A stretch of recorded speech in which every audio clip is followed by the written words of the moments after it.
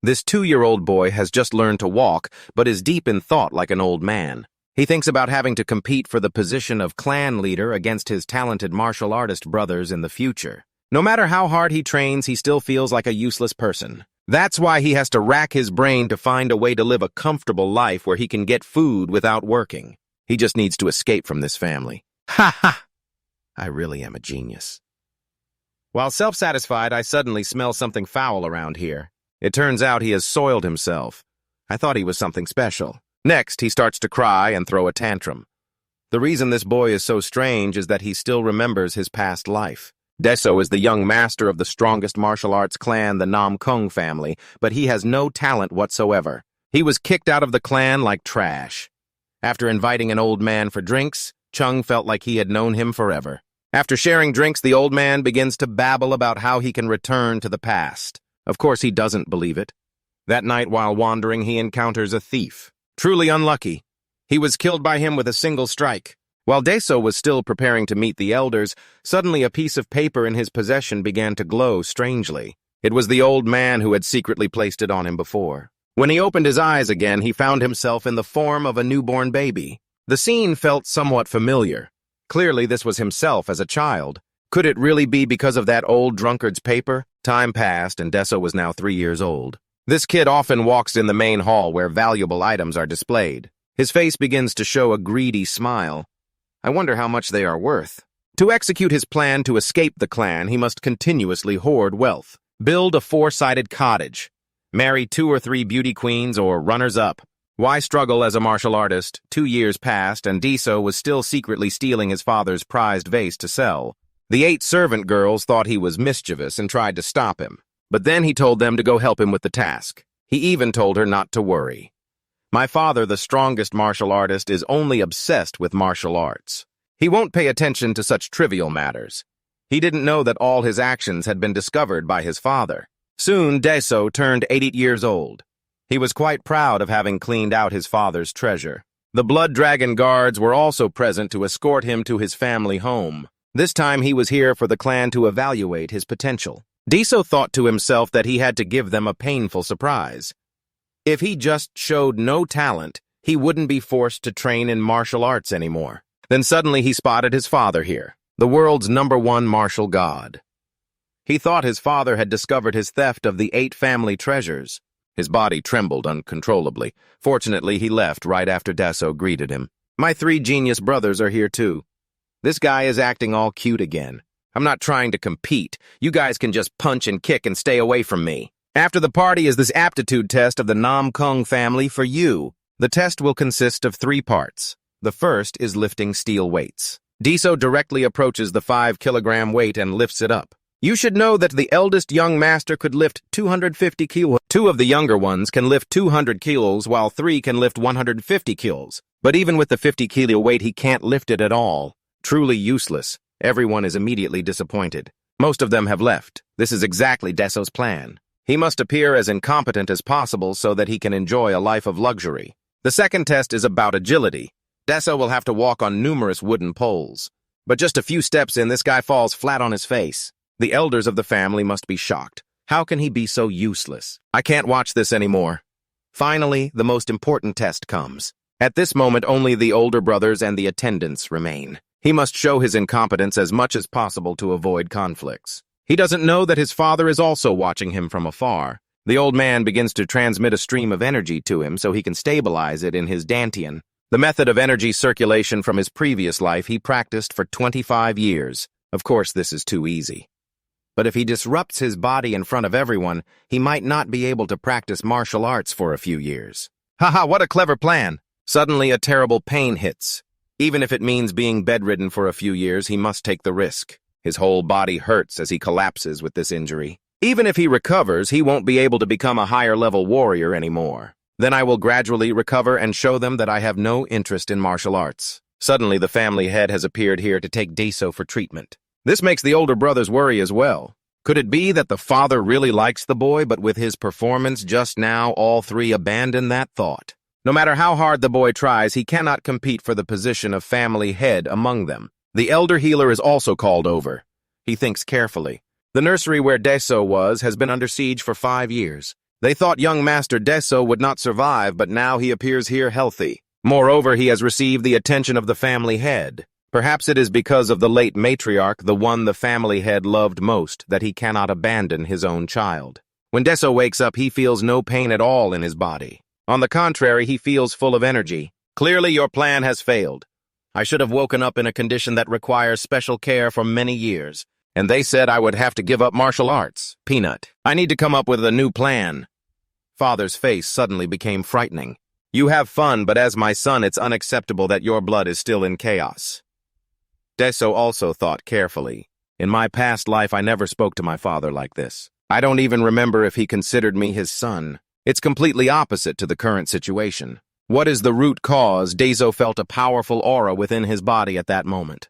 The divine doctor also told him that his body is inherently full of chaotic energy. No matter how hard he practices, he will never reach the third rank. When he tries to regulate his energy, if he makes a slight mistake, he could lose his life. Deso's face was now blank. Just a moment ago, he nearly passed out. Oh, he even mentioned it.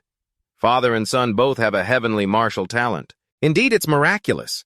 It's like there can't be two sons coexisting. It's considered the strongest technique containing the martial arts of heaven. But the divine doctor also told them that Deso cannot fully cultivate energy. Once he exerts his energy, it will shatter. At that point, he wouldn't be able to save him. Hearing this guy appeared very despondent on the outside, but secretly laughed inside. Afterwards, his father gave him a mediocre martial arts manual. Basic swordsmanship skills are sold everywhere in the market. Practicing swordsmanship does not require internal energy. Perhaps he has lost all hope in me now. Everything is gradually going according to plan.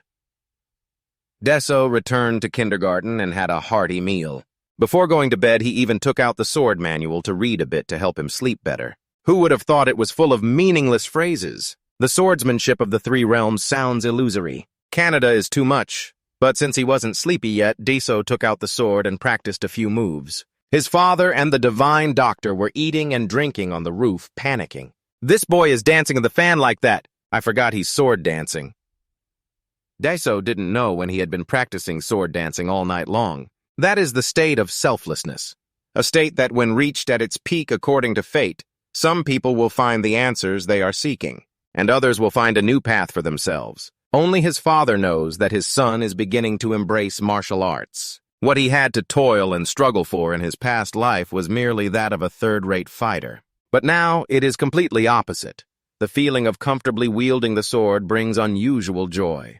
The divine healer Eli Han also came the next day to check on his wounds. A normal person takes 4 months to recover, but this guy completely recovered after just 1 week. Could it be because of the fan dance the other day?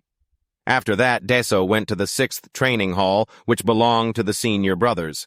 With the number of days respectively exceeding training by 30 days, 60 days, and 90 days. There are 2 ways to pass through the training hall. One is through the annual assessment. The second way is to participate in endless battles. Watching these genius training fanatics makes him feel a bit shiver. One guy fell asleep while standing in a stance, while the other boasted that he practiced swordplay 100,000 times yesterday. All hard-working monsters lack intelligence.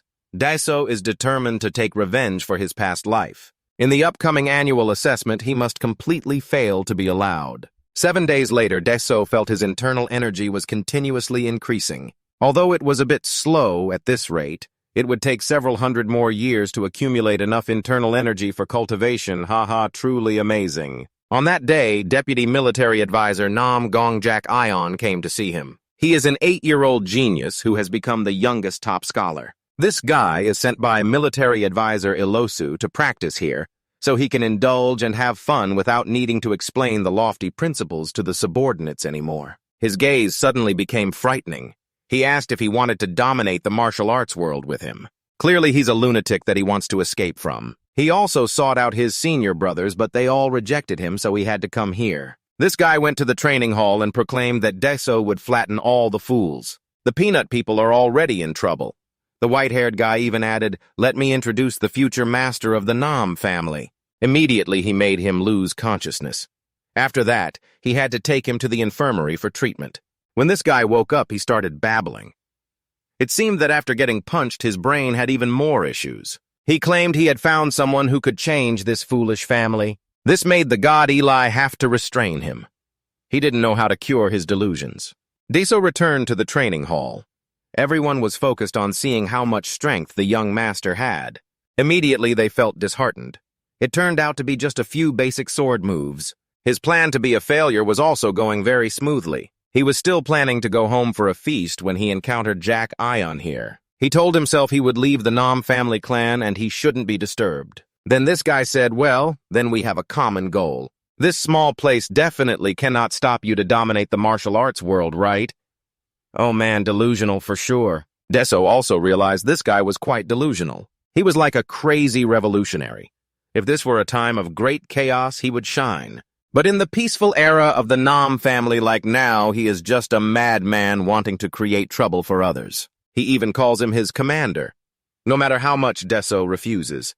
Because this guy is too troublesome in the end, Deso told him to wait a year. 4 months later, Deso's progress was considered to have moved from a useless state to a high-level useless state. Because during this time, he only learned 3 basic sword techniques. This went exactly according to plan. Everyone called him a lunatic, while Jack Ion still called him his commander. He shot a frightening glance at the 2 who dared to speak ill of his master, causing them to tremble in fear. Only then did he leave. He brought a box of fancy fruits. Just taking a bite revealed that it was a small, complete elixir. He immediately asked in shock where he got such good stuff. This is a gift from the abbot of Shaolin Temple to the noble families. He even asked the maidens to join in for fun, which was too much. Is this guy a thief? Deso suddenly felt his internal energy starting to dissipate, but he didn't pay any attention. Next to him, the white-haired guy was wearing a sinister smile, looking quite distorted. The next day was the annual evaluation. While everyone was frantically training, Deso sat back and relaxed comfortably. Everything was prepared. Indeed, he was a commander after all. Finally, it was time to destroy this foolish Southern House clan. I have prepared the entire plan to overthrow the Southern House. This guy keeps rambling as usual, but he was already used to it. The final exam had arrived. His father and older brothers, along with his tutor, were all present here. This made Deso a little panicked. It was just an annual exam. Why did they have to show up? Secondly, Jack Ion even carried a huge Ron banner to cheer. It startled him. He even yelled loudly the light of the Southern House. The dream and hope of the Southern House, the #1 clan in the world, made Deso feel embarrassed, seeing that this guy is always teasing him. The elders also began to explain that there are 2 ways to evaluate. First, you can challenge one of the people here and duel with them. You can join any team according to your preference, but you are only allowed to duel once. If you lose, you have to challenge again next year. Second, one person will go up to the arena and complete 5 duels. The evaluation is not based on win or lose, but will be given after completing all 5 duels. The rules have been announced. The exam begins. A disciple boldly challenged the vice leader of the Southern House Merchant Alliance. His name is Nam Kung Hwan. This startled everyone.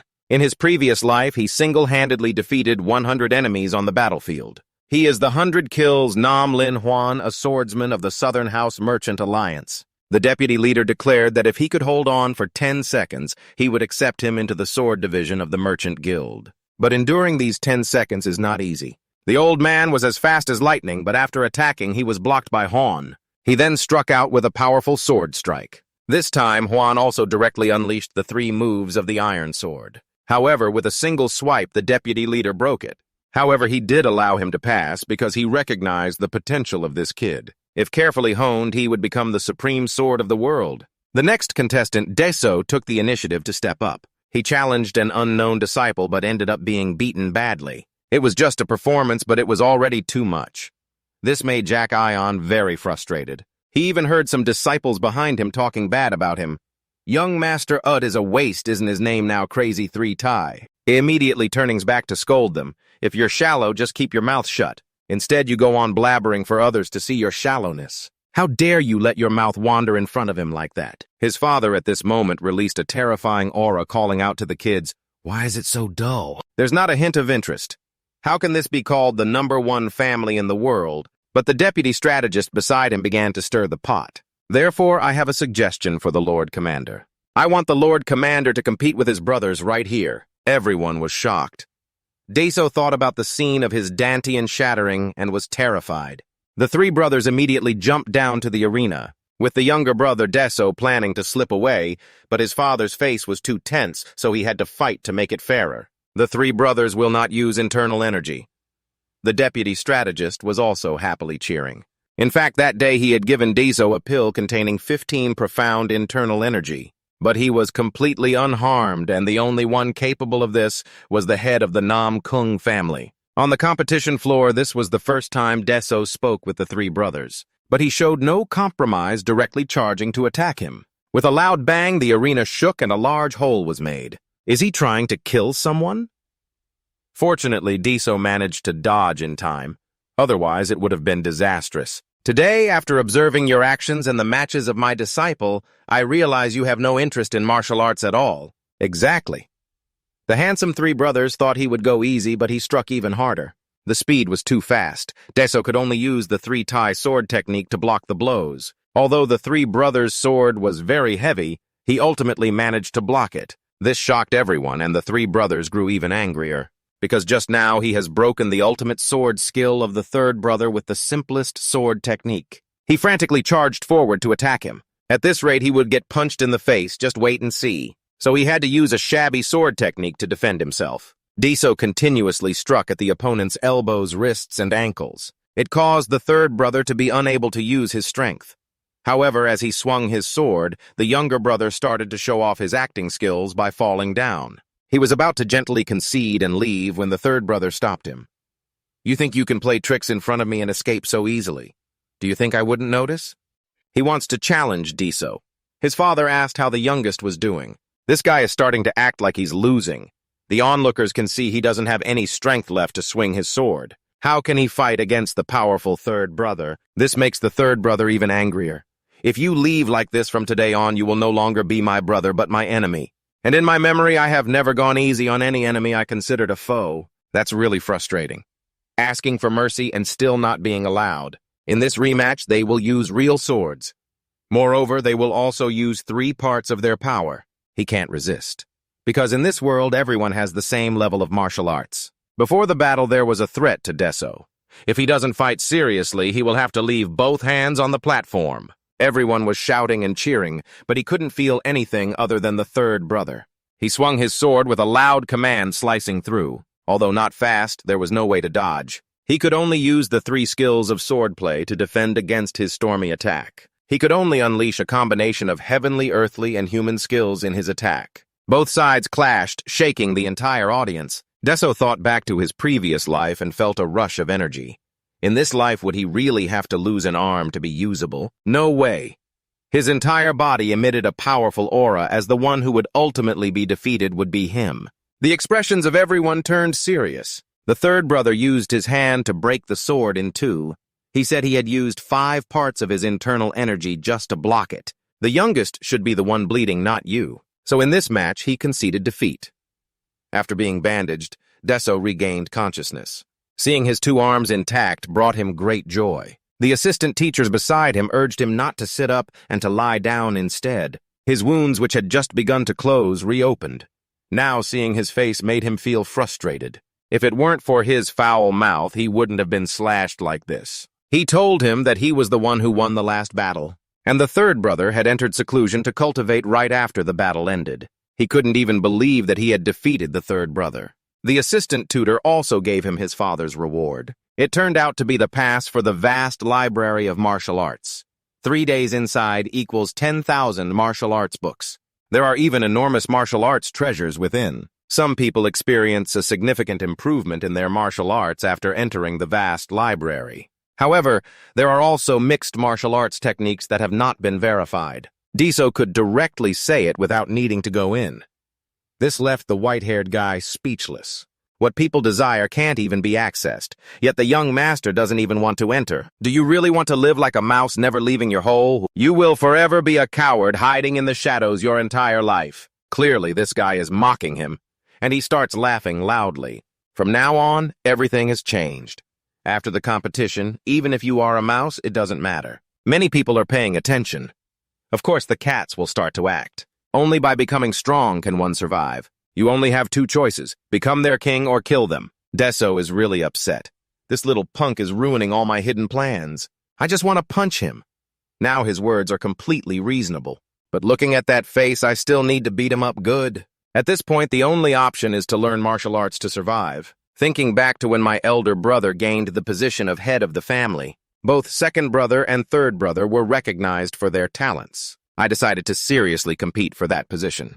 That way, even if I fail, I can still enjoy the fragrance of the flowers. To confront the brothers, the minimum level I need to reach to get there is peak foundation. The most time I can extend for you is 2 years. And the second young master is in seclusion. During that time, become someone unshakable by others. To fight back, you need strength to endure. Diso has gone to the vast library of martial arts, according to his memory. After my elder brother left the vast library, he also became a different kind of monster. The martial arts representing the past were Tai Chi Wisdom Sword and Free Technique, also known as the 3 techniques. Thanks to it, he became that strong. During this time, the 3 young masters are in seclusion. Instead, the forces of the second young master and the eldest young master will target him. If he can reach the palace, that would be great. At that time, the 2 young masters will have to face each other directly. After Deso enters there, everything will be monitored by the 2 senior brothers. The forces quickly obtain this information. It's time for Jack Ion to make his move. Inside the vast learning library, it is indeed very spacious. Everywhere there are martial arts manuals. This guy is also greedy. Just taking a few of these to sell would bring in a fortune. The 2 senior brothers once said they learned the technique at the end of the shelf. It is the duality heart technique, which can split consciousness into 2 parts to perform 2 types of martial arts simultaneously. If that's all it takes, then everyone in the Nam Kong has already tried the duality heart technique. To confront the brothers in the battle for the minor family head position, one must find out what that brother has received. It is imperative to find it. The 2 young masters of the Nam Kong family, Nam Kong Jong, are all referred to as knights or heroes. But those who know him often call him a strategist because he is very intelligent. The one he considers the most dangerous is the deputy military advisor. He immediately ordered his subordinates to arrange for 5 people to the military advisor's hall. 5 people at the vast learning library, all top-tier experts or higher, and report back to me every half hour. Clearly, the cluelessness of the main character and the crazy Jack Ion has given him a sense of pressure as if he were being pursued from behind. And indeed, as predicted, Diso studied for a long time but still could not understand the duality heart technique. He had to provide a summary of his own. From the primordial era, a small universe formed within the chaotic diagram of the universe. In that chaos order created the bipolar world. After that, the yin and yang were formed. This is called duality Tai Chi. Diso began to sit down utilizing the great listening heart technique, discovering that the internal energy in his body was moving at a very fast pace. If he tried to stop it, his blood vessels would burst. He could only perceive it by adding the flavor of the duality heart technique to the heart technique he was practicing, thereby separating yin and yang. This guy was able to accomplish it easily. He even forgot to self-praise that he is a true genius. Suddenly his body felt strange. The lower half of his body was as cold as ice, while the upper half was hot as if on fire. Then a wave of pain came. His vision gradually became blurry. Anyway, it's a lost cause, might as well take a risk and see what happens. Diso directly mixed the 2 currents of air together. He only heard a cry that was even more tragic than before. But a moment later, suddenly his whole body felt no pain at all anymore. You thought it was just the pain that made you lose sensation. Then you felt strange currents in your body. The spirit of the creator of this technique must be stunned. This guy immediately entered the small city. This kid is too unreal. The 5 elements have already started circulating within him. This is truly absurd, and this kid has no idea about it. Yet his body adjusted automatically for the 5 elements to circulate rhythmically. Among the methods of grasping the yin-yang, the 3 techniques unexpectedly have such illogical ways. This absurd situation, whether in life or death, I am seeing for the first time. But if this process doesn't go as desired and gets reversed, he will become a cripple. 2 currents then went straight to your head. No matter what, it cannot be stopped. Like an explosion in his head with a buzz, Deso immediately fainted. When you opened your eyes again, 3 days had passed. Peanut hasn't learned anything, and this time it was all for nothing. You suddenly felt the energy flow in your body was a bit strange. Something was moving below your navel. It was the seed of the 5 elements also being transported rhythmically. They also recognized the talent of the ones at the top. Can you become strong like your father and grandfather, together with the celestial demon? Back then, they were all great figures, great names, top leaders in the world. This is very worth looking forward to. Deso felt lost because he had slept for 3 days and no one came to pick him up. Suddenly, the 2 senior brothers came here. This made him a bit panicked. Since when did the 2 brothers care about him like this? Clearly, they came to probe this time's achievements. The 2 brothers took him to a lavish feast. This guy hasn't eaten anything for 3 days, immediately becoming a glutton. Surely the 2 brothers wouldn't poison me with such delicious food, right? This made the 2 brothers stop. This guy had no manners at all, eating like a hungry ghost. I wonder what the vice military advisor sees in the kid. Clearly, he is just an innocent child in the growing age. Suddenly, Deso became unusually serious. Thought he wanted to ask something important, but this guy just said, these dishes were too delicious, asking for a few more plates, leaving the 2 brothers speechless. What are you eating so much for, dude?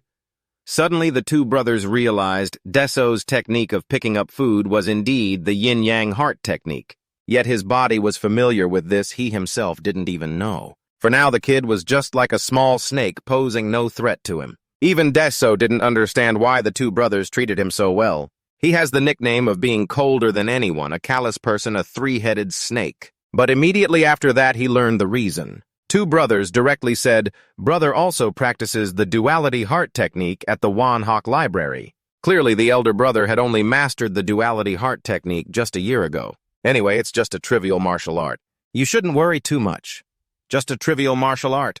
Deso felt something was off. Thanks to it, my Dantian has expanded, hasn't it? A seed of Dantian has also formed. It feels like standing in the middle of a refreshing green plateau. Not only that, but he could also see the smallest details clearly. This made the 2 brothers shiver.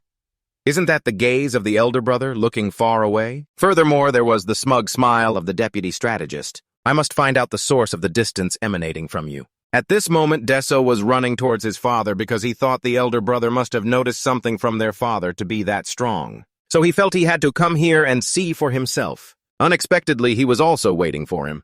As soon as he entered the main hall, his father's aura was terrifying, making him tremble. I know my father is a formidable person, but to this extent it's too frightening. It feels like being stripped bare. I have observed the elder brother very carefully. I also thought that as long as I put in effort, I could catch up to him, but I can't see anything in my father. The Nam Kung family is frightening like this. If I want to survive, I can only quickly sneak away from here. He also mentioned that when observing his ancestors successfully practicing the duality heart, he saw the great golden dragon appear. When Nam Kung Dai observed me, he said he saw a large sword wanting to become powerful. That is the instinct of a martial artist. Then he directly asked what I wanted. All right, after all, I have to lie for him to reveal something. Let's seize the opportunity and try to speak the truth. Actually, I just want to go home, raise fish, and grow more vegetables. I don't have any talent in martial arts. Even just reading books at the Wanhawk Library makes my head hurt like crazy. And I think my elder brother will be the heir to the head of the Nam Kung family in the future. I have no thoughts about that position at all. He laughed maniacally, which startled him. In the past, the Nam Kung family also had someone like that. Throughout their life, that person never had a single scratch, not even the tiniest one. Deso was also curious. Surely that was some wealthy person living a life of luxury, having everything without working. He pointed to the sky, saying that person was up there. Is he referring to that person who has ascended to heaven? Deso felt bored hearing that. Does that mean my dreams can't even come true? He didn't know that his father was talking about his grandfather, the former head of the Nam Kung family. He had to be silent for a while.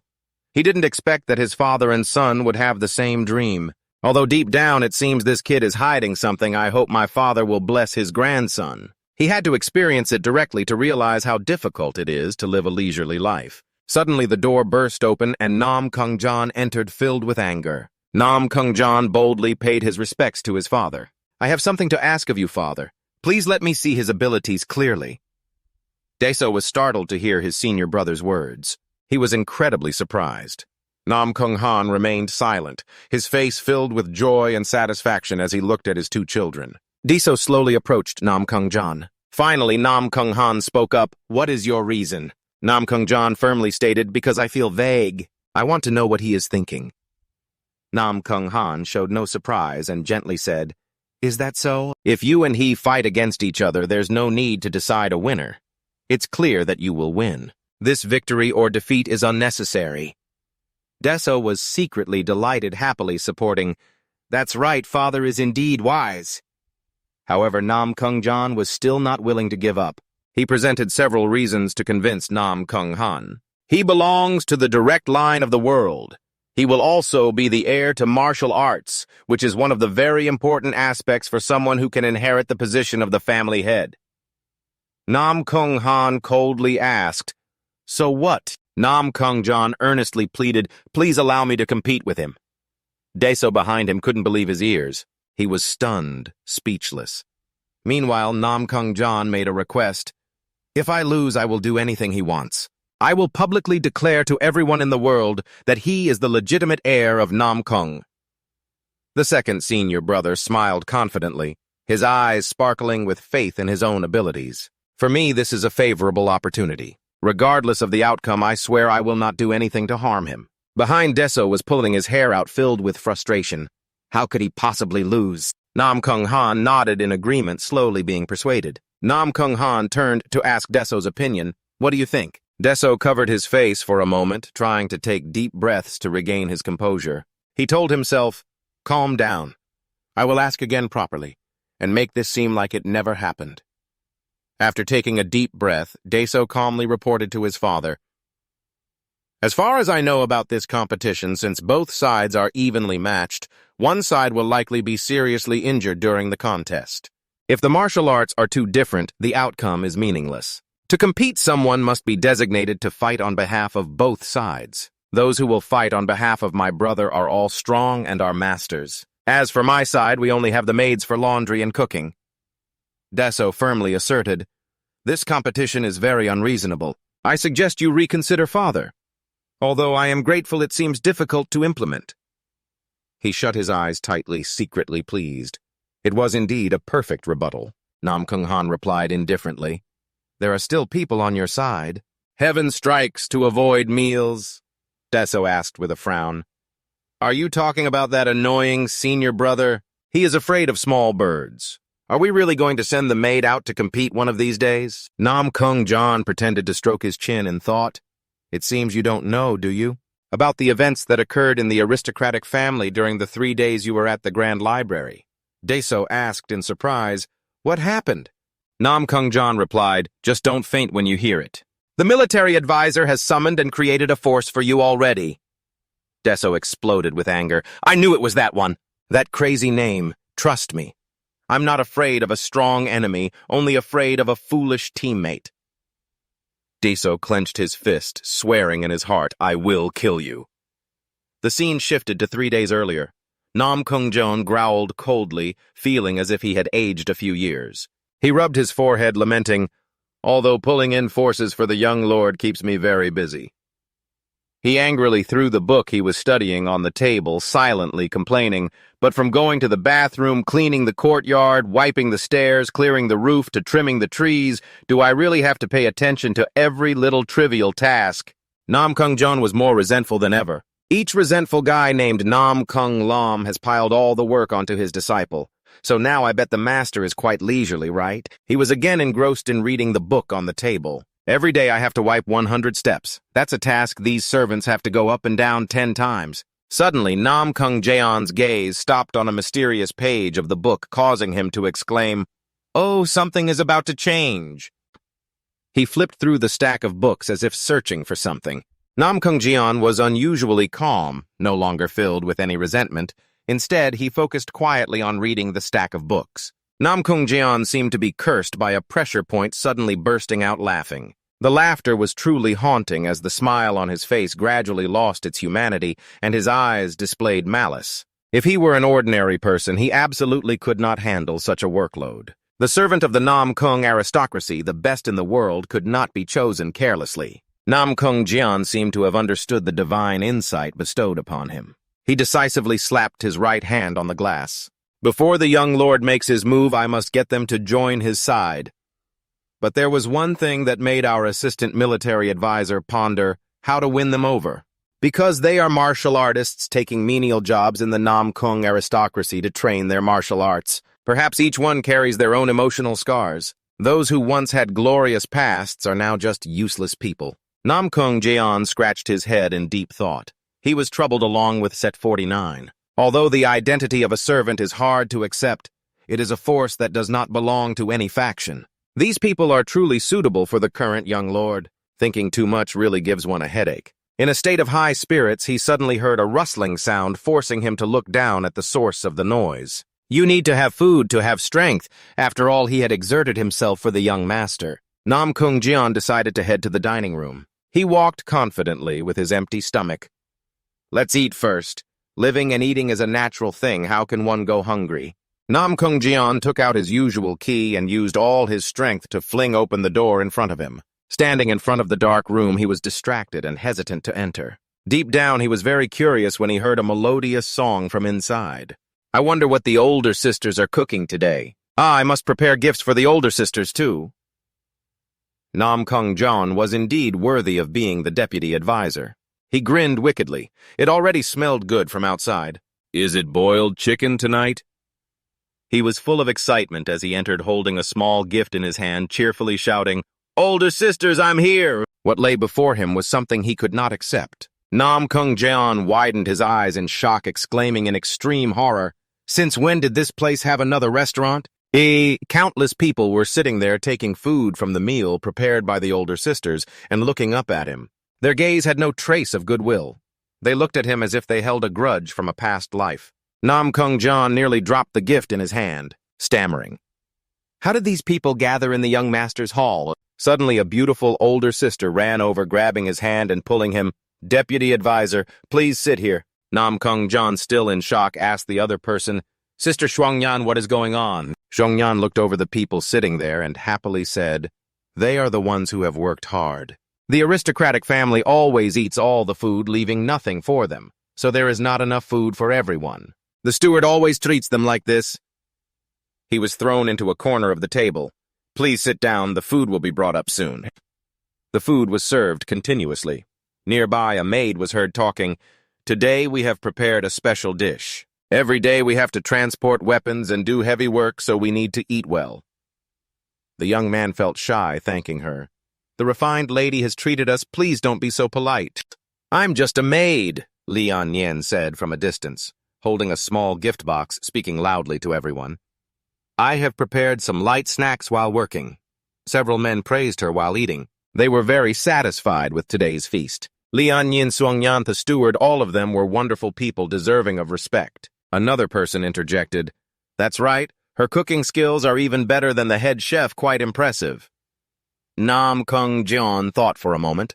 It was indeed remarkable to gather such rare servants, and they even received goodwill. The older sisters were truly exceptional. Suddenly, a large man appeared next to Nam Kung Jian. He walked over and sat down beside him, not forgetting to complain, Oh my. Upon seeing Nam Kung Jian, he happily spoke up. My lord, what brings you here? I never expected to meet such a noble lord here. The deputy strategist looked at him, somewhat bewildered. Who is this person? Then he remembered Nam Kung Jian was once again surprised to look at the man who was greeting him. Isn't this the legendary master? A person who once topped the martial arts world, the leader of Shaolin, and had represented the martial arts of Central Plains, the 8th Grandmaster of the Breaking Barriers. After losing an arm, it was rumored that the man left Shaolin in a state of psychological shock. He stepped out, slaughtering anyone who dared to block his way, then vanished without a trace. Now he is sitting here at the Nam Kung family, calmly tidying up the garden. Nam Kung Jian laughed heartily and politely replied, I just stopped by for a meal. He nodded in praise. The food here is indeed very delicious. Then he bowed and said, The deputy strategist has only come here to eat. I think it's truly impolite to make a fuss. Sung Yan stepped forward, her voice full of anger. The glutton has already eaten 3 bowls and is still pretending not to eat. What are you sitting there for? There are many others who haven't even tasted a drop of liquor. Nam Kung Jian was startled and quickly said, Don't make this person angry, elder sister. If he truly gets angry, it would be very dangerous. He foolishly replied with a smile, I already said I am not the glutton. Sung Yan teased, Go ahead and eat another bowl. I will prepare some snacks and late-night food for you. The people here really keep him on edge. Huh, Sung Yan softly said to him. Oh, the manager has something to say to you. The man looked startled. Huh, what does he want to say to me? Sung Yan explained. When Lieuen encountered some thugs at the market, you were the one who helped her. What I mean is that I prepared this meal to thank you, and isn't it said that your strength is very formidable? A normal person would have a hard time standing still when encountering thugs. He blushed and shouted, "That's right. Does she have anything else to say to me?" Some people around were happily eavesdropping. "Could it be?" Sung Yan laughed loudly, winking at him. "The rest is a secret." The elder seemed disappointed, his face falling and looking quite pitiful. Everyone around was too familiar with this scene, all laughing and mocking him. "I knew it, look at his hope," someone said loudly. "This is an insult to a person who is a leader in the martial arts, Nam, being humiliated like this." The elder looked very angry, his face flushed, filled with killing intent. The rage in his hand flared up. "Are you looking down on me just because I have only one arm?" Suddenly, the manager appeared behind him. "Old uncle, calm, everyone down. Everyone is eating, so don't make noise anymore. Eat up. As for these gentlemen, I will give them an additional chicken leg, so please wait." This time, the assistant scholar opened his eyes to new experiences. He suddenly realized the price these servants were actually martial artists who didn't care about me at all. If there is no strength or martial skill, I didn't expect them to be so obedient. If the master meets these ladies, he might just faint. Nam Kung Jan suddenly remembered something. Wait a minute. Nam Kung Jan thought to himself, isn't this a perfect opportunity? A person once called a dragon, a person once called a monster, a person once called a king, a person once called a noble. Watching those people eat heartily, Nam Kung Jan thought to himself that there were a total of 50 people like that, a suitable number to form an army. His eyes suddenly showed a hint of worry. Those who could not be together in one place gathered here thanks to the ladies. They just enjoyed a hearty meal and received gifts to take home. Who wouldn't like that? The group laughed joyfully. A man saw the manager happily calling out, "Miss, this stew is so delicious that I can't leave Nam Kung." A fat man beside him slurped the soup down to the last drop loudly, saying, "Some have never eaten it before, and some have eaten more than once." The manager heard this and chuckled. "You're joking, the atmosphere is really exhilarating. The moment has come." Nam Kung Jun decisively clenched his fist. I cannot miss this perfect opportunity. He envisioned a powerful army he would have in the future. To bring back to the young master, please wait for me. The subordinates will gather strength for the young master, so they can stand before you. Waiting for orders. It's time to act. Nam Kung Jan confidently raised his voice like a bird singing, presenting nobility but with a prepared script. Nam Kung Jan laughed loudly. Ladies and gentlemen, here the assistant strategist of Nam Kung has something to say to you. I know your past very well. 8. Ton just picked up a piece of meat and put it in his mouth. He looked at the assistant strategist with a wary gaze. Indeed, he came here with a purpose. Nam Kung Jian respectfully clasped his hands in greeting everyone, understanding in his heart what they thought of him. His face turned serious. I want you all to become people of the young master. I hope you will agree. 8. Tone gently picked his nose. He breathed a sigh of relief. I was so unnecessarily tense. But soon after, he bluntly refused. Sorry, you two have the wrong person. Then he turned and secretly snapped his fingers. His voice was full of determination. We are no longer concerned about the martial world. Nam Kung Jian couldn't hide his surprise. Really? A moment later, the others burst into laughter. Some people calmly responded, You've asked the wrong person. You should go somewhere else, assistant strategist. Nam Kung Jian immediately thought of a strong measure. A sinister smile appeared on his lips. If you are no longer interested, shouldn't you go back to your hometown or go to the mountains? Why come to Nam Kung and run errands here? It's true that you're jumpy. Some elders next to him looked at each other confused. About that? A man couldn't keep calm. Too loud. Because we have lost. The atmosphere became tense. Everyone's faces were droopy like a wilted bun. They sadly bowed their heads down, feeling humiliated by the loss, losing in such a miserable way. Nam Kung Jan was simply astonished. Is it really that simple? 8-Tone still couldn't forget that day. He and Nam Kung Han fought against each other. He still remembered the sword from that day, speaking in fear, stuck in the sword. Nam Kung Jan sighed helplessly. He snorted softly.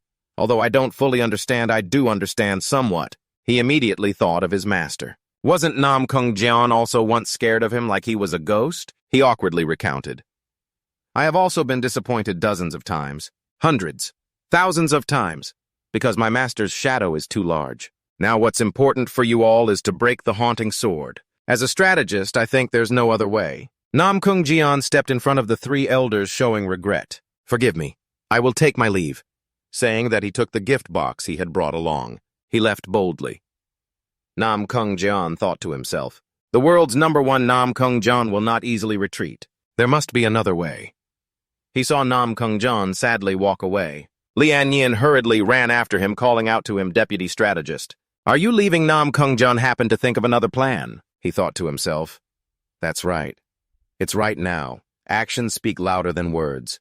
He immediately played the victim, his eyes reddening. Nodding, he said, yes, there's an urgent matter, so I must leave first. His gaze also showed a hint of coldness. Along with that was a fierceness. I will evoke the sympathy of the elder sisters and make them side with me. Lieuen was saddened. But you haven't finished your meal yet. Nam Kung Jian shoved the gift he brought into Lieun's hands. He said, it's nothing. This isn't worth much. Please accept my sincere gift. Before Lieun could react, the deputy strategist turned away sadly, leaving the restaurant at night. I beg your pardon. Lieun noticed the unusual expression on her beloved deputy strategist's face. This made her sad. What's wrong with him? He doesn't look happy. She immediately went to Elder 8, who was munching on a chicken leg. Big brother, uncle. What's wrong with the deputy strategist? He was eating while looking at her innocently, shaking his head. Nothing special. Except that we rejected the deputy strategist's proposal. Before he could finish his sentence, a cold gust of air rushed in from behind. A delicious bowl of soup was suddenly lifted angrily from the table by someone. Elder 8 was startled, his eyes wide open. Lieun seemed to transform into a different person. She was furious, asking why Elder Ba was terrified to the point of losing his soul. He stammered. Lieun, look at this. The mysterious box slowly opened to everyone's astonishment, revealing dozens of sparkling pearls like pure gold. Each time the deputy strategist dined, he always brought a special gift. Ba Ton's eyes sparkled like he had just found a treasure as he gazed longingly at what was in the girl's hand. Lieun sighed. Fa Quan-su is so gentle, yet just for a small matter it must be something very simple. Ba Ton kept apologizing, I'm sorry. Gradually everyone began to notice the glimmering object in Ba Ton's hand. They were also drawn to that strange object. The person who recognized the treasure immediately ran over excitedly, exclaiming, Isn't this Than Ya Dan? A curious man interjected, What is so frightening about this? The other person angrily replied, So foolish, don't you know how precious it is? There are a total of how many pills that great immortal spent a lifetime creating. One of them is Than Ya Dan, which removes impurities from the body. At least you must reach the realm of bone transformation to seize the fetus. But just by taking this Than Ya Dan, you can completely cleanse your body. After hearing the theory, the crowd felt like they had struck gold, shouting, Treasure, treasure. Sung Yan also curiously rushed over to take a look. She gazed at the pearls. I have 20 of these in my room. If needed, I can bring each of you one on someday. The crowd was surprised. What Than Ya Dan is not that common? Second Hoanya walked by, calmly saying, I'm tired of this, I've had too much of it. What was brought last time was better. What was it called again? Before finishing the sentence, the others nervously stammered, Tu Huan Dan enhances internal power. With the appearance of the treasure, the atmosphere gradually became tense. People discussed among themselves, knowing that Fa Quan-su is an influential person in the Nam Kung family, unexpectedly terrifying enough to gift valuable treasures to a maid. Rumors quickly spread. If so, then the proposal from earlier doesn't seem so bad. Nam Kung Jian quietly peeked at them through the crack of the door. He smirked wickedly.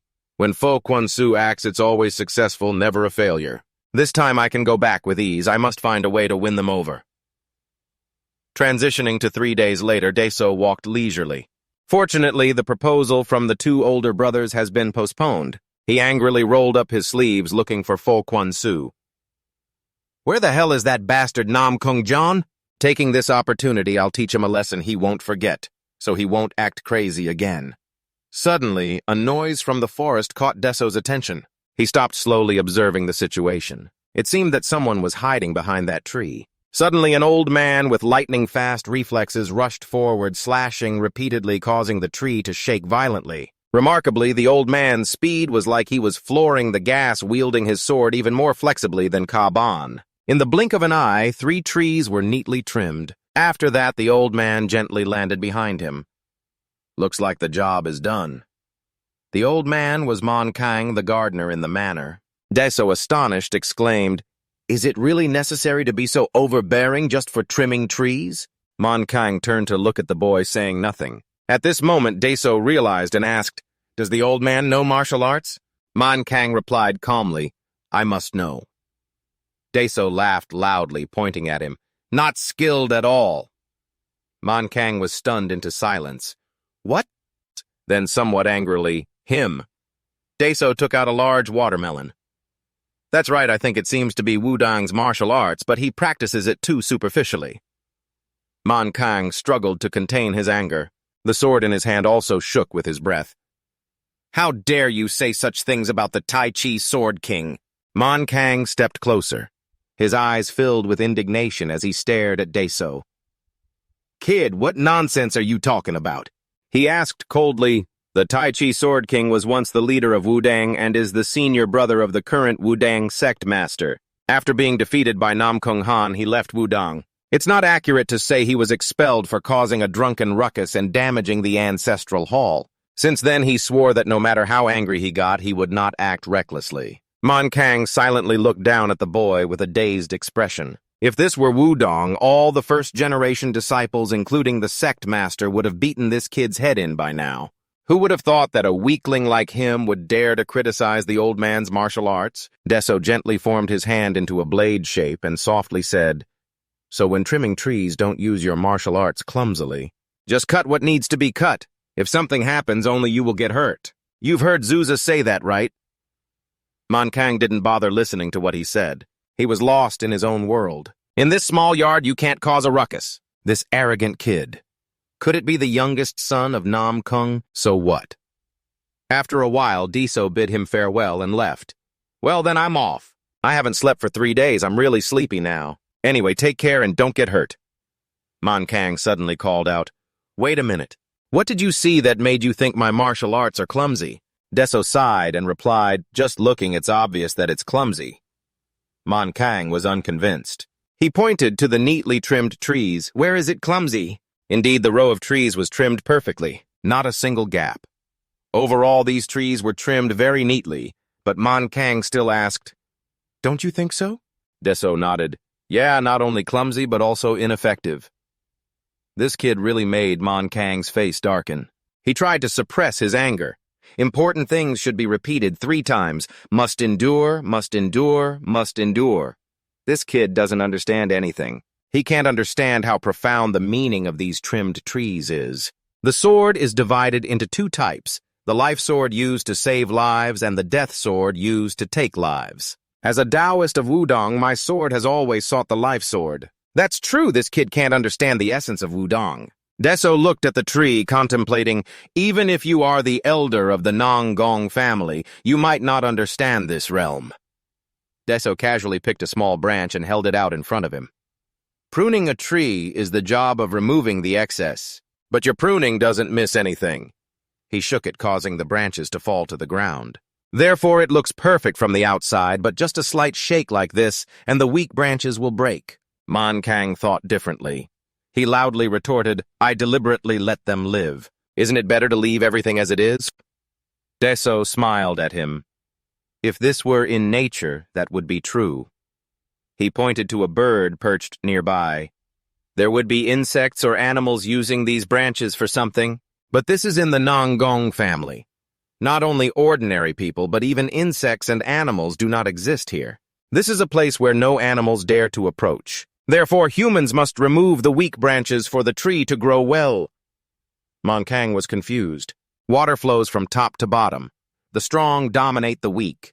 Deso cheerfully asked, "What if everything were fair?" Mon Kang immediately replied, "Wouldn't that be great, if everyone lived well equally?" Deso tried to hold back a laugh. "Do you really think of that way?" On the contrary, competitions would arise again. A new order would emerge, and in the process of creating that new order, countless innocent lives would have to be sacrificed. That's right. Mon Kang's gaze suddenly wavered. Perhaps he didn't expect a kid of this age to think so deeply. Deso calmly continued, "Thus removing the weak is better for the remaining ones. It is necessary to create order. That's right. Do you know the technique? In a normal technique, there will be a part that is mysterious. The remaining parts of the technique are all movements to prepare for that mysterious part. If all three parts of the technique are mystical, what would happen to that technique? Mankang pondered for a moment before speaking. If so, that technique would lose its value. It would only be a meaningless repetition of an action. Daeso nodded in agreement. That's right. Then he quickly demonstrated several fluid movements, filling in the gaps with false moves and shortening the redundant parts. Daeso skillfully performed martial arts in front of his senior as if wanting to create a technique with a natural flow. The fiery energy flared up around him, and the end of that path was a brilliant light illuminating the entire garden. Mankang blinked, seemingly captivated by Daeso's presence. At this moment, Mankang felt small before Daeso's towering arms. As if facing a bodhisattva, Mankang suddenly realized the mystery he had long cherished. Just a glance was enough for him to sense the aura of Tai Chi from the pruned branches. Daeso focused intently on the tree in front of him, but if he continued like this, he would exhaust himself. Mankang widened his eyes, his breath starting to quicken. Before I lost, Nam Kung Han said something similar. It took me a full 15 years to understand the meaning of that statement. Who would have thought I would hear a similar statement from this kid today? Could it be that the answer I seek lies with him? Mankang mumbled, unsure of what to do. Suddenly, a familiar voice rang out from behind. Found you, kid. He was angry about being interrupted, turning to glare at the approaching figure. But upon closer inspection, it was a familiar face, Li Han. The divine doctor approached with an angry expression, clenching his fist and rushing toward Daeso. Kid, do you know how long I've been looking for you? Li Han grabbed Daeso and pulled him along. The divine doctor shouted loudly as he walked. Hurry up and follow me. I need to check your pulse.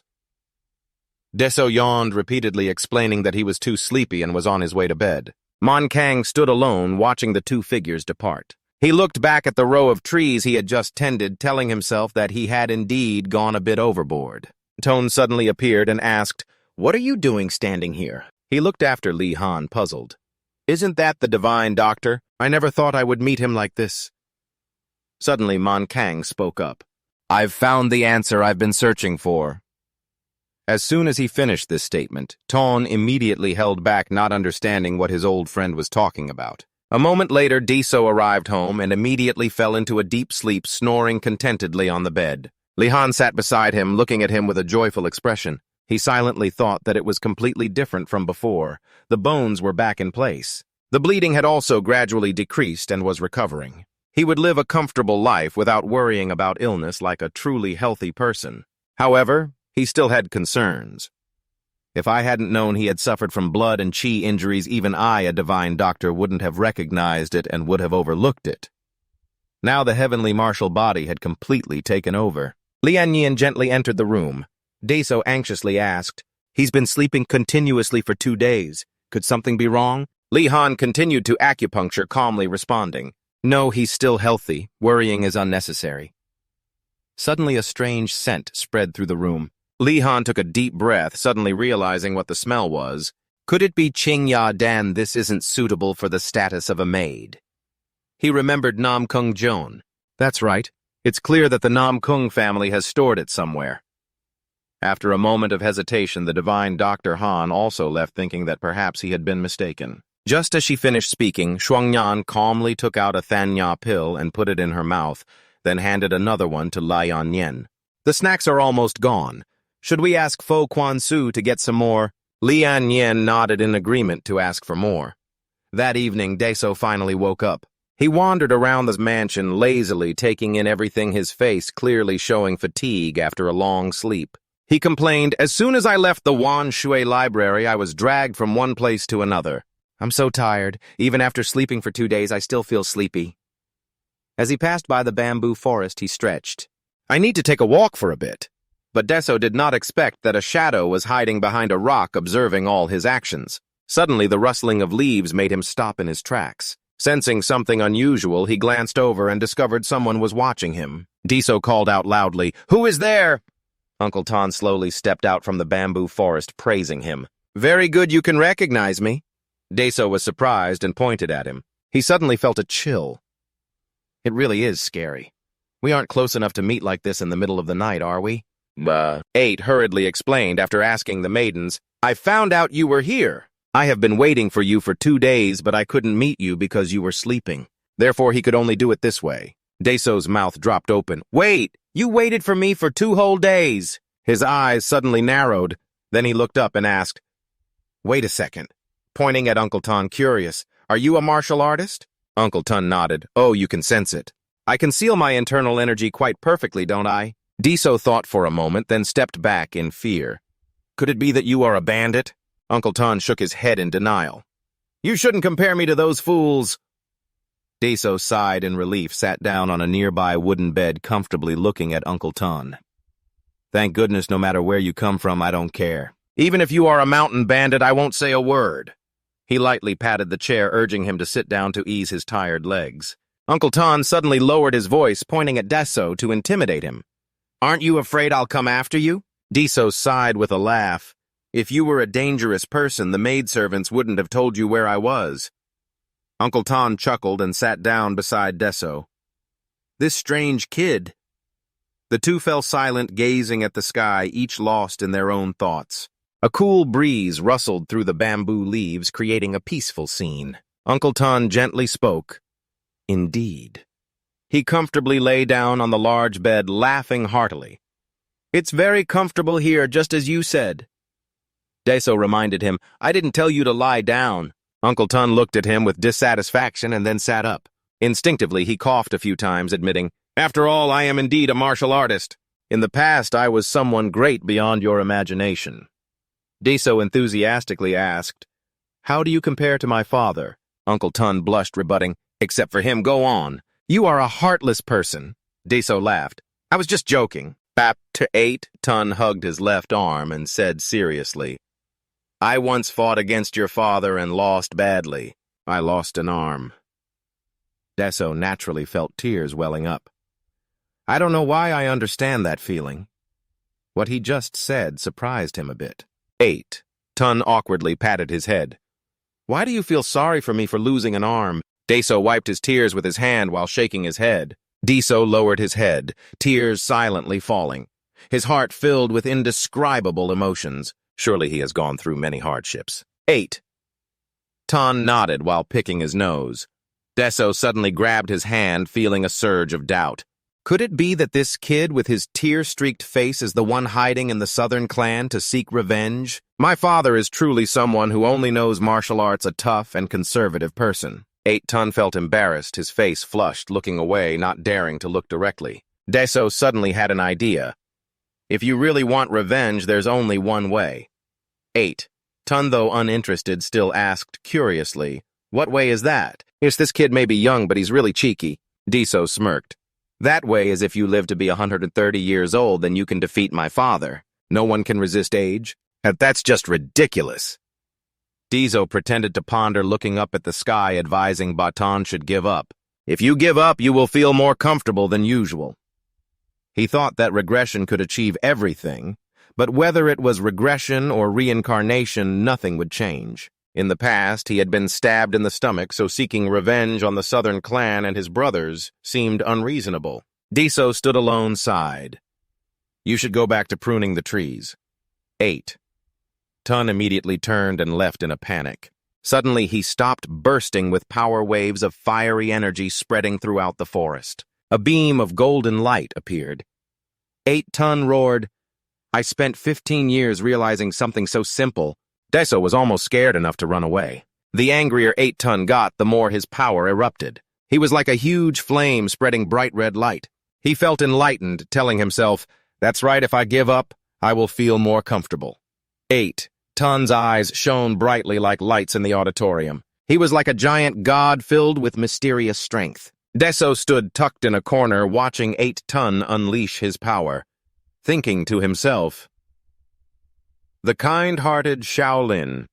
8. Ton possesses goodness, clearly a famous master of martial arts.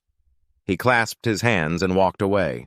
Daeso asked in surprise, Did you learn martial arts from Shaolin? 8. Ton chuckled lightly, nodding amitabha. He reminded to pass the word to the deputy military advisor. If I am still alive and return, I will accept his proposal. After that, 8. Ton tossed his robe and left, saying he would go ahead. Deso was still in shock, quickly calling out, "Wait, are you planning to seek revenge on my father? What if we let everything pass quietly like it is now?" But the expression in Eight Tone's eyes showed determination.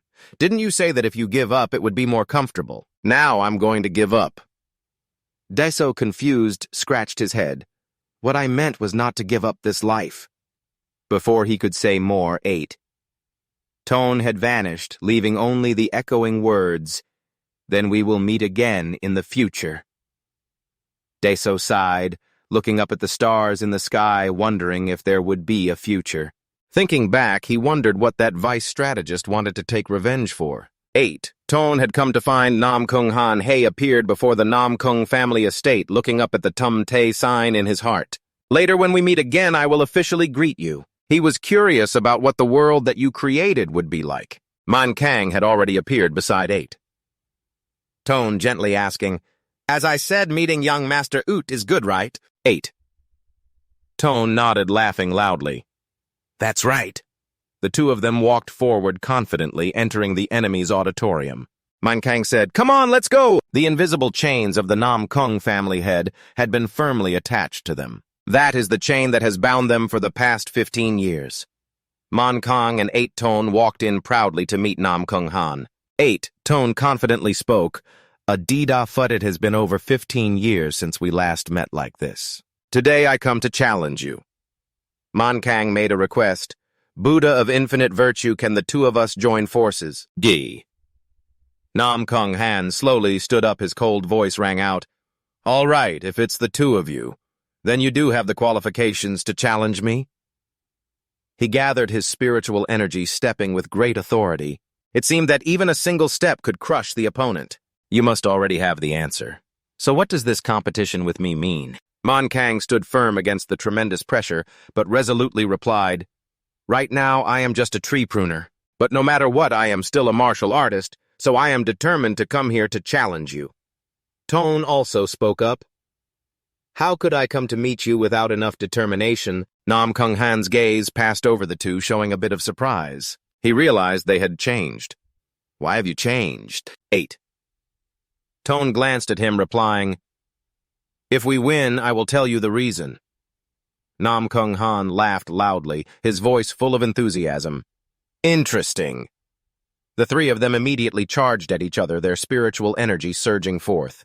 Numerous beams of light intertwined, bringing with them a sense of death. A violent explosion rang out, shaking the entire auditorium. Flames erupted, and when the smoke cleared, Man Kang and Tone had vanished, leaving only two deep holes. Outside the corridor, Nam Kung Han looked at them with an interested gaze. "They took a hit. Indeed, those two have been beaten to a pulp, their limbs torn apart in so much pain that they can't stand up."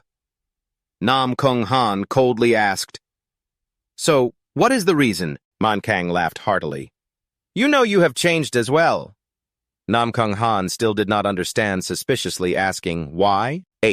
Tone gently replied, "Look into our eyes and you will see the reason. We changed. Just like you.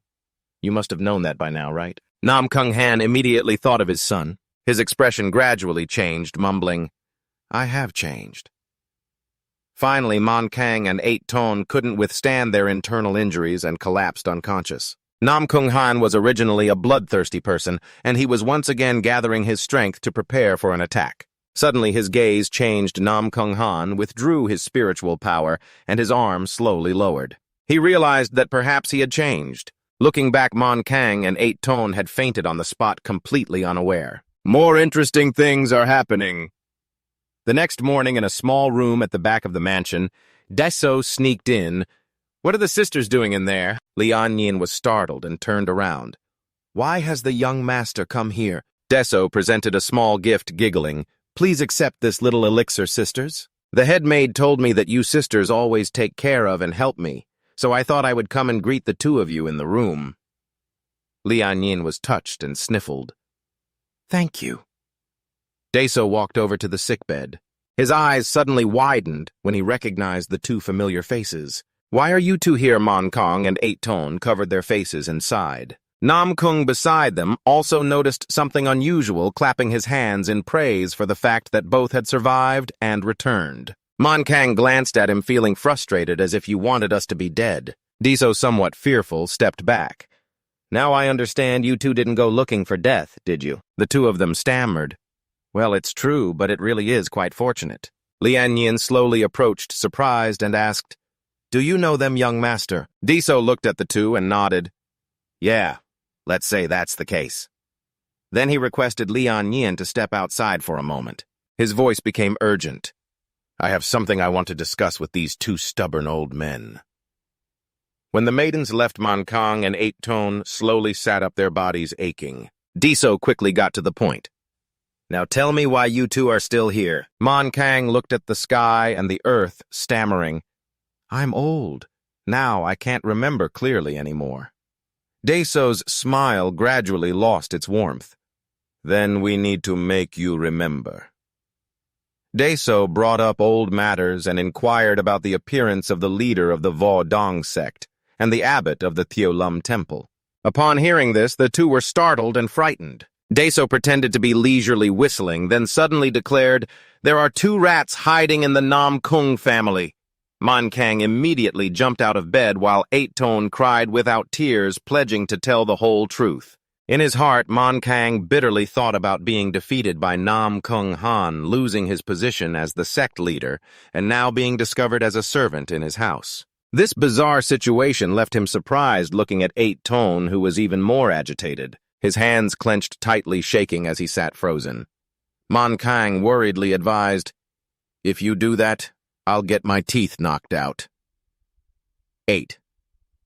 Tone was so frustrated he couldn't speak. Deso continued to question. What happened when you left the Shaolin temple that made you so panicked? Or did you destroy the Ancestor Hall 8?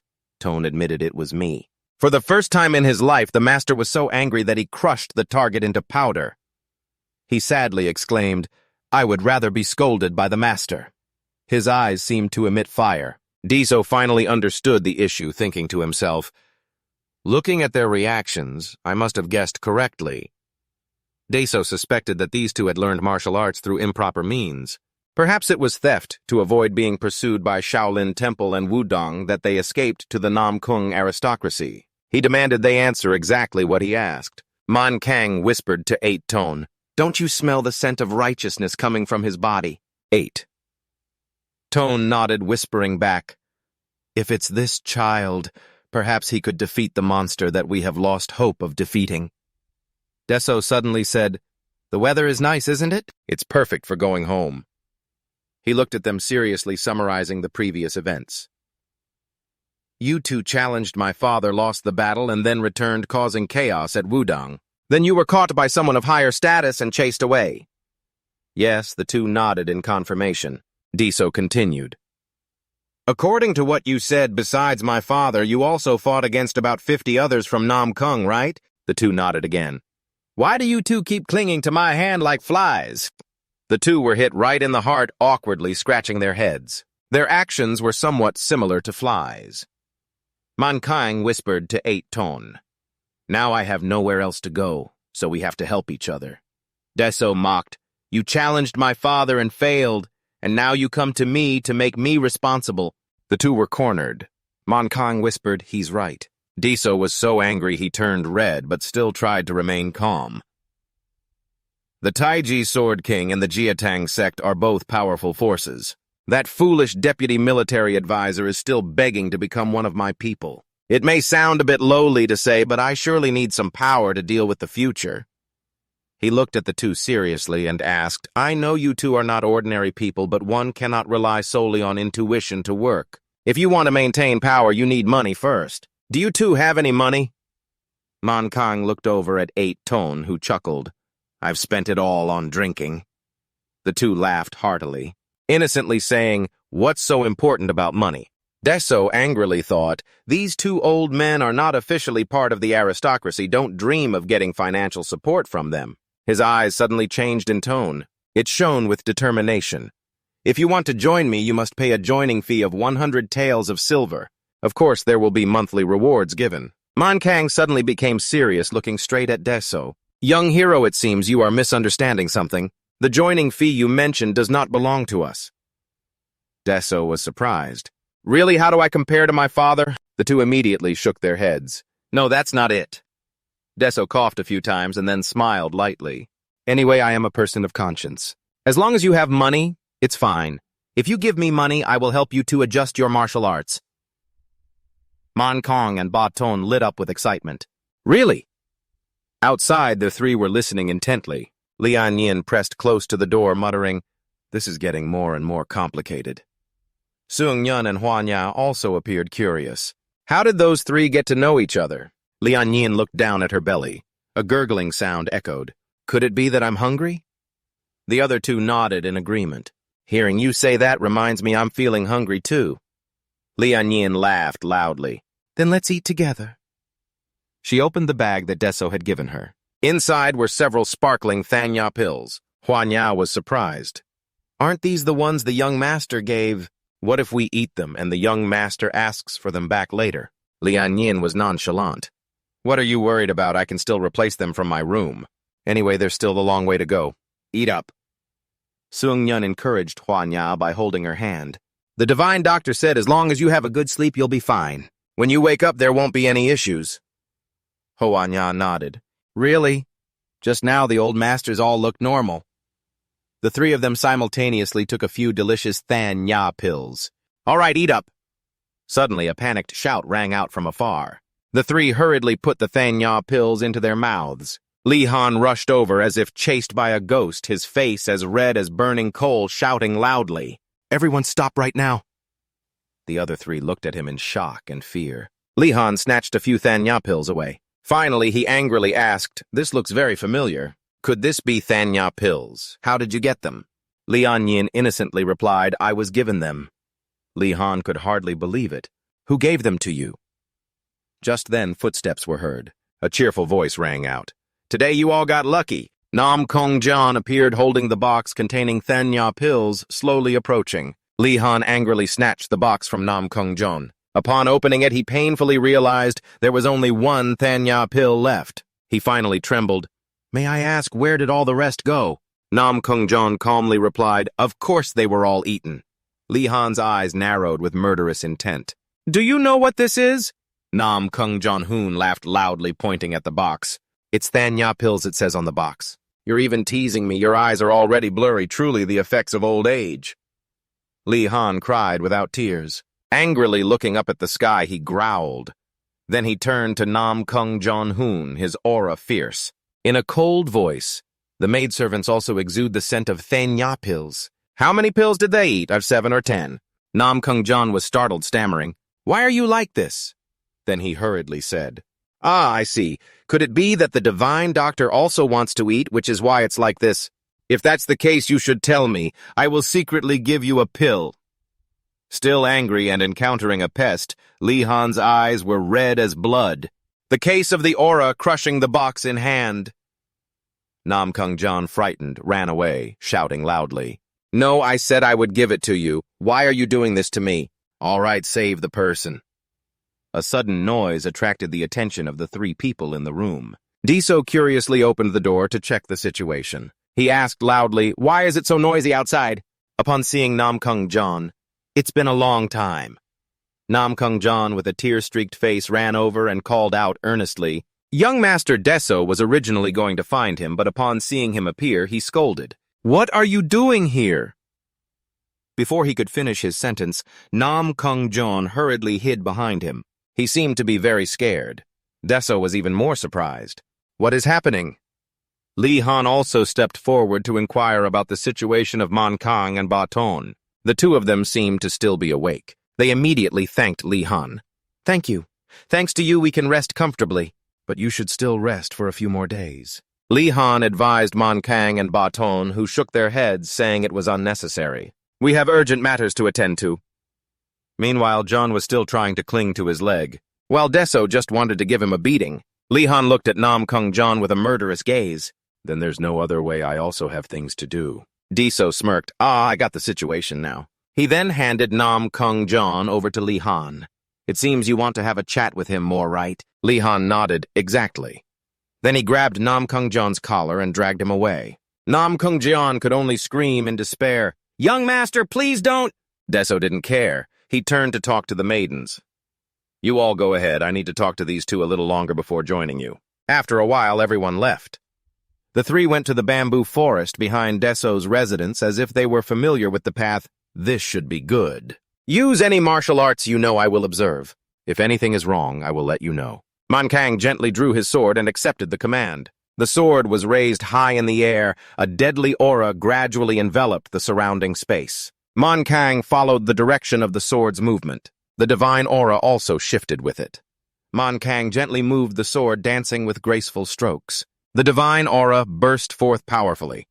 Just with a light stroke of the sword was enough for Deso to feel the death approaching. A large amount of spiritual energy surged, pushing him back. A gust of spiritual energy brushed past his face.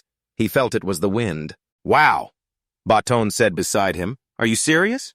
Man Kang seemed to have merged with the sword, paying no attention to the world around him, gracefully moving the sword. The sword was guided by the wind, directing itself towards the breeze, harmonizing with nature. His martial arts were based on that foundation. Finally, Man Kang's swordsmanship reached the highest realm. Man Kang, drenched in sweat, breathed a sigh of relief and asked, "How was it?" Deso clapped his hands, signaling it was indeed quite good. Man Kang suddenly felt confused, not understanding if this was a compliment or criticism. Baton and Man Kang were somewhat annoyed that their skills were not recognized. They pointed at Deso.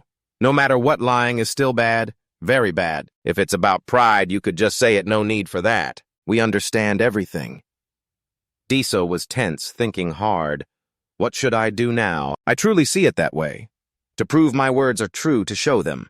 Deso directly took the sword from Man Kang's hand. Give me the sword. I will wield the sword just as you did. He stepped to a corner in front. Man Kang, the adult, called out, Okay, if you can do it, then go ahead and try. Man Kang laughed heartily, a proud expression clearly visible on his face. Since childhood, he had spent about 15 years mastering Tai Chi and honing it to perfection. He understood that only those with deep enlightenment could wield the Hue sword. Then Deso closed his eyes, focusing on feeling the soul of the sword. He recalled each movement, each gesture, each technique that Man Kang had just demonstrated. Then Deso swung the sword forward, skillfully moving the Hue sword in the way Man Kang had illustrated. At this point, Man Kang looked towards the young master. His eyes widened in astonishment. Indeed, Deso is just like him from back then. From the flowing techniques of the sword, rising and falling, moving left and right, everything was unmistakable. Baton approached his friend, saying loudly, It looks pretty good. Deso was still engrossed in moving with the sword. The first movement of the closed system was gradually reaching its conclusion. After firmly grasping the sword in his hand, Deso realized that this type of martial art became stronger the more it was practiced. Now he understood why martial artists were willing to sacrifice their lives to obtain such extraordinary skills. Shall we dance the sword a bit more? Baton suddenly realized something. Man Kang beside him was astonished to the point of being struck by lightning. He witnessed the martial arts he had painstakingly honed over the years now being effortlessly replicated by a child. The sharp tip of the sword pierced through a falling leaf nearby. A surge of spiritual energy erupted the second essence of the Hue sword. Deso performed several sword moves to demonstrate the fluidity of the sword enveloping his body. His sword movements were quick and decisive. His body floated, blending with the sword strokes. With each step, each swing of the sword, and each thought, the leaves swayed to his rhythm. The dance in his mind continued without pause. I don't want to stop here. I want to practice more, he told himself. A little more effort practice. A bit more so, those two old men can see that inside Deso's body, the green seed is shaking continuously, radiating a powerful energy. 8. Tone opened his eyes wide in amazement, exclaiming, Maybe after he finishes training, we will have to return to the sect. Steal? He suddenly stopped saying that much. I can't think of anything else, and also reminded not to act rashly, but to go by feeling understands. This technique is very suitable for the old man who prunes trees, stealing from the Wudang sect. The more he practiced, the lighter and more comfortable his body became. That is why people in the martial world risk their lives for this technique. The Tai Chi Hui sword is not a stolen item, right? Deso's explanations opened Man Kang's eyes, causing him to tremble continuously. Suddenly he shouted, Do you want to help me establish the greatest martial school in the world? His face brightened as if he had just found gold. He eagerly grabbed Deso's hand, proposing, I will take responsibility and promote you to the head of the school. 8. Tone beside him also expressed, Amitabha, Have you ever heard of the 1,000-year Shaolin? Do you want to help me turn Shaolin Temple into the greatest Buddhist sect in the world? Daso pointed at the old man trying to make a request. The old man had once spoken those strange words, "Show me your martial arts." Upon hearing this, the old man shook his head in refusal. "I don't see it that way." Daso waved his hand and walked away. "Then I'm leaving.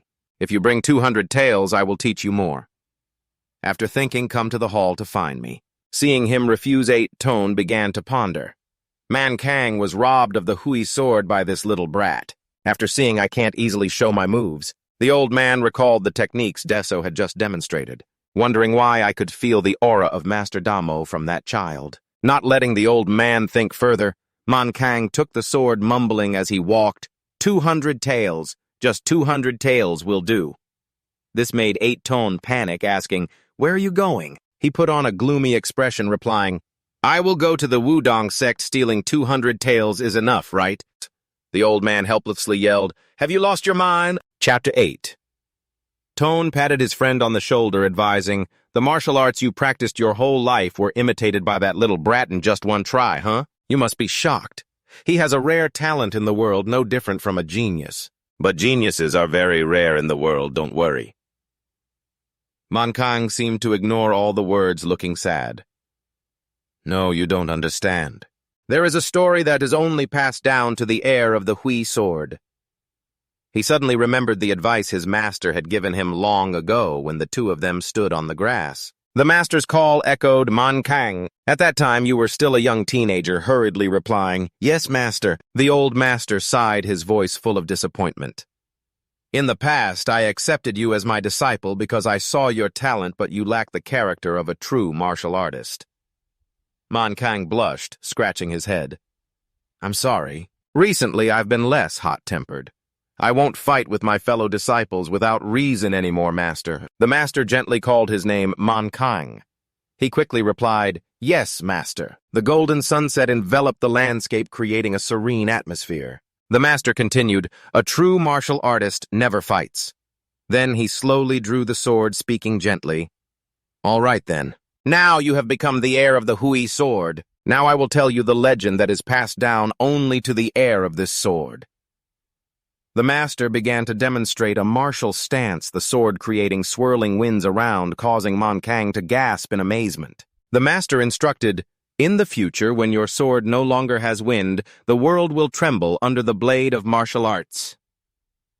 After the lesson, Man Kang was still naive, not fully understanding the meaning, and exclaimed, "Wow! If the master swings the sword, there must be wind, right?" The master smiled kindly. "That's right. That's why it's called a legend." Returning to the present, Daso was walking down the street, his mind wandering.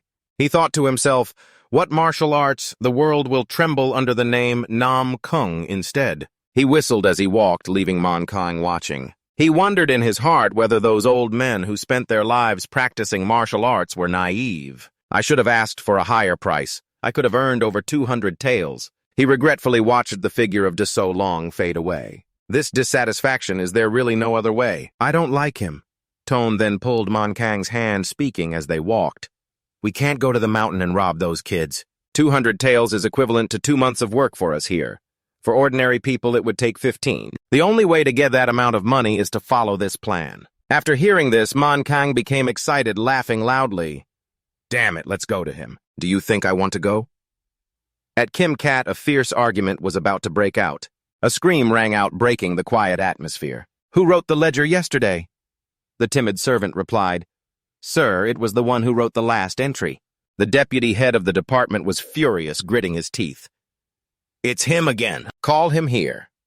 How many times has he written the wrong name? How much did I sell yesterday that there was a mistake? Where is he?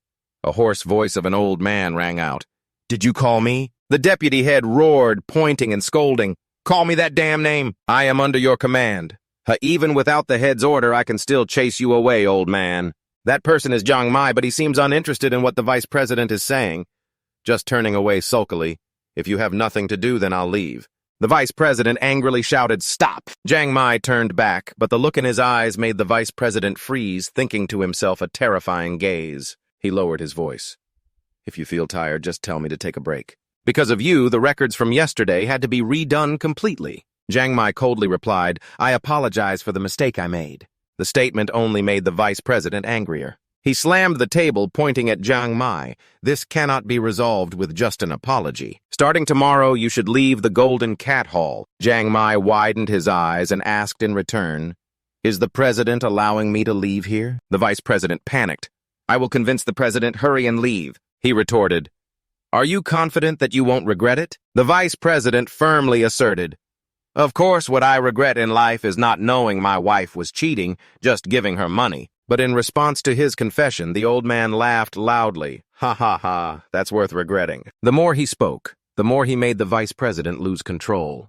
This old man even mocked someone else's situation. If it weren't for the president's orders, I wouldn't have had the chance to finish speaking. Jiang Mai's expression turned serious, his whole body exuding a terrifying aura.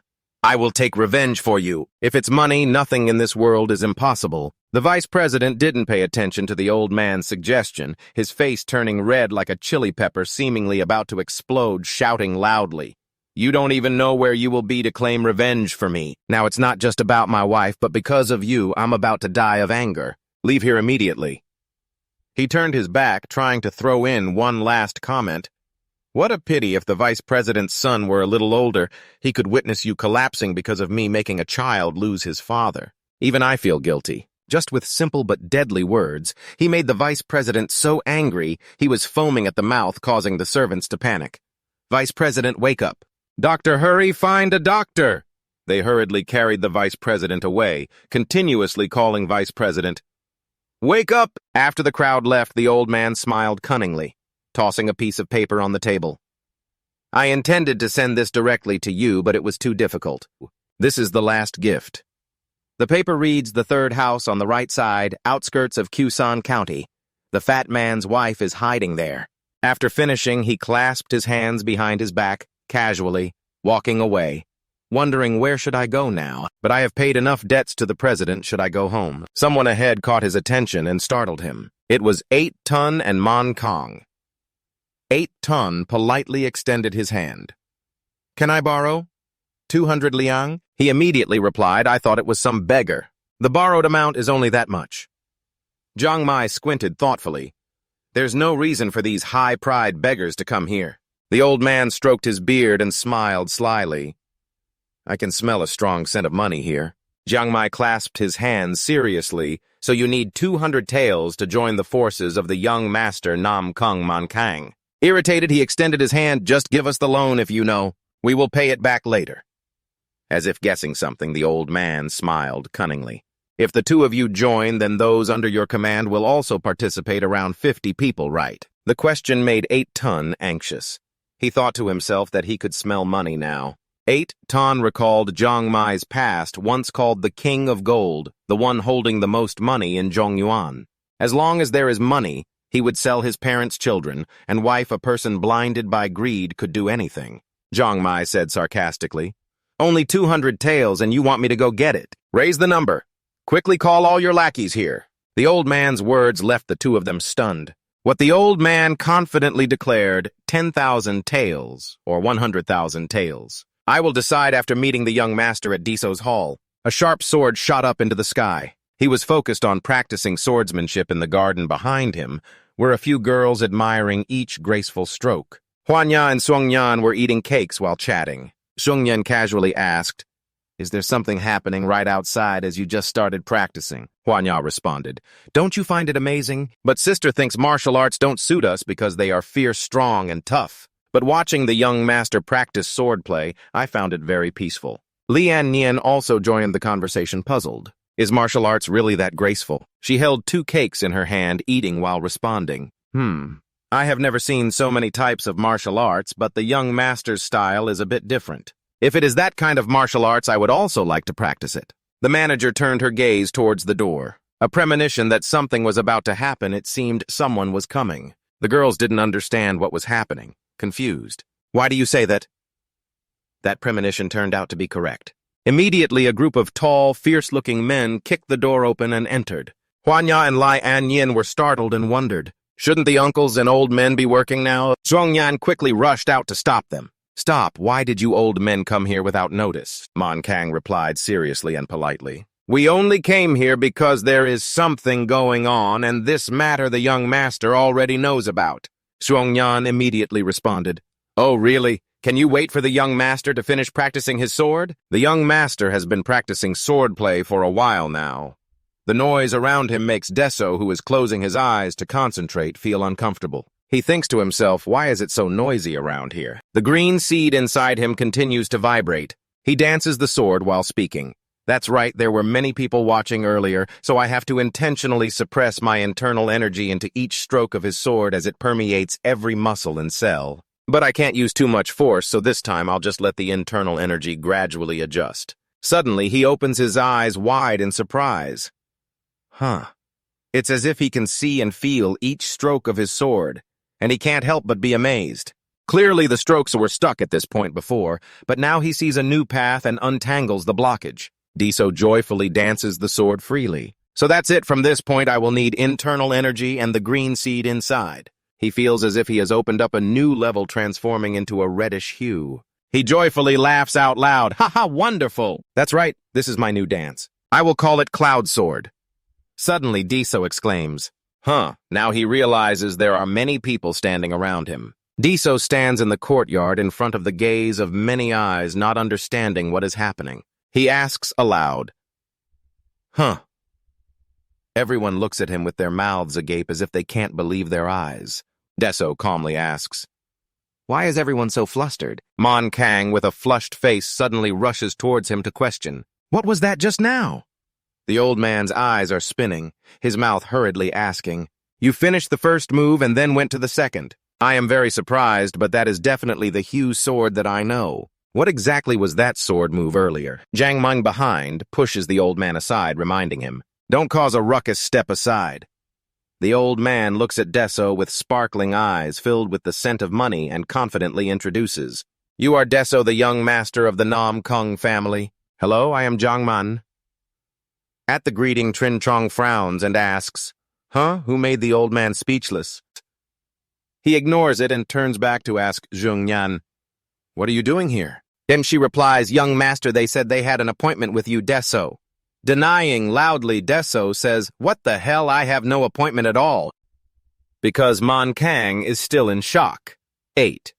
Tone speaks up to remind him, Forgive me for coming here suddenly, but we really do have an appointment. You mentioned the entrance fee, don't you remember? Deso looks blankly and repeats, Entrance fee, could it be 100 taels? Seeing that he seems to remember, 8 Tone confirms, That's right. Hearing about money, he immediately quotes, So all of them came here to pay the entrance fee to me. One person 100 taels, a total of 5,000 taels. Just by looking, he can tell they are all beggars. How could they possibly take out that much money? Jiang Man stepped up to Deso and calmly said, If it's money, I have enough. Deso still hadn't realized this, and he irritably asked, Who are you to meddle in my business? Jiang Man replied placidly, Have you ever heard of the Heavenly Land Trading Company? Last year, someone called me the #1 trading company in the world. This statement startled Deso, leaving him hesitant about how to react. He continued, I am the owner of that trading company. You have sent many interesting items to my trading company once a year. Deso recalled with surprise that when he was young, he had asked his sister to send those items to the Heavenly Land Trading Company. Jiang Man smiled slightly. Our trading company strictly adheres to confidentiality. Everything you sent is kept secret. I will show you proof that I am trustworthy. Saying this, he pulled out a stack of yellow banknotes and asked, Let's see, is this enough? Everyone around was stunned by the enormous amount of money. Jiang Man loudly declared, Each note is worth 10,000 taels of silver, a total of 5 notes. This statement hit Deso like a bolt from the blue, causing his attitude to change immediately. His face brightening as he eagerly invited, Oh my, it's truly an honor to have a distinguished guest visit. It's scorching hot, please come in and rest. Deso's rapid change surprised Zhong Yan and Lieuen standing beside him, whispering, Our young master likes everything, especially money. He has always been fond of money. Jiang Man laughed heartily. Ha, let's go inside first. I haven't said I would give you the money yet. Deso softly flattered, So what do you need? He replied, Do you know Nam Kung Eon? Deso was surprised. Nam Kung Eon. Why is the elder mentioning him? Jiang Mun's face turned cold. I want to take revenge on him. Deso panicked. Huh? The elder's voice deepened. I want to see him beaten to a pulp. Can you do that? If you agree to this deal, whether it's 50,000 taels or 100,000 taels, I promise I will fully support you. Deso, confused, waved his hand. Wait. He looked around at the people present, nervously asking, Is it possible that everyone here is someone who stayed behind to take revenge on the Nam Kung family? As soon as he finished speaking, the atmosphere suddenly became tense, and everyone's faces were filled with murderous intent as if they were harboring deep grievances. Faced with this scene, Deso turned pale and could only exclaim, This is madness. Suddenly, one of them spoke up, sounding annoyed. What did you just say? This left Deso speechless, covering his mouth with his hand, mumbling, Wow, that was unexpected. I accidentally let it slip. However, he then reconsidered. Wait a minute, why should I care about their gazes? Thinking this, Deso shouted loudly, angrily, pointing, Did I say you all are crazy? Am I wrong? He looked at Eight Tone and Man Kang, judging those old men, claiming to seek revenge, yet now being chased away. What a disgrace. I thought everyone would be angry, but on the contrary, they weren't mad at all. They burst into laughter. Crazy! Yes, we are crazy, Deso puzzledly said. Stop laughing, what's wrong with you all? Are you all crazy? Everyone there cried from laughing too much. They wiped their tears and explained, That is the most comfortable thing I've heard recently.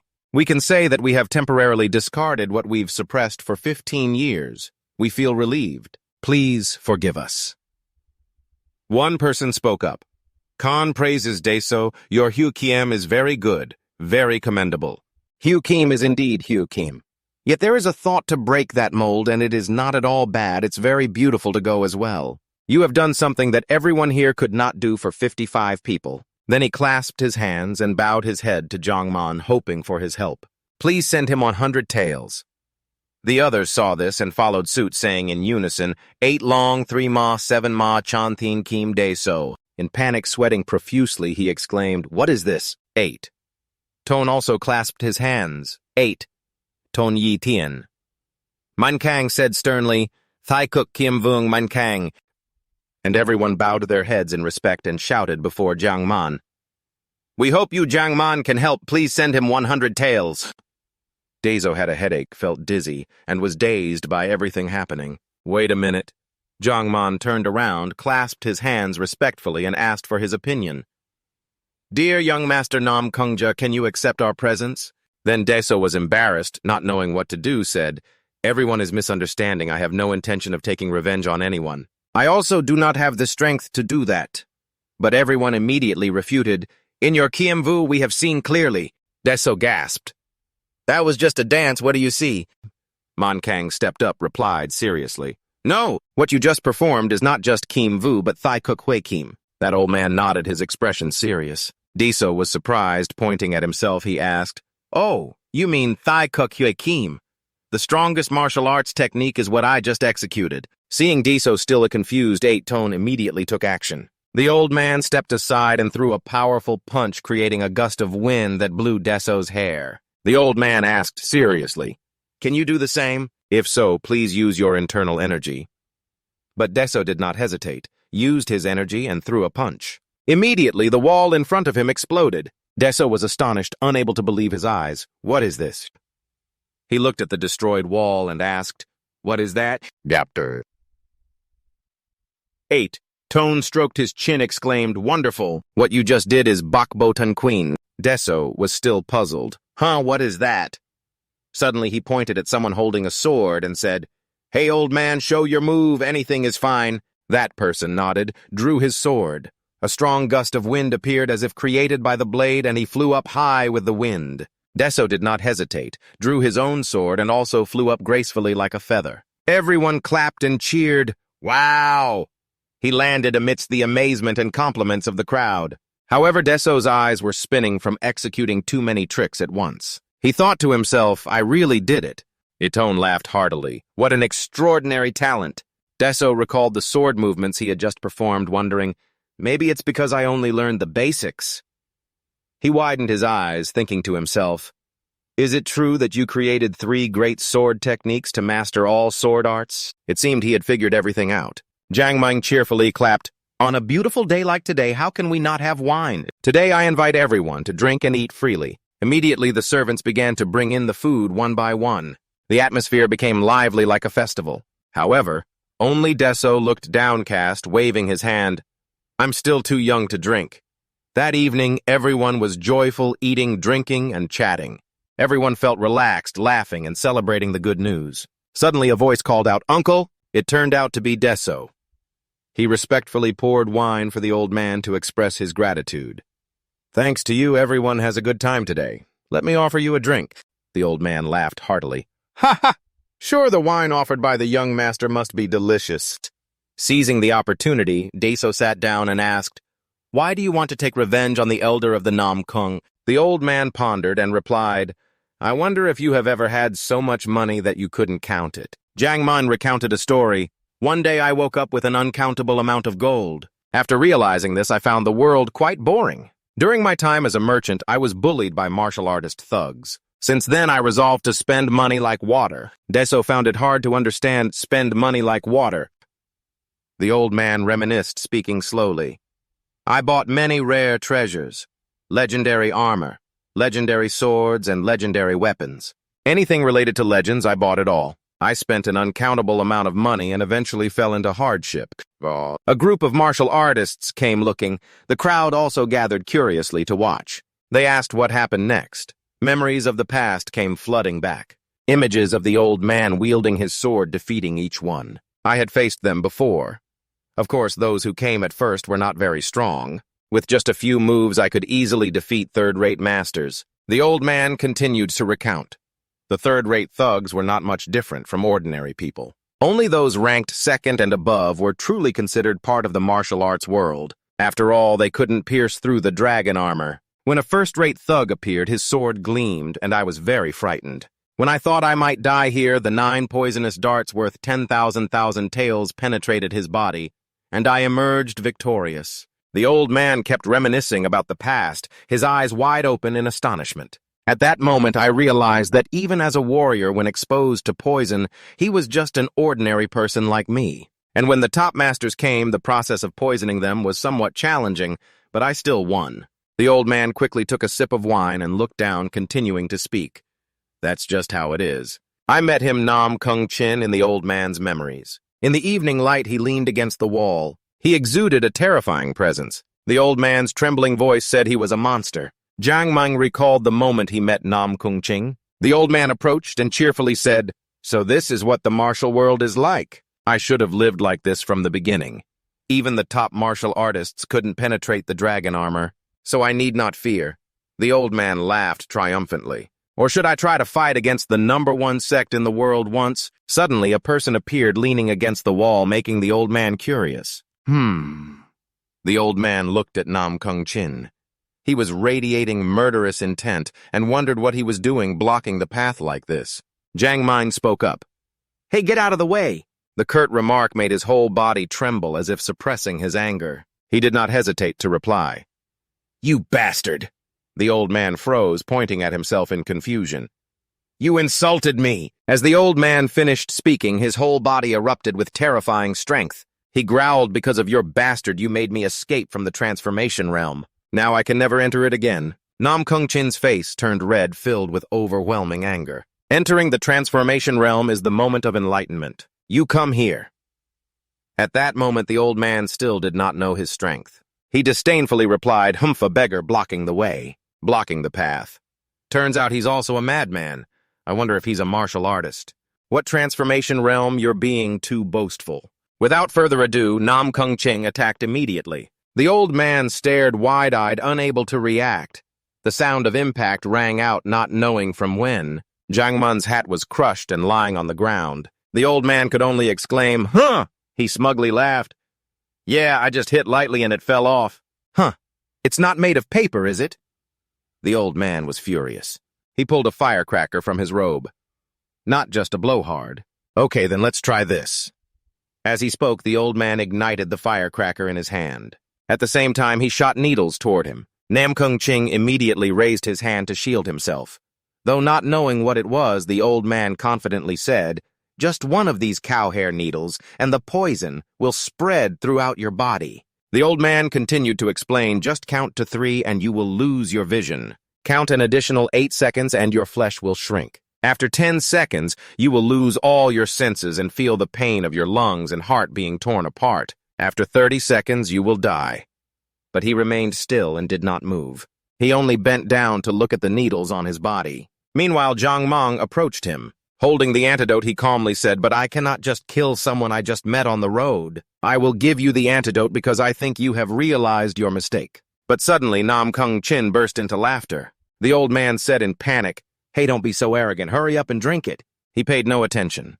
He tilted his head back and coughed out the toxins in his body, spitting them onto a stone by the roadside. The stone that was spat on immediately began to evaporate. Zhang Meng exclaimed, "What is happening?" Nam Kung Chin merely scoffed lightly. But immediately the veins on his face bulged like ropes. He tensed up, and in the blink of an eye, the needles embedded in his body shot out completely. The old man opened his eyes wide, mouth agape, unable to believe the scene before him. He shouted that he could not possibly remove the Niu Mao Zhen himself, something even the divine doctor could not do. Nam Kung Ching stood tall, his frightening gaze fixed on the old man. He gritted his teeth, sneering, "When the needle stabbed me, I retracted my flag. Although I couldn't stop the poison from entering, it seems you are quite impressive. If you were an ordinary person, you would have died immediately."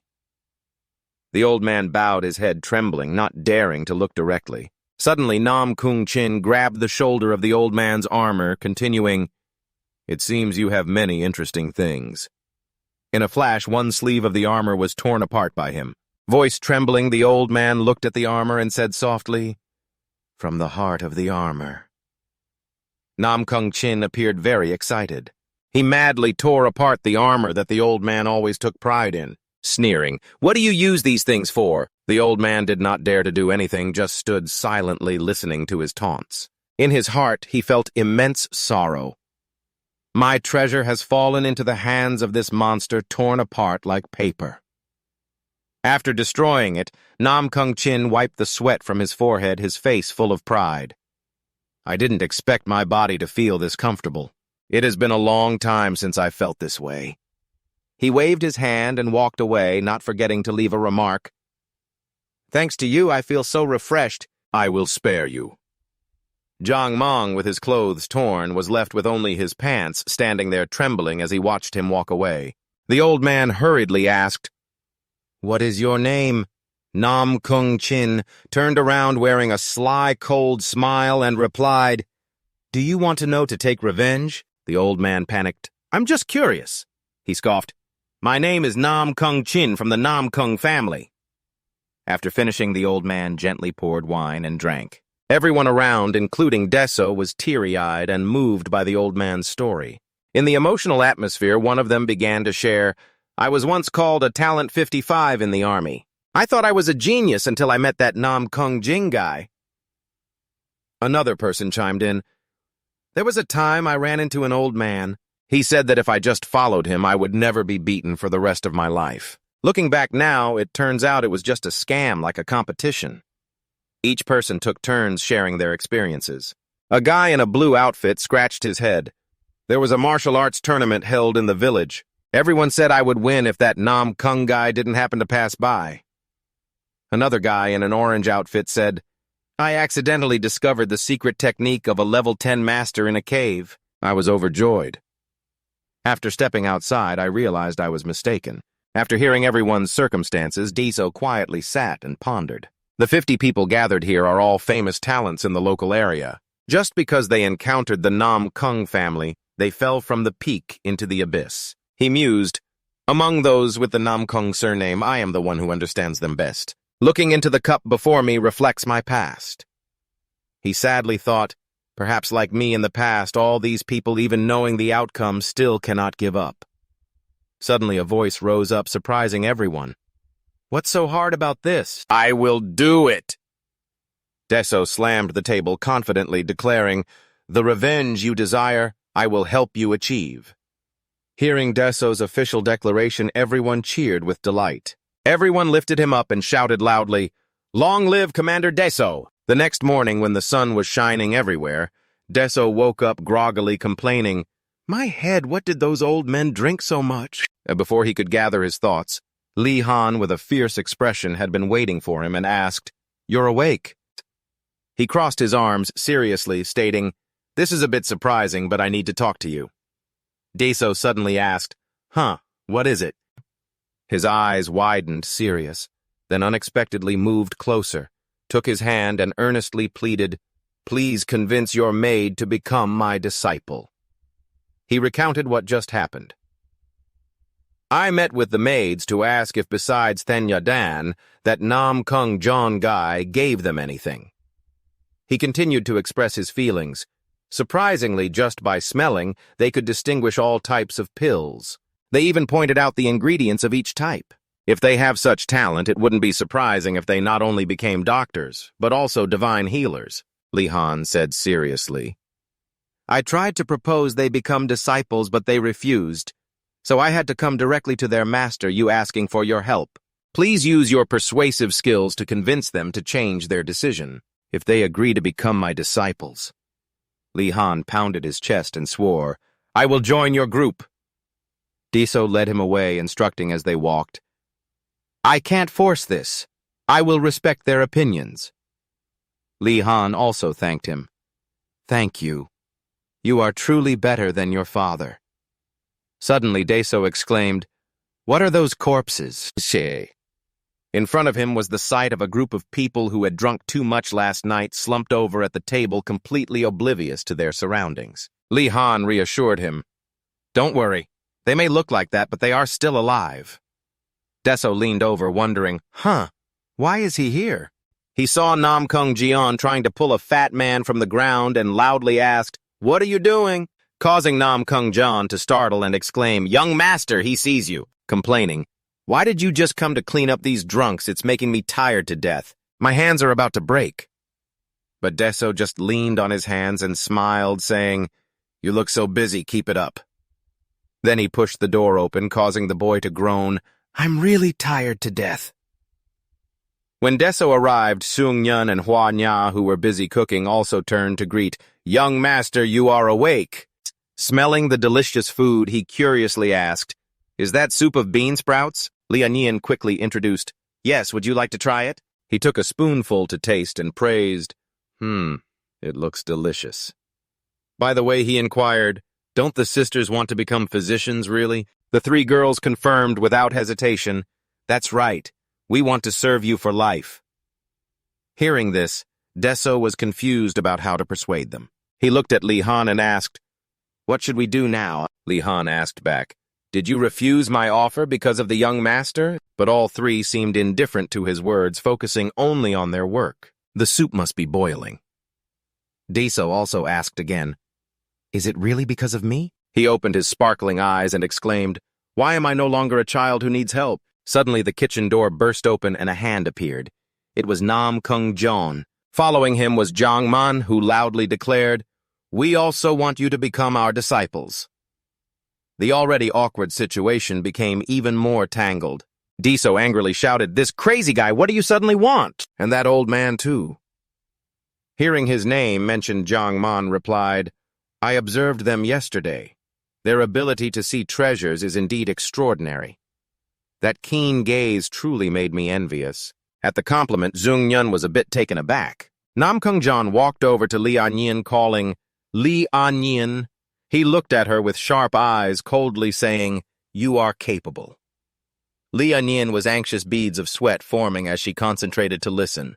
Then suddenly he shouted, "Appointed as the strategist of Nam Kung Jian, you are the same age as me. Although you passed the provincial exam due to your family being torn apart, you became a maid. The eldest daughter, Lieuen, this responsibility can only be yours." After that, a scene unfolded where the three argued over who should take the role.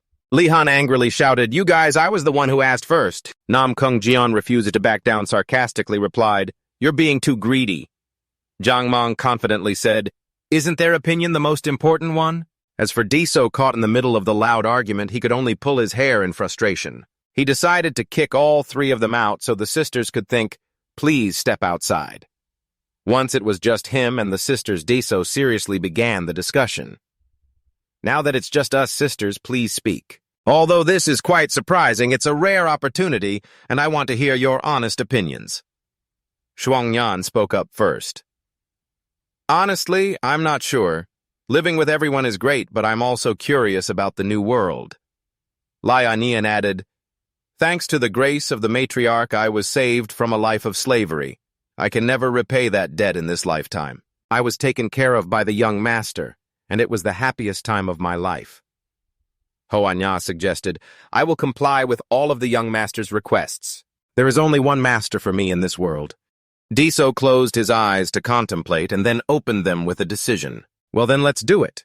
I will start making decisions. Sungyan will follow the divine Dr. Lieuen. She will follow the vice military master Hoanya. She will become a disciple of Jiangman." All three of them bowed their heads in agreement to obey. Deso added, "I will always keep your positions in mind. If you feel bored, just come back here. You are my family." His words moved the three tears welling up as they called out young master. Still emotional, Deso put on a sly expression. "Sungyan becoming a pharmacist means her potions will also belong to me. Lieuen becoming a military master means operational costs will always be abundant. Huanya becoming a disciple of Jiangman means the world's farmland will belong to me. We are about to get rich." The three laughed awkwardly, unable to speak in front of his performance. Feeling he might have gone a bit too far, Deso cleared his throat. "I was just saying that. How can I enjoy everything alone? If you want to live happily, you have to be a little ambitious. You all understand my heart, right?" The three replied in unison. "Of course we understand very well." He took the three of them to where the other three were waiting. Lieuen asked, "So how is it? Have you finished discussing?" Deso smiled and introduced Sungyan will follow the divine doctor. Lieuen will follow the vice military master, and Hoanya will become a disciple of Jiangman. He spoke with a dangerous expression. "I hope you will take care of them." This made all three worry, thinking, "Why do I feel so uneasy?" Not wanting to disturb everyone, he told them to quickly accept their masters and disciples. "Well then, let's talk later, everyone. Go ahead." After everyone had finished talking with their disciples, Lieuen happily said to Sungyan, "Today you should rest." "Tomorrow we will go to the medicine hall," a voice called out Monarch. He was taken aback and replied, "Huh." All those who were just swaying are now gathered together with 8 Tone and Monkang. They exclaimed loudly, "You're out, what should we do now?" They eagerly looked at him, ready for their first time in a master-disciple relationship. I am very much looking forward to it. Deso looked at everyone full of energy and teased, "Didn't you just now look like corpses?" Upon finishing, he held his stomach and replied, "But now I have no desire to teach anyone. I can't even protect my own stomach. I am the one who needs to learn." Tone continued, "Everyone knows that.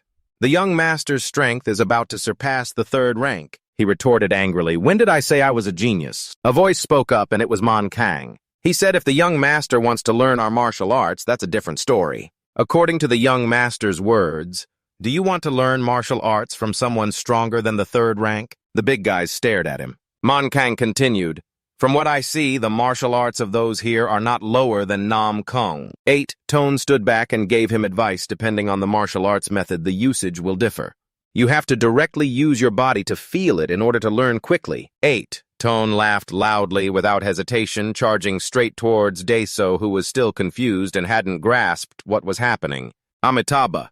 He swung his hand and threw a powerful punch that made Deso grimace. With a cunning look, he continuously launched rapid attacks. Caught off guard, Deso could only shout, "Wait a moment." But he didn't care to listen, continuing to punch straight into his stomach, sending him flying a few meters away. Deso gasped for breath after a series of relentless attacks. 8 Tone wasted no time and executed the first good move, leaving Deso with no choice but to take the hits. He continuously absorbed the old man's blows without being able to fight back. The old man delivered a fierce kick, the Azure Dragon Claw, straight to his chin. Next was a series of rapid punches, the brain-destroying slash. Deso hurriedly raised both hands to defend.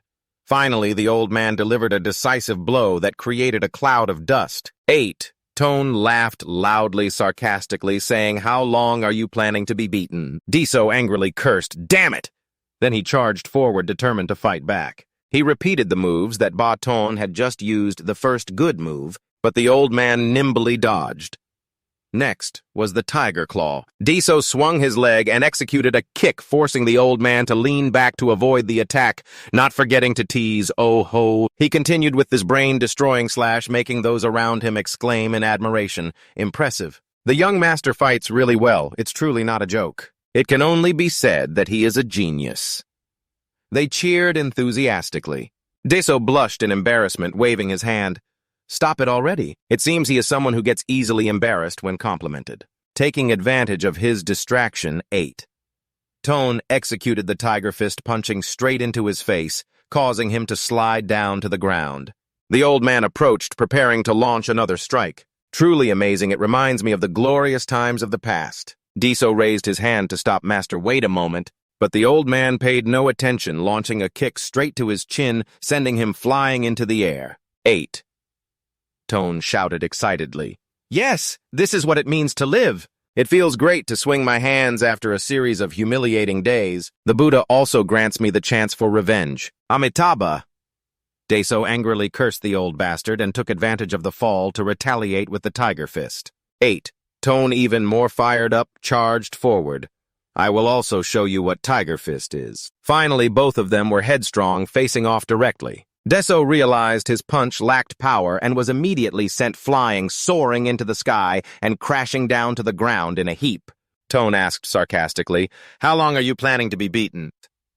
Deso, despite being injured, still tried to retort, "Are you sure this is martial arts 15 with the same type of martial arts? Why is it only me who falls?" 8. Tone laughed mockingly. "Why is that? One has only trained for a day and the other has trained for a lifetime. It's different." Deso was furious inside. "Now I know why my father cut off that old man's hand. A unfilial son who doesn't understand his father's thoughts." He silently vowed, "I will definitely turn that head into a snout." In his mind, he pictured the old man's head turning into a snout, while the old man continued to smile mockingly. 100 years more is still a long way off. With boundless rage, Deso continued to unleash the tiger fist. The bystanders kept discussing, "If he keeps swinging like that, he'll be hit again. I also want to take down the young master." He turned to gain momentum and shouted, "Heavenly balance," it causing the ground to shake. He then delivered a reverse kick tiger armor towards 8 Ton. The old man quickly blocked it and then stepped back after being continuously attacked by him. Deso continued to raise his leg, preparing to kick straight into the old man's face. In his mind, he thought, "Light body, heavenly balance, hold with such short arms, I'll use my legs to counter. Who says Tiger Fist only uses fists?" Sasher 8. Ton was not afraid at all. He laughed with delight. "Praise is quite nice." As expected, the old man blocked his leg, causing him to lose momentum. Deso exclaimed in panic, "What?" and was quickly kicked back by the old man using the tiger claw technique. In a daze, he was still surprised by the old man's movements and exclaimed, "He also uses tiger fist with his legs, breaking the rules." Deso fell to the ground in a wounded state and fainted. Mon Kang saw him unconscious and immediately announced, "He has fainted." The old man turned to ask another person, "You witnessed everything. What do you think?"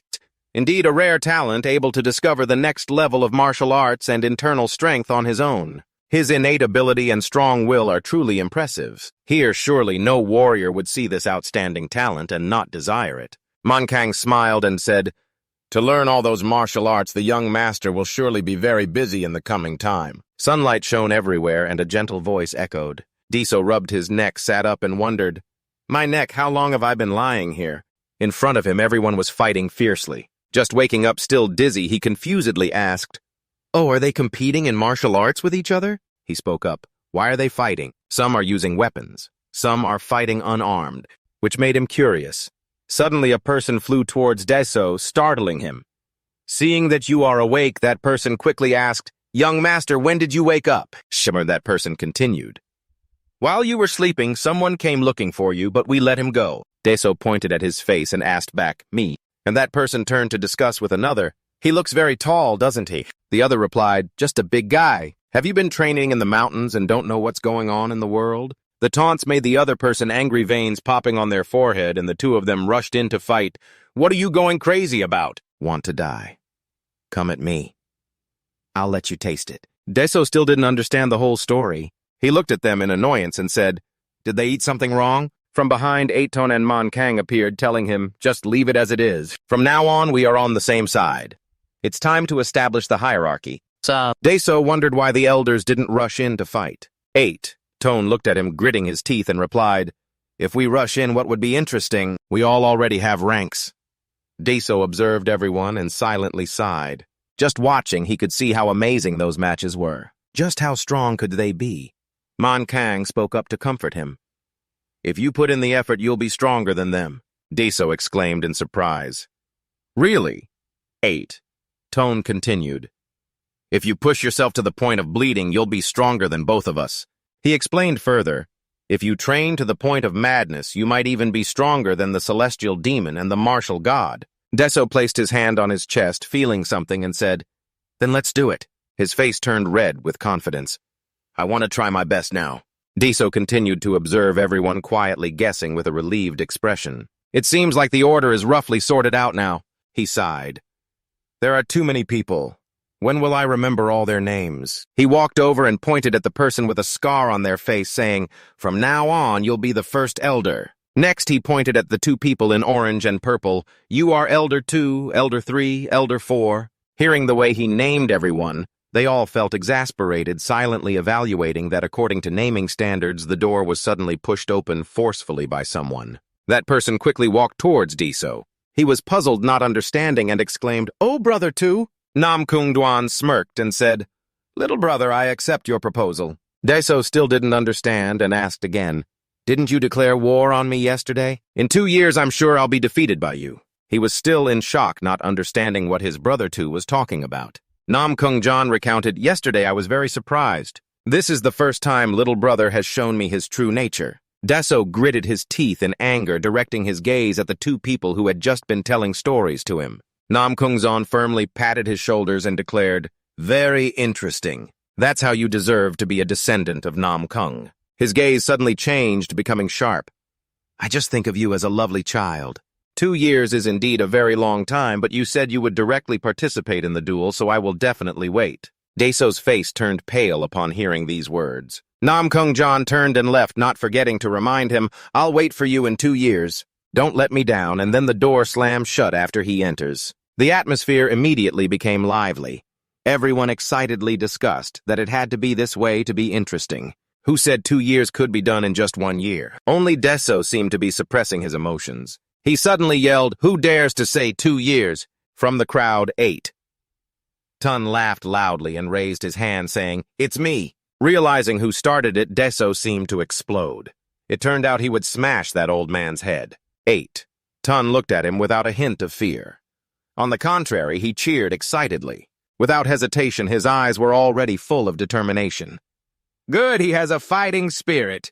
Man Kang observed the two with a judgmental gaze. He quietly thought that this fighting spirit was just murderous intent. He restrained his anger and waved his hand, saying, "Enough, I don't have time.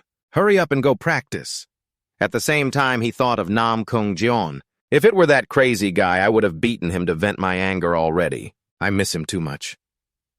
Deso looked at 8 Tun and asked, "Where do we start?" 8 Tun thought for a moment and then replied, "First, let's take turns fighting with the older brothers 150. After hearing this, everyone cracked their knuckles, making Deso tremble in fear. "Please wait," he pleaded. Of course, no one would go easy on him. A loud shout rang out, "The eldest is coming!" Then throughout the hall, the sound of his tragic cries echoed. It frightened anyone passing by. In another corner, Lieuen threw a thick book onto the table and asked, "This is your first time studying medicine, right?" Sungyun picked up the book and opened it. The divine doctor continued, "I understand. When did you have the chance to read this kind of book? Now just take your time to study." She answered without hesitation, "Divine doctor, I already know all of this." He was extremely surprised. "Huh? When did you start learning?" He flipped through this book casually and said, "How is that possible? This herbal medicine book takes at least 5 years to learn." Lieuen then opened a random page and challenged her, "Tell me about Huang Qi." As expected, she answered fluently. Huang Qi grows in mountainous areas or rocky crevices. The flower is characterized by soft white hairs. The effects of Huang Qi mainly lie in the roots. It helps detoxify, slows aging, boosts the immune system, and is good for osteoporosis. The answer was so perfect that the divine doctor was left speechless. How could a maid know so much? Before being a maid, what did you do? Sung Yan honestly replied, I helped my father at a small pharmacy called Thin Hui. Hearing this name, he was stunned. Thin Hui, although just a small pharmacy that no one noticed, was famous for its skilled craftsmanship. Besides me, the place with the best medical skills in Central Plains is Tianhui Ward. After that, he tearfully took Sung Yan's hand and said, You have worked hard all this time.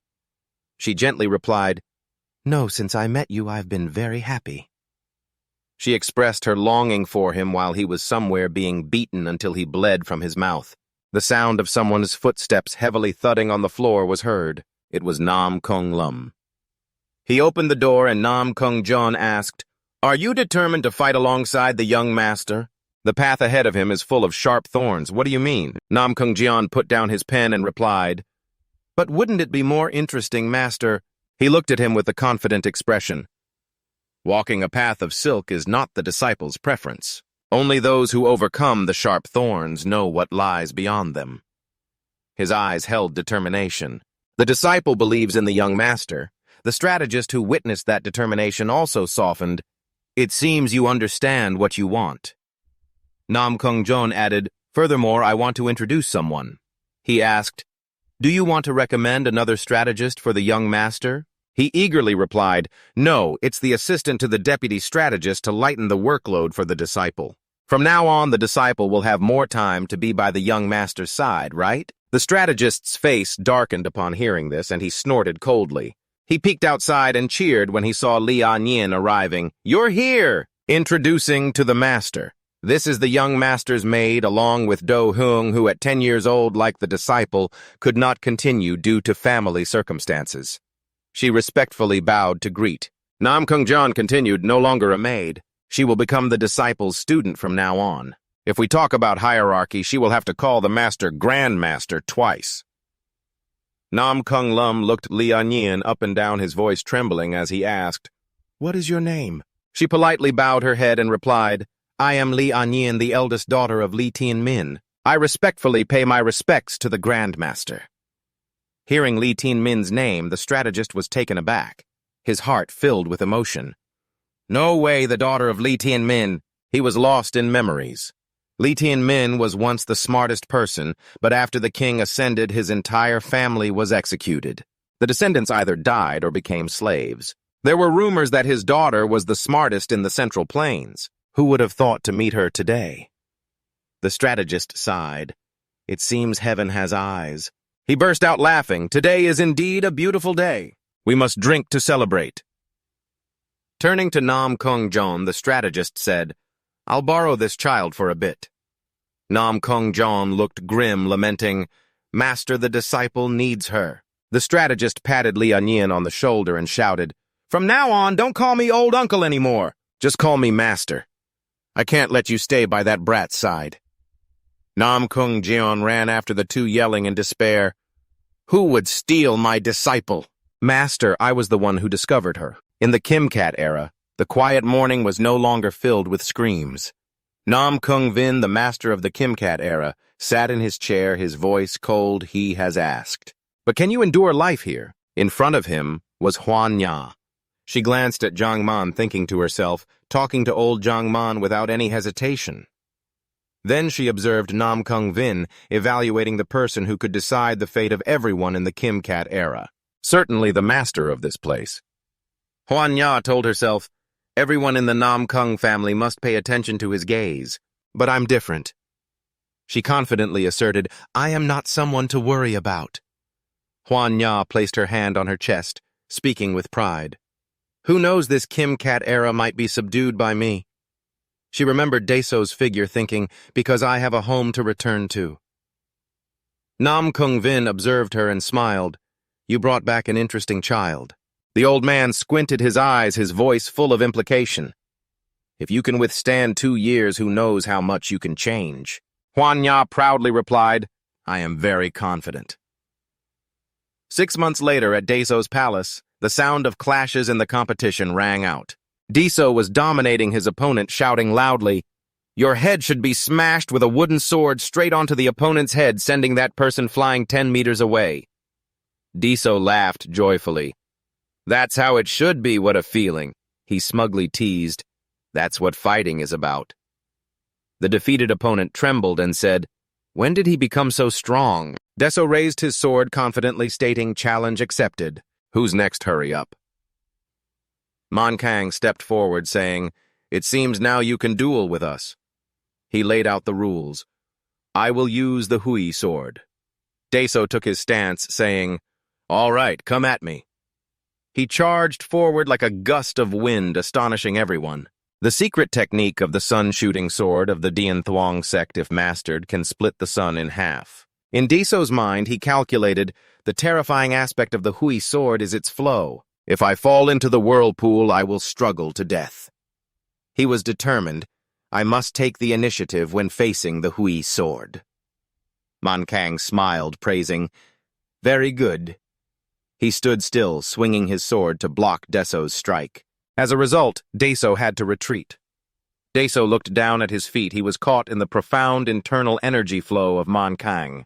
"What is this?" he silently questioned. Monkang wore a victorious smile. "Just a small movement, and you've already been swept in." He glanced at Deso, his voice full of arrogance. "The outcome is clear. Surely you're planning to give up, right?" But Deso refused to back down. He recalled the days of hard training, the many times he was knocked down, the many times he faced adversity, yet still fought valiantly. Without hesitation, he unleashed the Yan Song Fai technique and charged straight at Monkang. Monkang was surprised to recognize Deso's martial arts, the martial arts of the beggar clan. How in an instant did Deso close in, causing him to startle and retreat? Monkang quickly thrust his sword towards him, but Deso jumped in time to evade the attack. The first swallow was just an illusion. The second one was real. He smiled and said before suddenly attacking from behind. The brothers around cheered, "You've been hit, come on!" But Monkang just scoffed. "From the Dian Thuong sect to the Kabang, I never expected to meet someone well-versed in the martial arts of the 5 major families and the 9 sects." Immediately he turned and struck directly at Deso's face. He couldn't react in time. A thought flashed in his mind. Wudang's duality heart technique. After the match, Deso bitterly admitted defeat. Damn it, the champion is from Wudang. It's no surprise that he knows the duality heart technique. He realized that the Wudang sign was just a trick to deceive. The Hui sword was not the end yet. Refusing to succumb, he continued to attack with moves like the whirlwind kick and the reversal kick, but all were easily dodged by Monkang. Here Deso told himself, I must grasp the flow. I need to direct the flow toward me.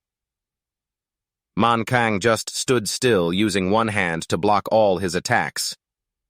It's useless. But right after that, Deso thrust his sword at him, forcing Monkang to lean back to dodge the blow.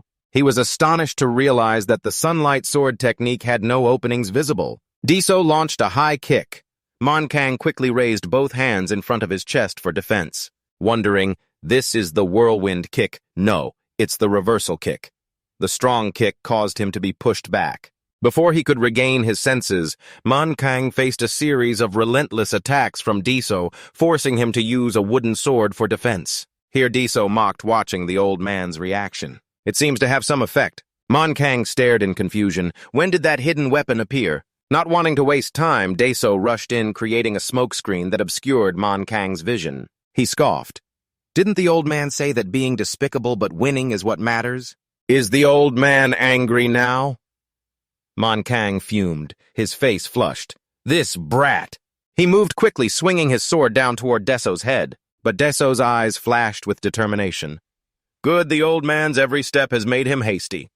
He lunged forward, extending 2 fingers, telling himself, this is the opportunity. Suddenly, Monkang spoke. 100 years is still a long way off. Deso was startled. At that moment, a surge of internal energy poured in, engulfing him in surprise. He tried to hold his breath, pondering, what is this? I've never encountered this kind of martial arts before. Looking at Monkang swinging his sword high, Deso still couldn't decipher the attack. Without hesitation, Man Kang struck down hard, resulting in Daeso taking the full blow, his eyes spinning, a large bump forming on his head before he fainted, still mumbling. Again with the head. It seems that the man was also exhausted after taking him down. He sighed in relief, looking at the sword in his hand and telling himself he never expected to have to use this new hue sword so soon. Seeing him lying unconscious on the floor, he didn't hesitate to praise him. To progress so much in just 6 months is truly impressive. I don't know if Daeso heard the praise from Man Kang, but he truly is a formidable opponent to grasp. It's hard to imagine what he will become in 2 years. In other places, Daeso's maidens are fully engaged in their delightful work, busy analyzing the ledgers. Zhongyan is focused on learning the art of potion brewing, while Lieuen is studying to assist Nam Kung-jeon. As for Daeso, he continues to practice diligently no matter how harsh the weather is. In a magnificent and grand castle, a voice resounded. Finally, 2 years have passed. I have waited for this confrontation for so long. That was the voice of Nam Kung-jeon. The door swung open, and he bowed respectfully, paying homage to a person sitting in front of him. The 2 young masters cautiously said, "Son has arrived requesting a duel." The person before him is indeed Nam Kung-han. He rested his chin on his hand and replied, "I remember allowing this a long time ago." Nam Kung-don then reiterated, "I heard that today the younger brother has completed his closed-door training." Just then, footsteps echoed from outside. Nam Kung-han continued, "If so, you must act quickly." Before he could finish, someone burst in and called out loudly, "Father?" Nam Kung-jeon immediately responded, "I knew you would come." His younger brother turned out to be Nam Kung-sun. He replied, "What a surprise, I didn't expect you to come find me." Nam Kung-sun continued, "I intended to come, but wanted to wait a bit longer. Is there something going on with the younger brother? Why didn't you come to see me, but came here instead?" Nam Kung-sun smiled happily. "Indeed, nothing could hide from you, brother." Nam Kung. John placed his hand on his shoulder, squeezing tightly, and said mockingly, "Looking at your relaxed demeanor, it seems the closed-door training has yielded many results." Nam Kung-jeon replied awkwardly, "That's only natural." Nam Kung-jeon leaned in close to him, provocatively saying, "But I see you have become more aggressive, sharper and heavier than before. It seems you are holding a saber rather than a sword now." The words struck a dark chord, causing Nam Kung-sun to freeze, stammering, "How could you?" Nam Kung-sun did not stop continuing to inquire about his younger brother's achievements. Isn't that what an elder brother should do? Despite the ridicule, Nam Kung-sun remained calm, but he intended to draw his sword. But then he calmly said, "This time I will have to withdraw. It seems you were the one to arrive first." Nam Kung-jeon laughed joyfully. "Thank you, younger brother," he added. "But please allow me to watch the match between you and the younger brother, okay?" Nam Kung-jeon nodded in agreement. Of course, the more people who come to watch, the better. Suddenly, an arm was raised. Nam Kung-han spoke up, "I will also participate." The statement startled both of them. Nam Kung-jeon thought to himself, "Is this time for the younger brother?" But he did not object. "If so, let's invite the members of the noble families to join. Surely everyone will enjoy it. Isn't it true that our Nam Kung family loves competitions?" He thought to himself, "I will let many people see who truly holds the advantage in the battle between the young masters." Then he imagined himself defeating Daeso. Nam Kung-sun reminded him, "You should not underestimate the younger brother." Nam Kung-sun immediately retorted with a gaze as sharp as a snake's. "You say I underestimate my younger brother." Then he turned and walked away, not forgetting to throw back a remark, "You know nothing." Nam Kung-sun silently watched him leave, feeling something very uncomfortable in his heart. He told himself, if it were a sword instead of a saber. In front of the gate, a clear voice rang out, "It is here." Shuangyan stood there looking at the palace, unable to help but exclaim, "Has it become so magnificent in such a short time?" A girl approached. "I heard that the old cunning one built it with the money he donated." Shuangyan turned and recognized Lieuen standing there. She smiled and greeted, "Lieuen, you came here too?" Lieuen cheerfully waved back. "Suong sister, it's been a long time since we met. Are you here for a meal too?" "If Huan Ya is here as well, that would be wonderful," Shuangyan gently said. "I heard that because of a covenant she left the Nam Kung family." I don't know when she will return." Just as she finished speaking, a young man opened the door from inside and invited the two girls in. "You two have arrived. Come in quickly." "You two." Upon entering, the two witnessed everyone practicing martial arts. Zhuangyan and Lieuen could not help but exclaim, still practicing diligently as before. Recognizing the two, he happily shouted, "Sisters, it's been a long time since we met." The two girls responded cheerfully. The young man was greeting someone holding a stick. Taking advantage of his distraction, she rushed up. "If you're fighting and lose focus, you'll get hit on the head. Don't you remember?" But he quickly crouched down, dodging the blow, leaving his opponent stunned. "What?" Two other people also stepped forward, determined to test their strength. "Today we must at least hit your head once." He nimbly jumped out of the encirclement, putting on his clothes while cheerfully asking, "Are you sisters hungry? Come in to eat. The manager has prepared everything." The two girls eagerly walked to the dining table. Before them were delicious dishes. The manager smiled and said, "Just in time for Lieuen and Zhuangyan to arrive. Even though it has been a long time, I still remember those memories." Both girls enjoyed the food, showering it with compliments. "No wonder you're the manager. I also remember those times. The moments we shared meals together were truly joyful." The manager continued to invite, "Eat a lot. There's still plenty more." Deso pondered, "Shouldn't we be eating beef these days?" Zhuangyan called out, "Young master." He jolted out of his thoughts, replying, "Ah!" She looked at him happily, noticing his maturity. "It's been 2 years since we last met. You look really different." He proudly said, "Of course. After 2 years of fighting, it would be strange if I didn't change." Zhuangyan agreed with a smile. "That's right." Suddenly, someone rushed in to announce, "Young master, you must go outside immediately. Young hero Nam Kung Duan and 2 young masters are looking for you." Hearing that name, Deso's eyes sparkled. "Is that so?" His face turned devilish, laughing loudly. Just in time. His attitude made the two sisters think, how badly have the young master been beaten? Outside, Nam Kung Duan was still patiently waiting. In my heart, I thought 2 years was a short time for my younger brother to achieve something. Little did I know they were just errand workers. Looking at the people in front of him, he silently assessed, "I thought this contest would end up boring. If it's like this, then—" Deso stepped forward to greet, "What are you thinking about?" Nam Kung Duan trembled slightly upon seeing that Deso had grown taller. "You've arrived. I was just thinking a bit."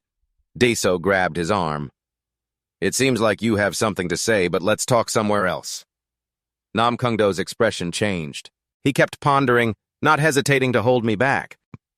He emitted a killing intent as if ready for a fight. "I just reached out my hand and you wanted to draw your sword." But contrary to his thoughts, Deso said brightly, "You know that place. You invited me for so much delicious food there." Nam Kung Do was surprised and replied, "Oh, you mean that place?" Deso didn't hesitate to pull his hand and shouted loudly, "Let's hurry up! My stomach is growling loudly." Deso cheerfully said with a full mouth, "Indeed, when people eat, the table must have meat." Nam Kung Do looked at him silently, thinking, turns out he's just big in size, not at all more alert. What if there's poison in the food? He clasped his hands under his chin and called, "Fourth brother." Deso jumped and replied, "Yes." Nam Kung Doan worriedly advised, "In life, don't trust people too much. Even family members are the same. Our family is not an ordinary family. We are indeed the #1 family in the world." Nam Kung Duan slightly frowned, his voice filled with doubt. "So you're not afraid that I will poison the food?" Deso still looked bewildered, mouthful of food. But just a moment later, he smiled brightly, his eyes crinkling. "Wow, you are my brother. Anyone can harm me, but you definitely won't. You have never treated me badly, even giving me delicious food." His words made Nam Kung Doan embarrassed and blush. Nevertheless, he still tried to remind his younger brother, "Don't be too careless like that." Deso continued to giggle, "Ha ha, it's okay, I have you by my side." Nam Kung Duan continued, eating his tone serious, "You should eat quickly. I came today to discuss the timing of the duel." Deso immediately asked, "When do you think we should hold it?" Nam Kung Duan narrowed his eyes and replied, "Tomorrow, huh?" Deso was startled, covering his mouth, caught off guard. Nam Kung Duan continued with no limit on the number of participants. Victory or defeat is determined when one side concedes so that no one is dissatisfied. Deso was curious. You won't participate directly, will you? Namkung-John nodded, of course not. He smiled, his expression deep. The battle between you and me is not a minor contest of the young master. Deso was confused, really.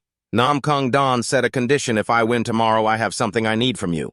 He was excited. I heard that your maidens are very talented. If I lose, one of those three must follow me. Deso was startled, slammed the table, the old man. His shout echoed throughout the room. Deso opened the door forcefully. The elders looked at him and Eight Tones smirked. We are having a very pleasant discussion. Monkong raised his hand to signal, let's play a game. Deso quickly asked, where are the sisters? Monkong replied they got tired after eating, so they went back to their rooms to rest. Let the old man call them, all right, Deso interrupted. No, the match is set to take place tomorrow afternoon. The two elders jumped in surprise. Deso opened his eyes wide, determined we must prepare immediately, absolutely cannot lose. He placed the chess pieces on the table, reading the rules aloud with no limit on participants. As long as one side says they lose, the match will end. He will definitely send the Lieuen Kim Duan into battle. Deso asked if we face them, can we win? Yo Eight Tone stroked his chin deep in thought. If it were 2 years ago, we'd 100% lose. The old man clenched his fist, his brows furrowing deeply. But in the past 2 years we have trained, we certainly won't lose easily. The key is hearing that Mon Kong raised an eyebrow and said, Nam Kung is indeed the elder of the Lieuen Kim Duan. If we can't stop him tomorrow, we will lose in confusion, he helplessly judged. The two elders were lost in thought. Suddenly, Deso jumped out. Eight Tone's voice teased, are you afraid? Are you afraid of being hit? Seeing the old man's face turn red, teeth clenched, he continued. So you are really afraid? Wow, you said you would fight for the young master, but it turns out to be just bragging. 8 Tone angrily swung a punch, shouting loudly, do you want me to hit you? Deso leaned aside, dodging the punch with a disdainful smile. I dare you. Did the old man think I could be bullied like before? Monkang said seriously, not every flower scene is the same. One who has worked hard, failed, and succeeded repeatedly reaches the flower scene. A person who reaches the flower scene without encountering difficulties or adversities is like walking on solid ground. But everyone sees both as masters of the flower scene, but the former is more tired than the latter. The former, as soon as he reaches the flower scene, will immediately feel the limits and want to stop. The latter, until now, has faced no difficulties, so he uses that strength to climb higher. Nam Kung is indeed a genius, just like the second one. Not only that he was born with something called divine power that no one else has. Who pushed you? Are you pouting like that? He teased. Does that mean you elders are afraid? The two suddenly burst into laughter. Man Kang joked, you concluded quickly, didn't you? He said to conclude in a one-on-one fight he is at 50%. He confidently pointed to himself, I am a level above that old man at 60%. Hearing that, Deso put his hands on the table. Let's go with that. The next afternoon, near the main fighting arena, a crowd gathered, bustling and lively. The audience was abuzz with discussion, everyone eager to witness the showdown between the two young masters of Nam Kung. Suddenly, someone next to them jumped in surprise, pointing into the distance and shouting, look over there! All eyes turned in that direction, and they were astonished to see the strategist appear. The strategist looked strong and healthy, reassuring everyone that the martial world would be protected. And there was the deputy strategist, although young, exceptionally talented, earning the admiration of all. Suddenly, footsteps echoed, cutting through the noise. The audience in the stands gasped in realization that the person who just appeared was the legendary martial god, the head of the greatest family in the world. He stepped up and sat down in his chair with dignity. The crowd cheered in amazement at his appearance. The presence of the martial god made the atmosphere tense. Everyone felt an indescribable pressure. Another person stepped onto the stage and shouted, Ladies and gentlemen, the match between the 4 young masters and the 3 young masters is about to begin. The surrounding audience cheered enthusiastically.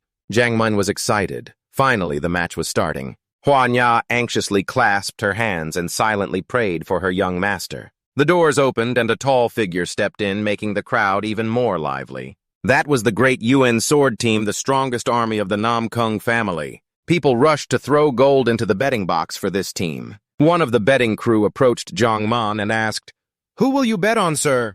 Jiang Mun pulled out a pouch full of silver and said, I bet everything on the 4th young master. The person holding the pouch widened his eyes. That's too much. Jiang Mun scoffed. Who else besides me would dare to bet on the fourth young master? Daso walked in looking at the crowd that was mocking. One person in the crowd said, "Is that really the army of Nam Kung? This is turning out worse than I thought." Daso ignored him and walked straight to face Nam Kung John. He started a conversation. "Brother, before we begin, I want to say something." Nam Kung John frowned. Hung Daso continued, "Your side has 53 people, but yours is larger. If we fight one-on-one, the match will take a long time." Nam Kung John asked back, "So what?" Daso suggested, "Let's do a team fight. Great Yuan Sword team and Tianlong team, simple but effective." Nam Kung John scoffed. "Of course, if you're scared, you can refuse." The provocation made Nam Kung John frown, veins popping out.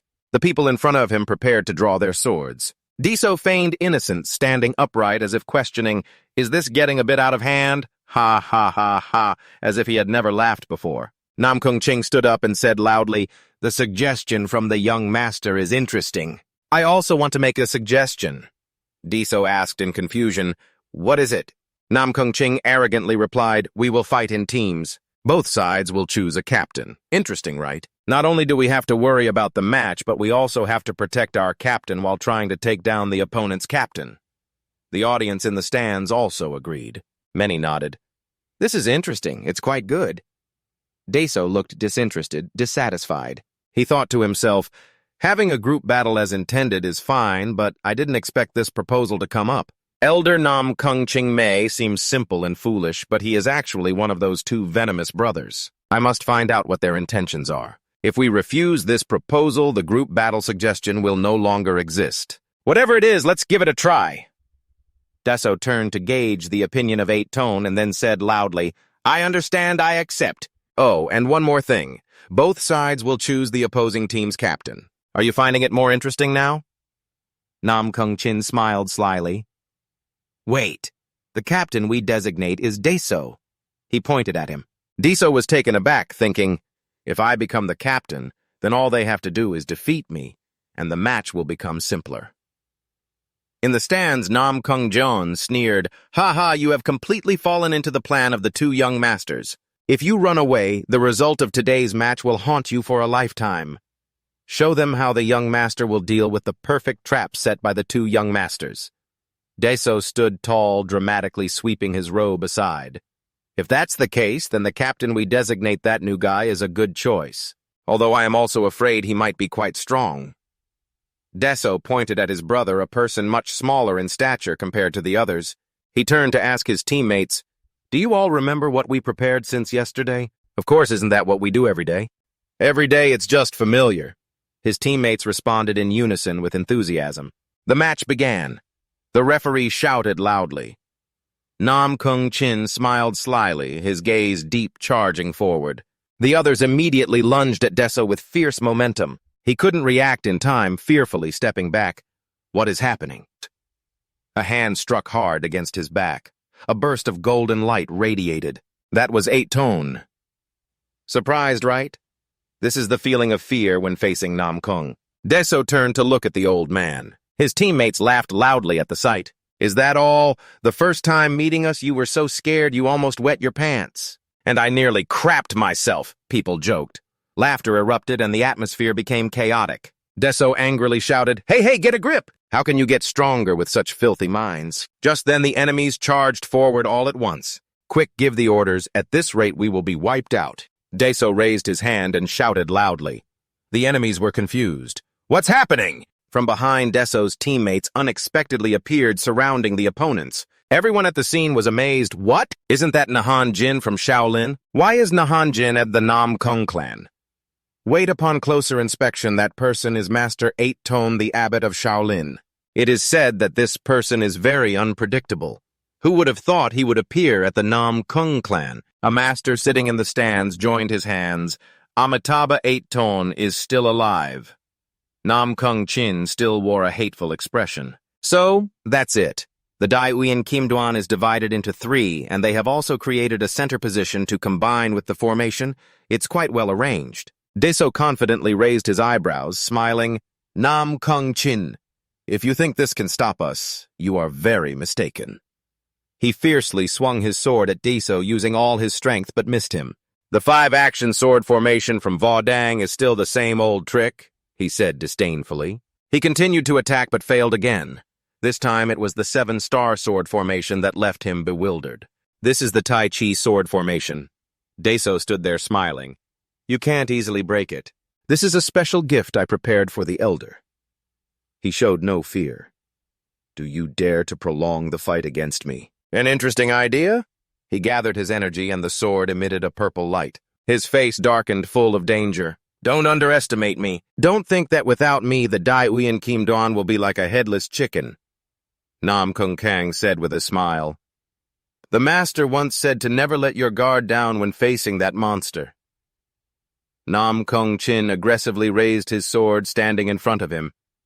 "Then I can only trust him." The two teams charged at each other, neither willing to yield.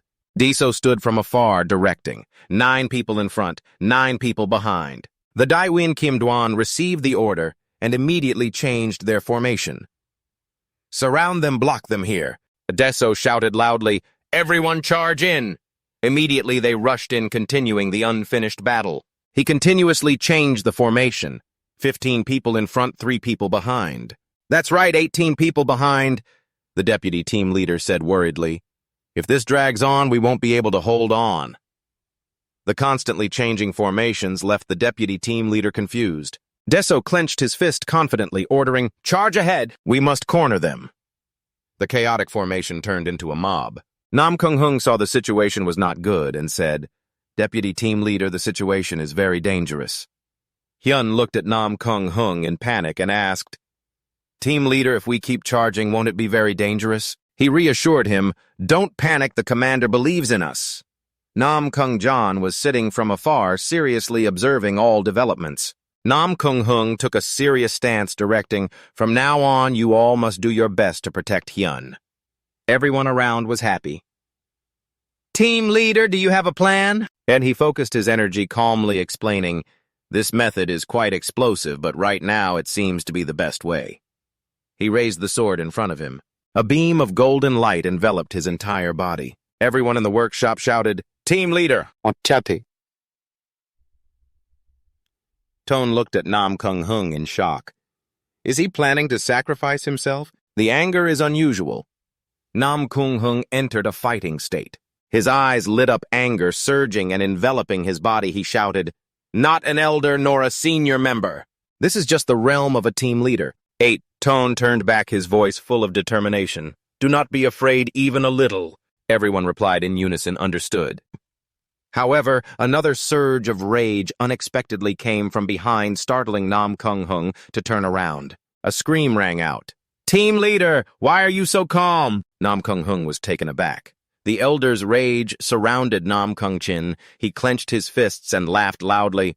"Who are we?" "We are the Nam Kung family." His confidence spread like a wave of power, making everyone feel invigorated. Nam Kung Ching shouted, "Are you just going to stand there and watch? Show them what it means to be from the Nam Kung." Nam Kung Hung smiled proudly. Indeed, he is the elder. He roared, "From now on, no one is allowed to stand behind me." The team shouted in unison, "Understood!"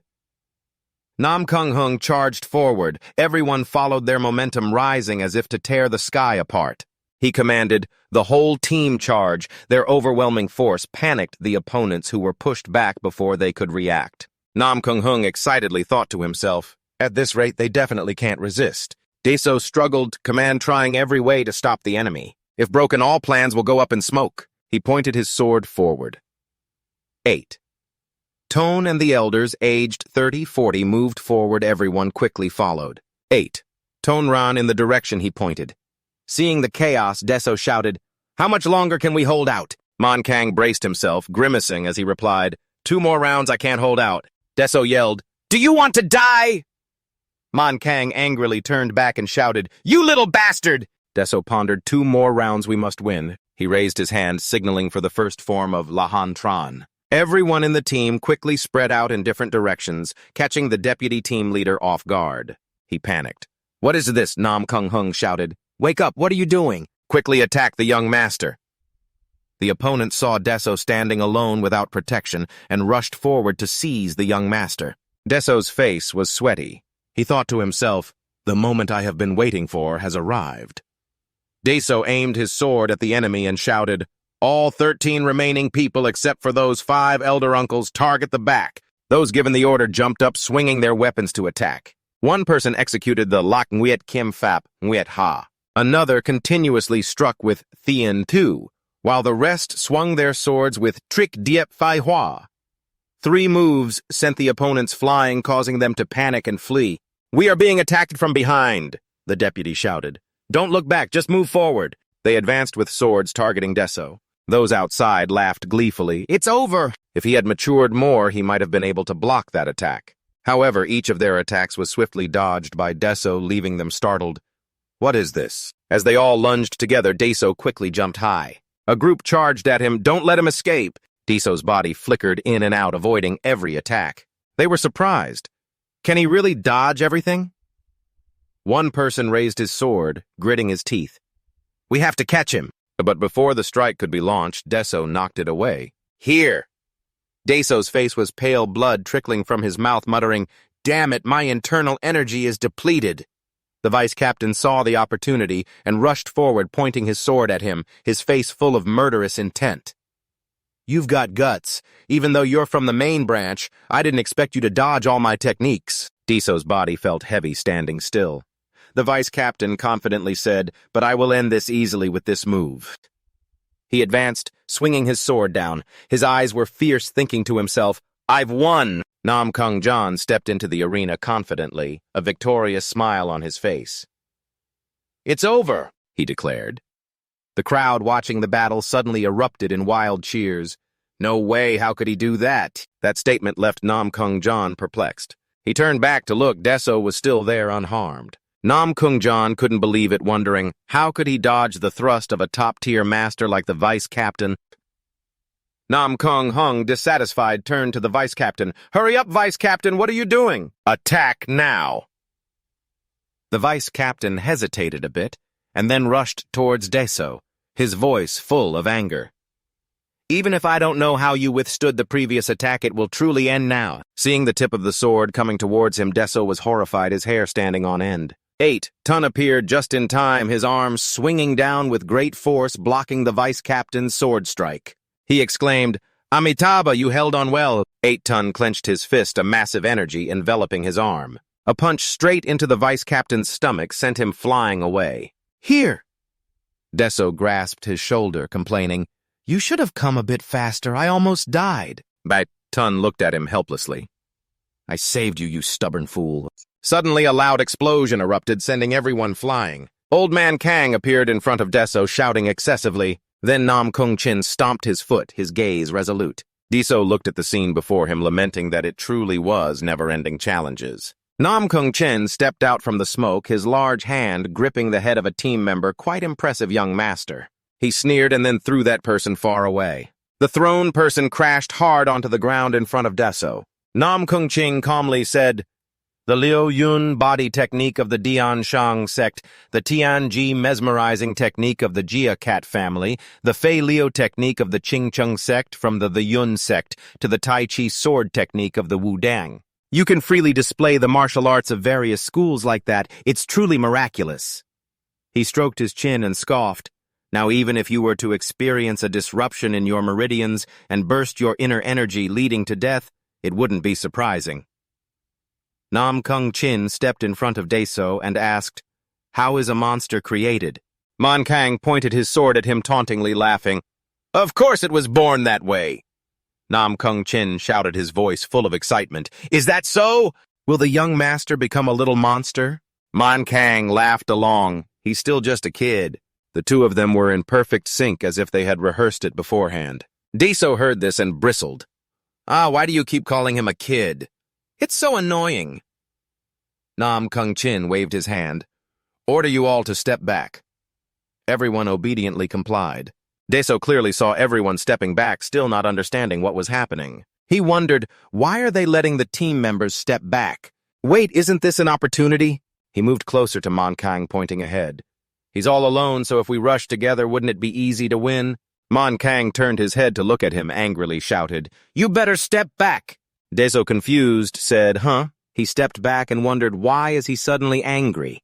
Backtone looked at him, sighed. The young master has never seen a duel between masters, right? The old man looked towards Man Kang, thinking that it seemed like he wanted to show the young master something. Backtone turned to Deso and said, "From now on, young master, pay careful attention to every movement of the two." The ground beneath Man Kang gradually cracked, and both of them suddenly sank down. The tiles also cracked wide. Everything witnessed at this moment will become valuable experience for Deso, greatly aiding his future martial arts training. Nam Kung-ching smirked cunningly. "Stop showing off uselessly. It's still not too late to ask for help. If I'm your opponent, then even if you team up to attack me, you won't have to worry about being humiliated." Man Kang also stood his ground, replying, "Amitabha Buddha, I want to try to match my strength against you once."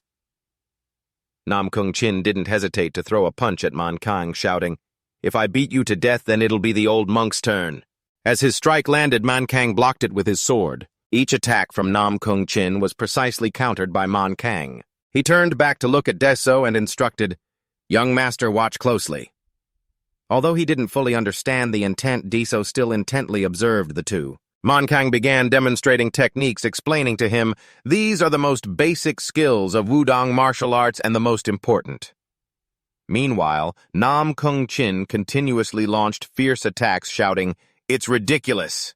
He concentrated his rage like a volcano erupting into his punch. "Try to break this move." Man Kang firmly gripped his sword, his expression serious, watching him closing his eyes to feel every drop of water falling around him. Violent, swirling currents of energy.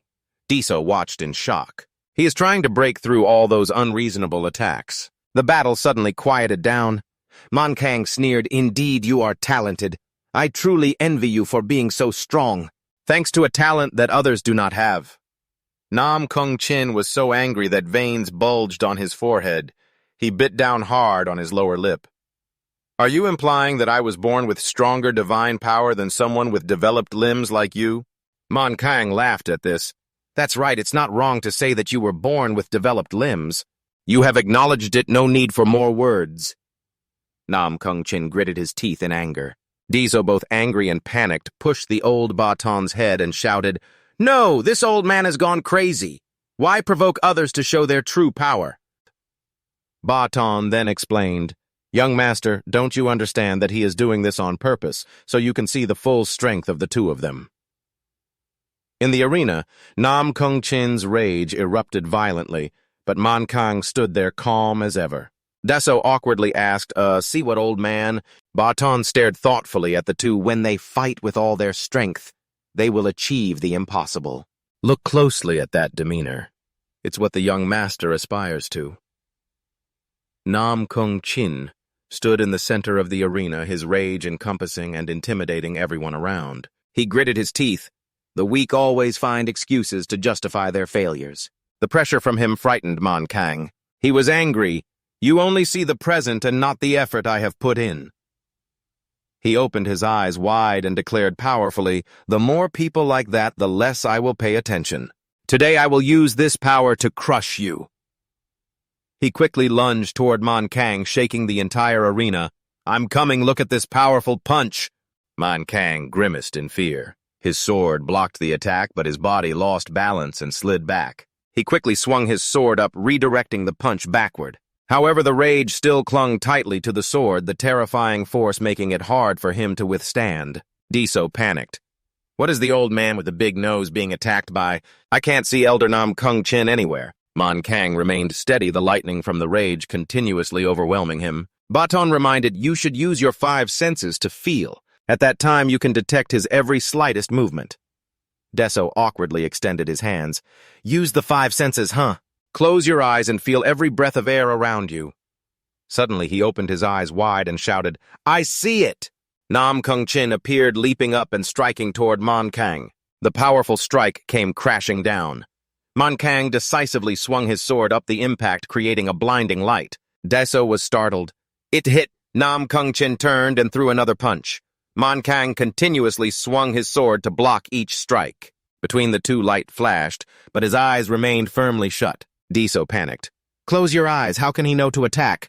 Every movement of Nam Kung Chin was thoroughly felt by him. Every move and step is under his control down to the smallest detail. Every punch was blocked by him. Nam Kung Chin was knocked back but remained undaunted.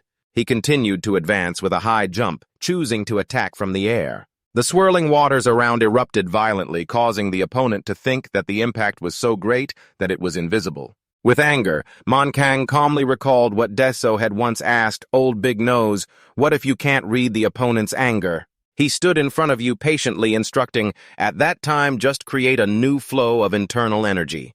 While blocking every blow from him, Man Kang thought, "The Tai Chi Wisdom Sword is originally a sword technique aimed at the opponent's internal energy." Nam Kung Chin remained unaware, continuing to gleefully target Man Kang. Lightning struck down on the arena. Deso panicked. "That's lightning from the sky, how can we know?" Man Kang turned to look at him, smiling.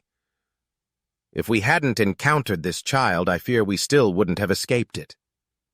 Tin sensed the waves around. This matter was not just in accordance with internal energy. He swung his sword, and that was the sword technique that created new internal energy. Sharp sword strikes appeared in the stream of consciousness, a type of free sword technique unbound worthy of its name. Nam Kung Ching, with a fierce expression, rushed down. Man Kang opened his eyes and calmly swung a sword. The strike instantly severed Nam Kung Ching. He silently thought, unmatched sword technique. Despite being attacked to the point where his wrist lightly burned, Nam Kung Chin was excited.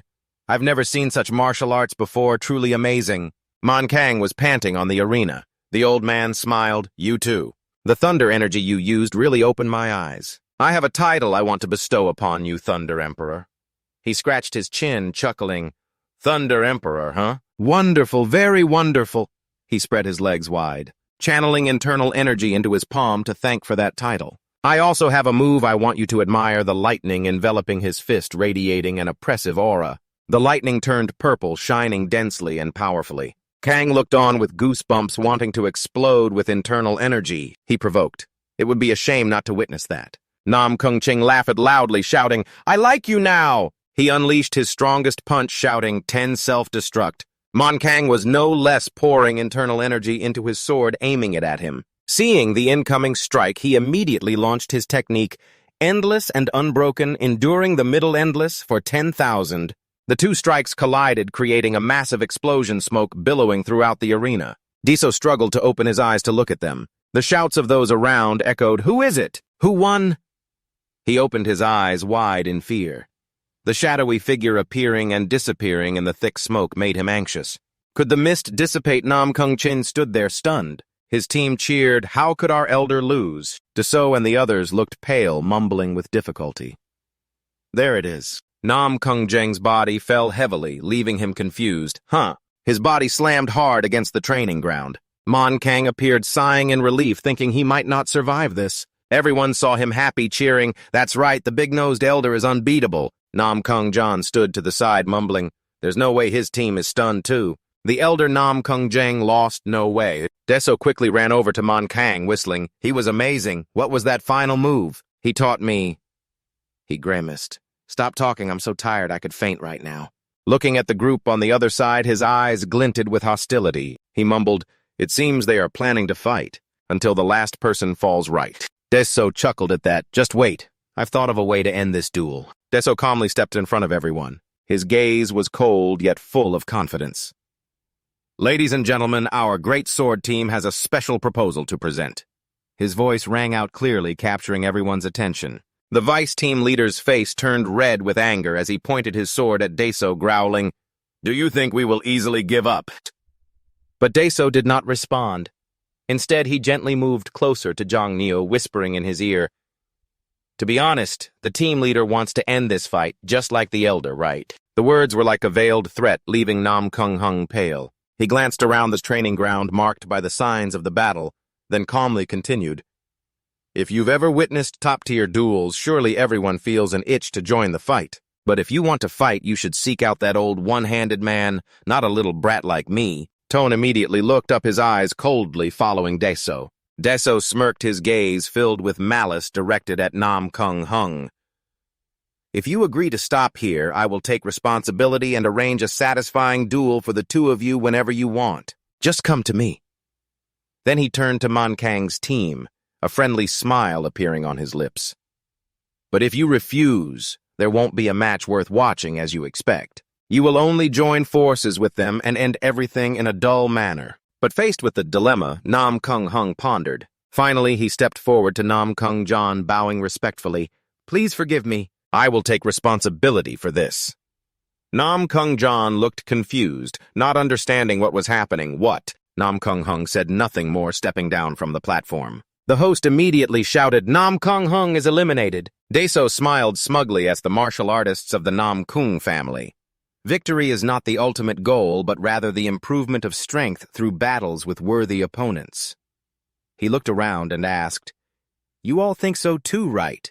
The expressions of everyone showed clear hesitation. Daeso continued to provoke, "I will help you find worthy opponents. So let's stop here." The whole team fell silent. The swords were placed down on the ground one by one. They turned back and respectfully said, "Young Master Nam Kung, please forgive us." Mole. Nam Kung Juan looked at the scene, gritting his teeth in anger, secretly cursing a bunch of fools. The host announced this contest to push for victory. Daeso heard it and jumped up joyfully as everyone cheered in celebration. "We won! We defeated the Nam Kung family!" The cheers echoed everywhere. Than Long team is the champion. Great fight. 8. Tone and Mankang both showed pride and the audience erupted. 9 May 9 Long Daeso. Daeso sulkily turned away, muttering, "I'm the only one who didn't hear anything." Suddenly a voice called out, "Daeso, Daeso!" He happily turned back. "What is it? Who is calling me?" On the second-floor corridor, Nam Kung Jian waved a flag. His face filled with excitement as he shouted, "Fourth Young Master! Fourth Young Master is here, right here." Daeso shyly turned away, being teased by someone. "Look, he's calling the fourth Young Master." He shook his head. "I don't know him." Seung-yun and Lieuen rushed over worriedly. "Young Master." Daeso smiled. "Sisters," he thought to himself. "Fortunately, I can keep them around." They approached and kept ruffling his hair and pinching his cheeks, scolding, "What's wrong? Your skin is so pale, even wrinkled." Suddenly, a strange hand appeared in Daeso's view. He looked up to see Nam Kung Jon friendly extending his hand towards him. "I'm really surprised I lost." Daeso awkwardly scratched his head and shook his hand. "It's just luck on my part. If we fought again, I wouldn't be able to win against you," Nam Kung Jon joked. "You're pretending again, kid." He calmly turned away to make way for the winner. Nam Kung Jon suddenly realized something. He turned back and his eyes immediately met Seung-yun's gaze. She gently bowed her head to greet him. Daeso stood beside, filled with astonishment, thinking, why is the atmosphere between the two of them so strange? Just then, a large bag of money flew towards Daeso. He quickly caught it from afar. Lao Jiangman approached holding a full box of silver, smiling, as he said, "Thanks to today, I've earned quite a bit." Daeso laughed heartily. "Did you bet on me?" The two of us matched so well that even our smiles were alike. Huanya saw that scene and couldn't help but exclaim, "You two are becoming more and more alike." Nam Kung Jian approached, looking pleased. "Young Master, how can we let such a beautiful day go by without enjoyment?" Daeso boldly pointed to the sky and declared, "All right, today, I will treat everyone." Looking towards him, suddenly shouted, Jia Man also stepped forward to add, "Don't worry about drinks, food, or alcohol. We have everything prepared already." Daeso smiled proudly. "Money is not an issue if we save today. It would be like being stingy." Everyone around immediately cheered, "Long live Lao No." He angrily shouted, "I am the one spending the money." Meanwhile, a group of elders sat silently long deep in thought. One of them frowned and murmured, "This is not a normal situation." He looked towards the main team, his face strained as he continued, "The elders of the Nam Kung family have failed even the great Yuan sword team. One of the key units has to admit defeat. For the martial arts world, the Nam Kung family is like the sky that cannot be surpassed." He clenched his fists, his voice low and firm. Yet today, because of them, that sky has cracked. Another person crossed his arms coldly, commenting, "The monsters have returned to the world led by the fourth son, Daeso." Leading the group, the others followed silently behind. One man calmly stated, "Now I can be sure Daeso will be the successor of the Nam Kung family." News of the Qinglong team's victory over the great Yuan team quickly spread throughout the martial arts community. Those who came to watch the match were still buzzing as they left. I never expected to witness such an extraordinary match. They walked along the road continuously praising, catching the attention of a beggar. The beggar exclaimed in panic, "Is it Long who used a treacherous move?" He hurriedly packed his things, ran to an abandoned house, and anxiously called out, "Boss, there's big news." He pushed the door open forcefully, shouting, "Big news, big news!" "Boss, don't sleep anymore. Wake up quickly." The gang leader lay on a tattered mat, uncomfortably exhaling, sitting up and murmuring, "Is it time for a meal already?" Yet the image of an old man appeared in the beggar's mind. He spoke loudly, "Master is at the Nam Kung family." And the other man asked in confusion, "What?" At the Vosek, they already heard the shout from the gate. "Senior brother," one person exclaimed, "still alive, named Man Kang and defeated the elder Nam Kung Ching." The other replied, "Indeed, the master is at the Nam Kung family." He was panicking. "Shouldn't we immediately go to the Nam Kung family to bring the master back?" "Mr. Cho, you say that because you don't know how treacherous the Nam Kung family is. If he doesn't leave there on his own, we can't do anything. For now, let's wait for the right opportunity to assess the situation." At Shaolin Temple, Min Tri held his staff angrily. Rushing ahead, Min Thien followed behind, advising the abbot, "Please calm down for a moment." He turned around and shouted, "How can you expect me to stand still when I hear that the master is eating and sleeping well at Nam Kung while no one is caring for Shaolin?" Min Thien hesitated, eyes showing confusion. "Everything remains intact. Isn't this a good omen for the martial world? Tone is still alive." Hearing this, he gradually softened his tone. Min Tri turned to ask Daeso, "How old is the child that the master chose this year?" Min Thien replied, "About 13 years old." Upon hearing this, he burst out laughing. "Then I must go meet him. Besides the master, there must be many others as well. I'm very curious about the child that the master personally chose." Meanwhile, their master continued to laugh with delight, pouring wine for Daeso. Daeso looked at the scene before him, his head spinning in panic. "What is this?" His eyes darted around, seeing people from the military strategists' hall on one side and those from the medical hall on the other. In front of him, the situation became even more alarming when he saw people from the Kim Cat era present as well. Lieuen walked by, laughing and patting his shoulder. "Today is a happy day. Shouldn't everyone enjoy it together? Moreover, the young master is treating us too." Daeso clenched his hands, grinding his teeth and thinking, "I never intended to treat all of them." He stood up and shouted, "Fine! Let's just say they are related to the sisters." Then he pointed to another table. "But why are both my senior brothers and the great sword team here too?" Nam Kung Juan provocatively smiled at him. "I heard that the team leader Nam Kung Pil said you invited us, didn't he?" He laughed loudly, looking at Daeso's displeased face. "My little brother will throw a big feast as an elder brother. How could I just sit still?" Daeso thought to himself, anyone can see that he's venting his anger on the loser. Nam Kung Jon approached him slightly tipsy, saying, "So what? If it were me, I would have brought all the fighters here. As a direct descendant of Nam Kung, you should be a bit more lenient." Daeso furrowed his brow and clenched his fist, growling, "Are you trying to add fuel to the fire?"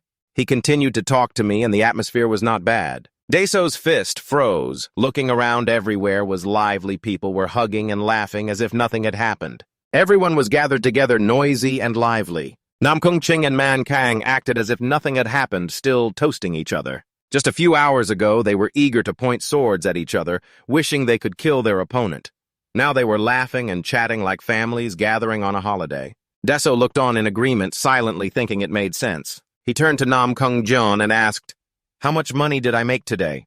Nam Kung Jon calculated silently and said, "Let's see, since you bet 200 taels, you won 200,000 taels. Hearing this, Daeso smiled and said loudly, "All right, with such a big win, let them eat and drink comfortably." Everyone shouted in unison, "Drink, drink until we're drunk." Nam Kung Jon added, "Truly wonderful." They all got drunk together, shouting, "Drink, drink, drink." Others jumped on this table and danced. I can't help but dance in such a joyful place. Everyone applauded for him, beautiful. Nam Kung Ching, red-faced from drinking, patted Bot Ton's shoulder and pointed at himself. "Bot Ton, let's have a duel." Nam Kung Hung pulled him back. "Elder, please line up. Even if you are an elder, you can't cut in." Namkung calmly continued drinking, ignoring the noise. Master, you're drunk. The three maidservants gathered together, laughing and chatting happily. Sisters, did you see the young master flying up and dodging the ungracious attacks? And they shouted, yes, he flies as nimbly as a squirrel. Suddenly, footsteps were heard outside the door, and Nam Kung Han pushed the door open, making everyone stunned to see him. Deso immediately spat out his drink, stammering, Father, why are you here? Nam Kung Jan, also drunk, paused for a moment upon seeing him. He couldn't tell heaven from earth, rudely pointing at him. Oh my, who is this? Isn't he the head of our family? Everyone looked at him angrily, thinking, shut up, you bastard. He boldly threw his arm around Nam Kung Han's shoulder, laughing. Why is everyone suddenly so quiet? I still want to play. Everyone silently pleaded with him. Please stop. Deso panicked and muttered, if this continues, we'll all be dead. I need to find a way. Nam Kung Lum stood up amidst someone's shouting. Right, what good is the elder Nam Kung? He raised his hand calmly, saying, Suddenly I'm not feeling well, so I have to go now. You all stay and enjoy yourselves. Nam Kung Chin was stunned, standing stiffly, watching the old man leave. Jiang Ming also hurriedly found an excuse. I have important business to attend to early tomorrow. People started to get up to say goodbye, some saying, Oh my, I forgot to take care of the patient. Someone said, Oh, I also forgot to go to sleep. There's a meeting tomorrow. The elder and the vice captain turned back to ask Jiang Neo, team leader, Didn't you say we would practice for the match? He nodded. That's right. Deso looked at that scene, his eyes red with anger. Those despicable people only know how to live for themselves. Nam Kung Jeon stepped forward and said, Father, you found a treasure. Secretly rejoiced. That's right, if it's the two senior brothers who would have guessed. He just lowered his head and said, See you later. Deso was astonished. Is that really okay? Said most people had already left, only old Mon Kong lay drunk on the ground. Nam Kung Han picked up a bottle of wine and said calmly, This is good wine. Then he used his internal energy to lift the untouched wine bottles, turned around, and ordered, Follow me. Deso silently cried inside, Huh, why tell me to follow you? I don't want to go. Nevertheless, he still stammered and obeyed. The father and son climbed onto the roof, sitting and sipping wine. Deso exclaimed, I never thought I could stand on the roof of the family mansion looking out into the distance. He wondered, Huh? Over there. Could it be the group of people who fled earlier now returning to gather as if nothing had happened? Deso shouted, A bunch of wicked people leaving me all alone. Lieuen looked into the distance and clicked his tongue. Look at that, because of you innocent people who were just lying there got hit. Nam Kung Han took a sip of wine and sighed uncomfortably. Deso looked at his father, full of questions. It's strange, no matter how I look at it, that's my father I see every day. He wondered, why do I feel like he's a bit lonely today? Could it be because of that he came here? Deso recalled the rumor that his father sometimes resembled a regular person. He approached and actively poured wine for Nam Kung Han, surprising Lieuen. He spoke up, I've heard people say. Deso smiled at his father. To learn to drink wine, you must definitely ask your father. He looked at the full wine cup silent and said nothing. The silent atmosphere scared Deso. Did I say something nonsense? Why is he so pensive? Smile already. He awkwardly scratched his head. So that's what I see. He sat down, closing himself up, and smiled brightly. Father seems a bit lonely, so I think if he smiles, it will be better. His sunny smile left his father stunned. Nam Kung Han seemed to remember his late wife, wondering, why did she look at me and smile back then? The wife only covered her mouth and giggled. He asked, was I really that funny back then? The wife gently replied, how could that be? When she saw him, she felt sad and regretful. She wanted to fill his empty gaze with her smile. He was confused. Why did the sincere wife respond, because I want you to be happy even if I'm not by your side. I hope our child will smile for you. The smile on Deso's face was forced. He looked into the wine cup and gave a faint false smile. He sipped his wine. Who says a father must teach his son to drink? It's really funny, don't get your hopes up. Deso was surprised, clearly seeing his usually stern father just a moment ago. He exclaimed, Father just smiled. Lieuen panicked. What? I can't keep up. Deso continued pouring wine, laughing as he said, Oh, he was smiling happily. Thinking to himself, I never expected to live to see this. Ha ha! After a night of indulgent partying, everyone lay scattered in the yard, deep in sleep. Deso held his head on the bed, groaning, "How much did I drink yesterday?" Someone brought him a bowl of detox soup, gently saying, "Wake up, drinking this soup will help." Deso felt like he found a savior and quickly took the bowl of soup. After finishing, he turned and smiled brightly. "I'm alive again. Thank you, old Baldy." But when he looked closely, he was surprised to realize that it was his third senior brother. Deso awkwardly hurried to put on his clothes and asked, "When did you come in?" Nam Kung-son replied seriously, "The rumor that you threw a victory celebration has spread throughout the families. Yesterday, after observing your martial arts match, I made a decision." Deso asked in confusion. "What decision?" Nam Kung-son said seriously. "I have decided to go into seclusion to prepare for the Four Kings match, because you will also be there." Then he looked directly at Deso and declared, "I will win this Four Kings match and become the outstanding heir." Deso repeated in confusion, "The Four Kings match." Nam Kung-son turned to leave, saying, "I have said everything I need to say. I'm leaving now. Take care of yourself." Before leaving, he turned back and smiled at Deso. "I was very pleased yesterday. The expressions of defeat from your two senior brothers were extremely interesting." Deso suddenly realized something. He mumbled, "The Four Kings match, the Four Kings match." And then he slapped his forehead and laughed loudly. "That's right, the Four Kings match. Why didn't I think of that?" Images of this prestigious competition flashed in his mind where fighters under 20 from various schools would compete. The Four Kings match will select the Young King in 4 categories: Young Sword King, Young Fist King, Young Saber King, and Young Shadow King. In particular, the final 4 winners will face each other, and the last one standing will be hailed as the true dragon of the era, becoming the outstanding heir. Deso remembered in his past life when his older brother also participated in the Four Kings match and wanted to compete against their father. His 2 senior brothers had also won before and requested secret information related to the martial arts secret book.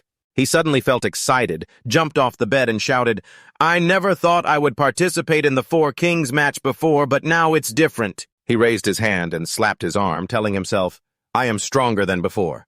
There are still 2 years until the Four Kings match. I must prepare thoroughly."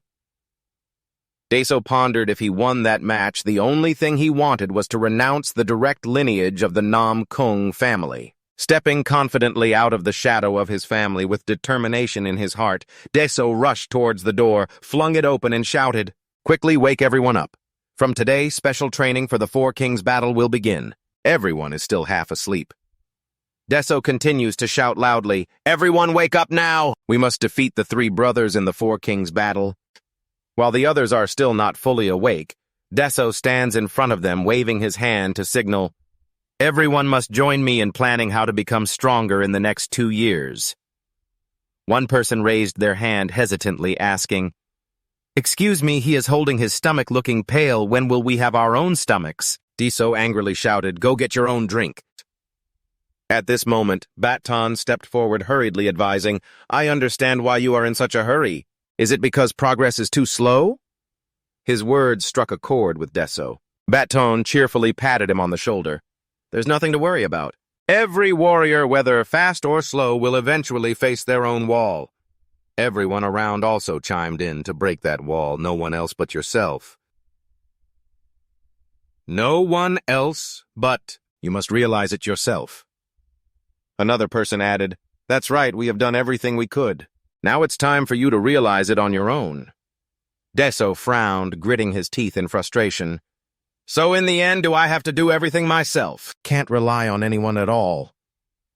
The people around frowned and muttered, "That's too much." Monkang pointed directly at him calmly, saying, "If so, why don't you try practicing the martial arts you have learned again?" Deso was surprised. "Oh, he is holding his head in panic. I have trained so hard that my head hurts like it's being smashed. Now you want me to start learning from the beginning?" Monkang gently advised, "Please listen to me. When you first learn martial arts, you need to understand its intent. From long range to close combat to assassination." He explained, "How strong or weak this martial art is, whether it benefits the individual or the collective, whether to fight head-on or to assassinate. But you have gone in a different direction." Monkang sighed. "You should use your mind to understand first, before practicing with your body. But you did the opposite. He gently added, "It may take time, but this is the most standard and effective method." Deso slammed his hand. "So that's how it is." Man Kang asked, "How many techniques have you practiced so far?" Deso raised his face, thought for a moment, and then began to count. Swordsmanship 33 techniques, saber techniques, 15 techniques, fist techniques, 25 foot techniques, 10 assassination techniques, 6 poison techniques, 9 earth techniques, 5 stealth techniques, 7 movement techniques, 29. In addition, there are 18 basic weapons, each with 15 techniques, a total of about 154 techniques. Man Kang was shocked, sighed. That's quite a lot. If you start over with the basics, all these techniques will take at least 15. Deso trembled, stammering, 15? Man Kang tried to comfort him. But I can assure you this, after 15 you will become the most formidable warrior in the martial world. Deso shouted, "No! I said I want to win the Four Kings battle in 2 years. Everyone around looked at him with admiring eyes. His will to win is truly strong. Deso was terrified at the thought of falling before the three brothers. If not, I will be in excruciating pain. Baton stroked his chin. If so, then there is a way. Deso jumped up. What did the old man say? Baton stopped him, leaving him feeling disappointed. No. I think this method is completely unfeasible. Deso pointed behind him. If the old man doesn't speak, I will order the steward never to meet him again. He turned towards the lady and called for the steward. Baton grabbed him. How can you exploit personal matters for public affairs? Deso didn't care, continued walking despite the old man pulling at his clothes. I know I will speak. I just need to say it right. Baton panted, holding his chest, asking, Young master, do you know about the wanderers? Deso confusedly replied, Are wanderers those warriors who travel around? The warriors who always roam everywhere, Baton continued. That's right. They cannot approach martial arts in a conventional way because they have no master to guide them.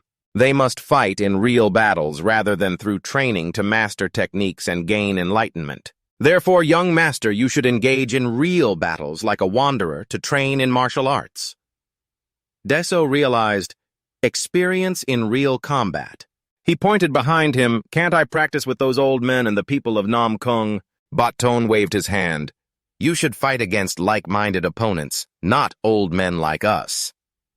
He continued, Besides, you are also the nominal heir of Nam Kung, so we cannot fight against you. Deso stood there, his gaze sadly watching everyone leave in different directions. A sense of indescribable regret welled up in his heart. He blankly thought this was a big issue. Looking at the free birds soaring in the sky, he wondered where he could find a worthy opponent in this peaceful era. Should I give up the Four Kings tournament? I originally intended to use this tournament to compete for the title of the junior master. He bowed his head and looked at his hands, his voice filled with frustration. If so, then that's fine. Memories of the victory with everyone in the battle with the two senior brothers flooded back. Deso clenched his fist, his gaze becoming resolute. He turned to Baton and said with determination that he could not give up the Four Kings tournament. Baton smiled and nodded. Oh. Deso continued, his voice resolute, I have to find a way. For now I will practice diligently. He wandered aimlessly in the training yard, biting his nails in worry. A month had passed, and my strength hadn't improved at all. Panic rose in his heart. The three brothers had shut themselves away to train. He did not know how strong they had become. How long do I have to wait? Remembering Baton's scolding, he sighed. Those old men kept telling me to go out for some fresh air, so I ended up out here. But what should I do now? Suddenly he realized something. He turned back and saw the strategist's hall appearing behind him. Deso mumbled as he wandered around. And I have arrived at the strategist's hall. Let's go visit Ho Anya to see how she's doing. He opened the door and called out to his sister, but only saw Nam Kung Joan dozing off on the table, drooling. Deso frowned, wondering if this guy was really the deputy strategist. Nam Kung Jeon suddenly woke up, and upon seeing Deso, he became alert right away. Young master, what wind brings you here? Deso calmly replied, I'm just taking a stroll. He looked at Nam Kung Jeon and noticed something on his mouth. What's that on your mouth? Nam Kung Jeon removed the paper and said, Oh, I'm organizing the records of those who performed well in the Four Kings tournament. Deso curiously picked up the stack of papers. Let me see. Suddenly his eyes lit up. This is it, he exclaimed joyfully as if he had found gold. That's it. He immediately dashed out of the room. Nam Kung John hurriedly followed, asking young master, "Where are you going?" Deso turned back and shouted, "I'm going to see the two brothers." Nam Kung. John smiled brightly. "Are you planning something? I'll go with you then." Deso shouted, "Not at all." He exclaimed with delight, "I've found a way." In Nam Kung John's residence, he was sitting and enjoying tea, looking at Deso and asking, "What did you just say?" Deso excitedly replied, "I want you to help me find the secret book of Shaolin Temple. This is not a negotiation. If I win the duel, you will grant my request right." Nam Kung John nodded. "If you want to search, it's not impossible. But I have something to ask you." Deso eagerly said, "Go ahead and ask." Nam Kung John stared at Deso, his voice full of questioning. "What are you planning to do in the Four Kings tournament?" The oppressive atmosphere made Deso break out in a cold sweat. He thought to himself, "It seems he knows I will participate in the Four Kings tournament. I shouldn't deceive him. I should just tell the truth." He resolutely stated, "I want to win the championship." Nam Kung John scoffed. "You want to defeat the three of them?" Deso nodded, his eyes full of determination. "That's right." Nam Kung John slammed the table, pointing at Deso excitedly, saying, "Good, I will grant your request." Nam Kung John followed Deso, holding a bag full of books. He clapped to signal everyone. "Everyone gather around. We will go to Shaolin Temple, the first three people." Nam Kung John raised his hand joyfully. Me. Deso grimaced, folding one finger down, two left. Battone asked in surprise, "Amitabha, what wind brings you to Shaolin Temple?" Deso confidently replied, "I'm going to have a real experience." Battone looked at him and nodded. "Shaolin Temple should be great." Man Kang closed his eyes in agreement. "Of course it will be good. But Shaolin Temple is not easy to enter. They will not accept a young master like you." Deso looked at the stack of books he brought back, smiling with delight. "That's why we have to fish. Just throw them a bait that they can't escape from." Mr. Man Kang was excited about such happy news. He couldn't not go. Battone sighed heavily. "If this matter is related to Shaolin Temple, then I cannot avoid it." Deso appeared pleased. "We will set off right away. Everything is ready. Let's gather here." Nam Kung Jian anxiously called out to him, "Young master, has the head of the family allowed you to go?" Mentioning his father, Deso suddenly remembered, mumbling, "Oh, right." Stepping out of the main hall, seeing everyone cheerful, Deso breathed a sigh of relief. It turned out to be simpler than I thought. He suddenly recalled his father's advice when returning, "Remember to buy good wine." Deso chuckled softly, "Send a wine-loving fool to buy wine." Looking at the two old men carrying large bags, he wondered, "What is this pile of luggage? Are you two moving houses?" Man Kang laughed heartily. "It's been a while since we've traveled the rivers and lakes. We have to prepare carefully." A foul smell wafted into his nose. Deso, puzzled, sniffed. "What is that smell?" He looked at Nam Kung John tightly hugging the pile of luggage like a treasure, asking in alarm, "Hey, what are you carrying? Why so many kinds of herbs?" Nam Kung John shouted, "These are all my tonics, don't touch them." "Young master, let me see a little." "No way," Nam Kung John warned, "I'm going alone." From a distance, horse-drawn carts loaded with goods were approaching in a line. Nam Kung John joyfully exclaimed, "Young master, look over there, just in time for a merchant group to arrive in Henan. How do you feel about hitching a ride?" Deso shook his head. "No, we should keep our identity as the Nam Kung family hidden." He pointed at the map. "This is the fastest route from Anhui to Henan." Nam Kung Jian was surprised. "Huh, is there really such a strange road?" Deso smiled. "If not, then I will create one." Nam Kung John was still confused. "Huh." He tightly hugged the pile of luggage and yelled as they were climbing up the cliff. Man Kang reminded, "Don't look down. If you fall, you won't even find your bones." The four continued their journey over the hills. Nam Kung John couldn't keep up with the other three, only able to shout, "Wait a minute." He got stuck in the river. Man Kang urged, "Hurry up or you'll be left behind." Battone giggled. Deso could only sigh. Nam Kung John was both angry and crying. "I'm not a warrior like them. Why does life push me into this group?" Finally, he managed to reach the shore, panting as he looked at the bustling market. Nam Kung Jian wondered, "Is this Henan? Why are there so many fighters?" he exclaimed.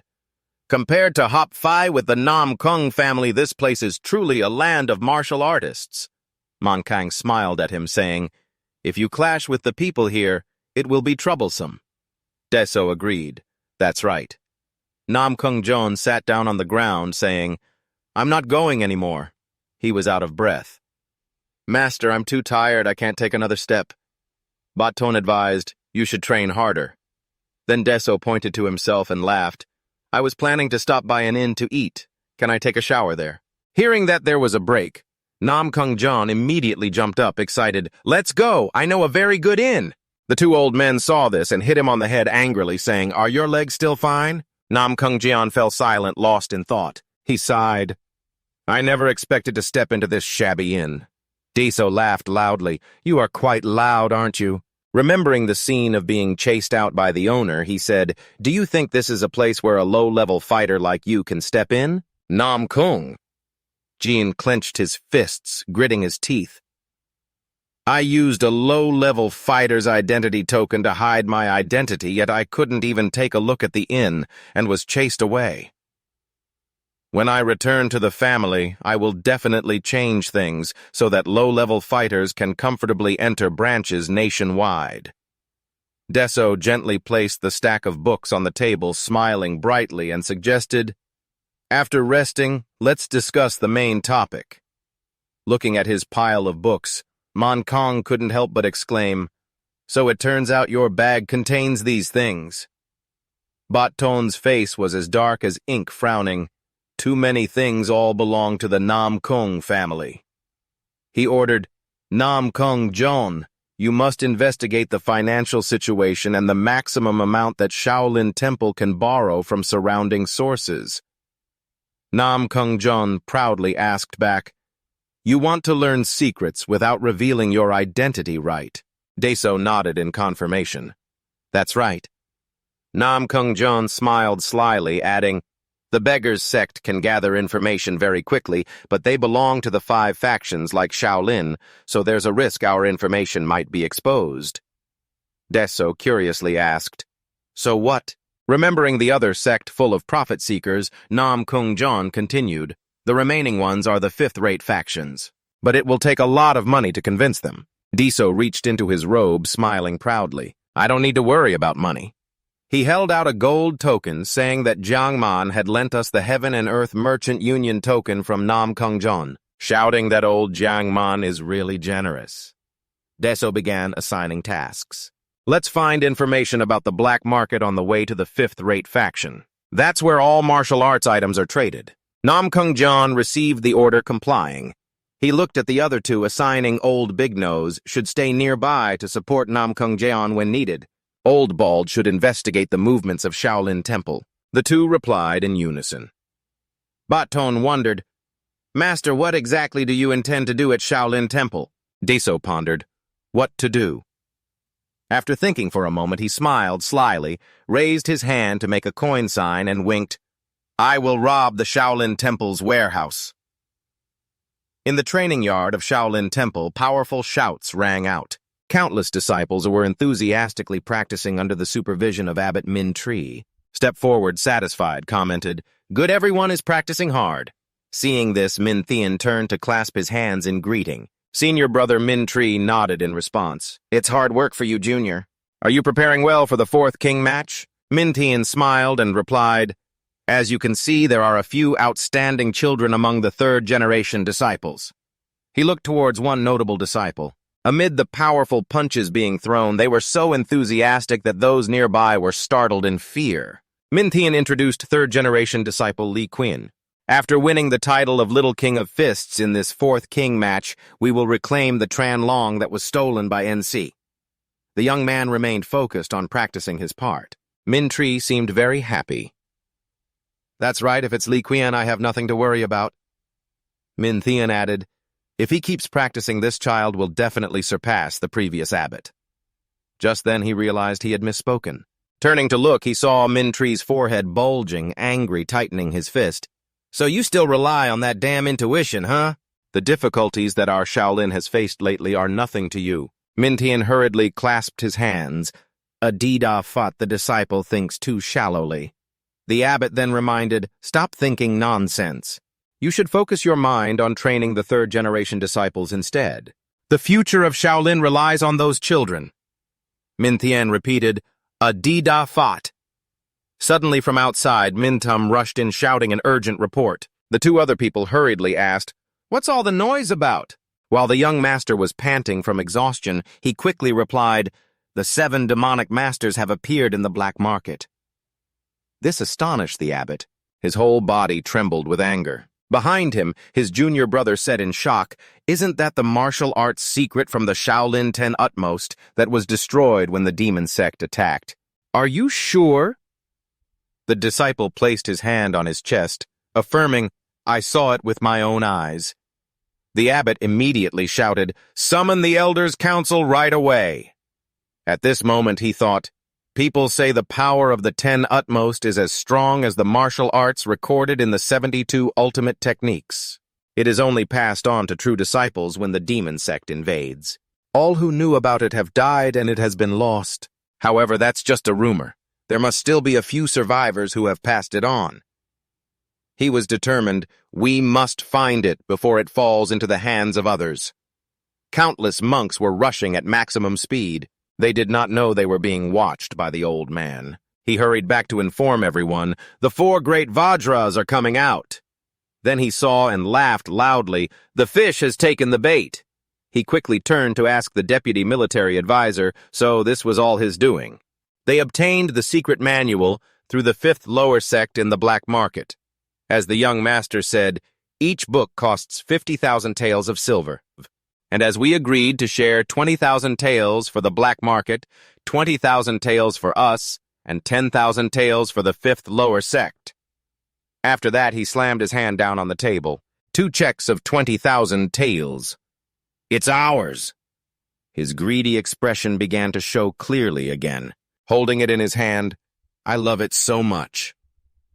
The 2 old men had a frustrated look. This scene seemed too familiar. He is indeed a money lover. "And what about our plan?" The deputy strategist had a serious expression. "Everyone can rest assured. It will definitely succeed. Everything is going according to plan." On the Shaolin side, the abbot trembled as he held the secret manual. "Isn't this the great power?" 3 techniques. One of the 10 techniques of Shaolin. The others were also happy. Thanks to the abbot's money, we quickly bought 2 volumes for 100,000 taels of silver. Fortunately, at that moment, a disciple rushed in to report to the abbot with a smiling face. Mintri cut him off. "I already know. Isn't it in my hands?" But the disciple said that wasn't it. The disciple discovered the remaining 8 volumes of the 10 techniques of Shaolin, spreading the news throughout the market. Upon hearing this news, Mintri was so shocked that his eyes seemed to shrink smaller than the earrings he was wearing. Mintian calmly intervened. "Something very strange is happening. A coincidence can happen once but cannot repeat itself for the 2nd or 3rd time." Mintian also agreed and added, "That's right, clearly someone is quietly planning." Mintri nodded seriously. "I think so too," seeing the consensus they proposed. "If that's the case—" But Mintri quickly interrupted. "However, regardless of whose plan it is, this still makes no sense. The return of the 10 techniques of Shaolin to their original position is extremely important." He frowned, his voice thoughtful. "This action does not harm Shaolin. If I detect even a hint of malice or hostility, even if the 10 techniques of Shaolin are the originals, we will not care. We cannot overlook the remaining rites. How can their value compare to the 10 techniques of Shaolin?" Mintri turned to ask, "How much do we have left?" Mintin reported. "We just spent 100,000 taels of silver. We currently have only 200,000 taels left to buy all 8 volumes, needing another 400,000 taels of silver. If we gather the lay disciples in Henan, it might be enough." Mintri waved his hand to order. "Hurry up. Gather all the 10 techniques of Shaolin and bring them here." Mintam and the disciples immediately rushed off like the wind, responding in unison. "Understood." Minthian watched them leave, telling himself, "There is something unusual, as if someone knows exactly the maximum budget that Shaolin can spend and has taken advantage of this. But, well, I have to accept it." He reassured himself. "Yes, perhaps I am overthinking." Knowing the circumstances of Shaolin, understanding the situation of the lay disciples to carry out such a perfect plan, could an outsider do that? He returned to the Baton Inn, his face pale, mumbling, "I don't know if what I'm doing is right or not." Diso held the conical hat in his hand, smiling and asking, "Are you scared? Isn't this a mutually beneficial situation? I have the money and Shaolin can find the scriptures they desire. Namkung-jeon also enthusiastically called out, "Now let's take action together. We have set a trap where the fish gather." Daeso's idea is that the Shaolin disciples are exhausted from collecting the scriptures for the sect. Then he held a bag in his hand, sneering, "Now let's throw the bait to catch the big fish." Min-Tree reached out, his voice trembling. Finally, the 10 unique skills of Shaolin have returned to Shaolin. He took the secret scripture from Min-Tom, who was panting heavily. Min-Tree praised the disciples for their hard work. "From now on, we will be very busy. Choose a new 10 unique skills of Shaolin. If quickly done in 2 years at the Four Kings tournament, where martial arts from all over the world gather, everyone will witness the 10 unique skills of Shaolin." The disciples immediately shouted in unison, "We obey your command." Suddenly, a stranger with a hat covering his face appeared, panting. He patted his curved back and said, I guess I need to exercise a bit. Getting here made my back sweat so much." The person beside teased, "Didn't I say I would help you?" The two argued. "Do I need your help?" This excitement also surprised Min-Tree. A disciple stepped forward to lead the way. "Amitabha Buddha, this is the path leading to the abbot. Please use the side gate for your pilgrimage." Daeso gently pulled the brim of his hat and replied with a smile, "It seems I'm on the right path. I wish to consult the abbot of Shaolin." Min-Tree reluctantly stepped forward. "I am the abbot of Shaolin. May I ask what you need from me?" Daeso spoke while unwrapping the cloth covering his hand. "I came here to give you something." Min-Tree was startled and frowned, wide-eyed, exclaiming, "Could it be that what Daeso has in hand is a tattered copy of the great monk Pham Thien Ban Yuok Tam Gong?" Upon hearing this name, Min-Tree was so shocked that he dropped all the books he was holding. Min-Tree sighed within. The supreme martial arts of Shaolin, along with the Yi Jing and the cleansing marrow scripture, are the rare martial arts of the first true disciple of Master Bodhidharma. Daeso triumphantly laughed. "The fish has taken the bait." On the other side, the disciples whispered to each other, "Master, please remain calm. How could that be possible?" To this day, there have been many copies of the great monk Pham Thien Ban Yuok Tam Gong, but all have been forgeries. The original is indeed being preserved in the Nam Kung family. Min-Tree was not easily swayed and said loudly, "You truly know how to joke. According to the rules, whoever dares to slander Shaolin will be punished with a staff. But today, I feel happy, so I will let it go." Without hesitation, Daeso directly threw the scripture towards the astonished abbot. He said, "I will let the abbot see this. It is a copy of the first half. Please read it. If after reading this you still want to punish me, then feel free." Min-Thien immediately opened the book to look, not forgetting to threaten, "If you dare to deceive, don't expect to leave here with your body intact." However, the disciples behind still looked dejected. "It seems our senior brother has not yet awakened. Even if we find 10 new techniques during that time." Min-Tree's hands holding the secret technique book trembled continuously. He focused intently on each character and exclaimed, "This is real." The two disciples exclaimed, "Huh!" Daeso calmly spoke up, "Now we can talk again." He pointed at the secret manual, confidently suggesting, 500,000 taels of silver, do you want to buy it? Min-Thien suspiciously asked, "Who are you?" At this moment, Namkung-jeon took off his hat to greet the abbot. "Are you well?" Min-Tree recognized him, surprised, saying, "You are?" Then he lowered his voice as if he understood everything. "So that's how it is. All of this is part of the deputy strategist's plan." Namkung-jeon just chuckled and then suddenly became frenzied. "This is the first step for me to conquer the world. First, I will start with Shaolin." Seeing his subordinate suddenly acting strangely, Daeso immediately slapped him. "What is this crazy guy talking about? Guy?" Min-Tree turned pale, speculating. "The person who can strike the deputy strategist's neck must surely be someone of high status in the Nam Kung family." At this point, Daeso took off his hat, murmuring, "It seems money won't entice Shaolin. So I propose to let me duel with all the third-generation disciples of Shaolin Temple. I will use this book to exchange for 500,000 taels of silver. Isn't this condition quite good?" He concluded with a bright smile. Min-Tree was stunned. "So this is the young lord from the rumors. I understand why you know so much about the situation at Shaolin Temple now. It's all because of that old man being so nosy." Bat Ton, who was observing from afar, was startled to hear this. Daeso ignored them and continued, So will the master agree. It seems you are no longer interested in the great monk Pham Thien Ban Nhuk Tum Kung. Before he finished speaking, he turned to leave.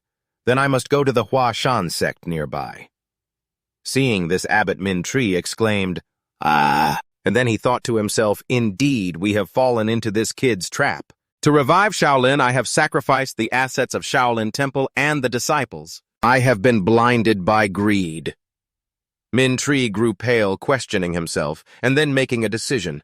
He grasped the pendant around his neck and broke it. This action left everyone gaping in astonishment. Bat Tone shouted from a distance. But before he could do anything, Mon Kang rushed in to stop him. "Wait, we can't reveal ourselves yet." At this moment, Deso heard the noise behind him, his mind also boiling. What are those old men doing? He turned back to look at the person in front of him, thinking everything would go smoothly, but it turned out to be such a headache. "You want to resign as abbot yourself. From now on, no one will be greedy towards Grandmaster Pham Thien Ban Nhuk Tam Gong anymore." Min Tri stood opposite his opponent, exuding a majestic aura and ready to fight. Min Tam's group awkwardly exclaimed, "This is not the decision of all of us. Why does senior brother have to take on this responsibility?" Min Thien also agreed, persuading, "That's right. Senior brother, please come back." But Min Tri raised his hand to stop both of them. He declared firmly, "From now on, I am just an ordinary martial artist, no longer the abbot of Shaolin Temple." "What's wrong?" Min Tri chuckled. "Didn't you all want to negotiate with me?"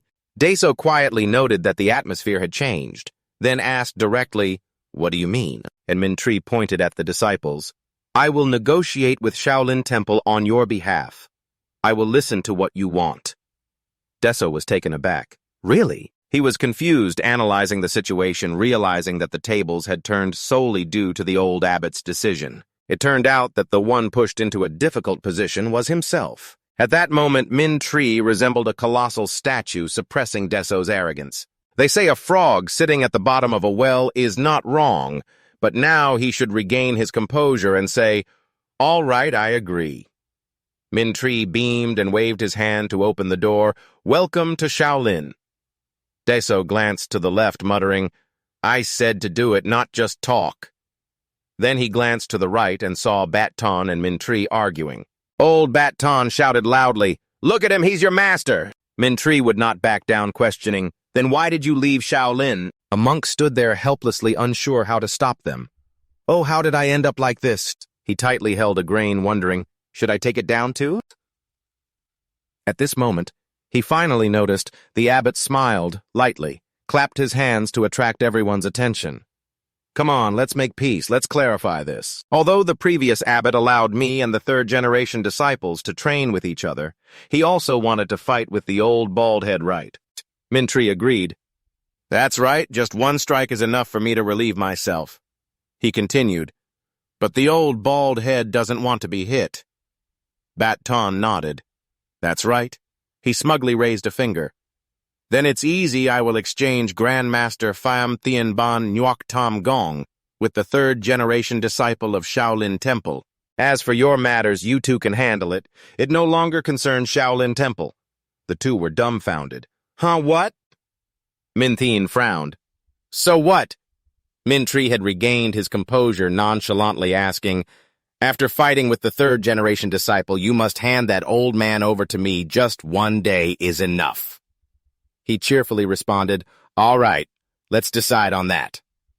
Old Bat Ton cried out in distress, "Who gave you the right to decide that?" Outside in the yard, Shaolin disciples were practicing martial arts when suddenly one disciple stopped, looking into the distance. "Huh?"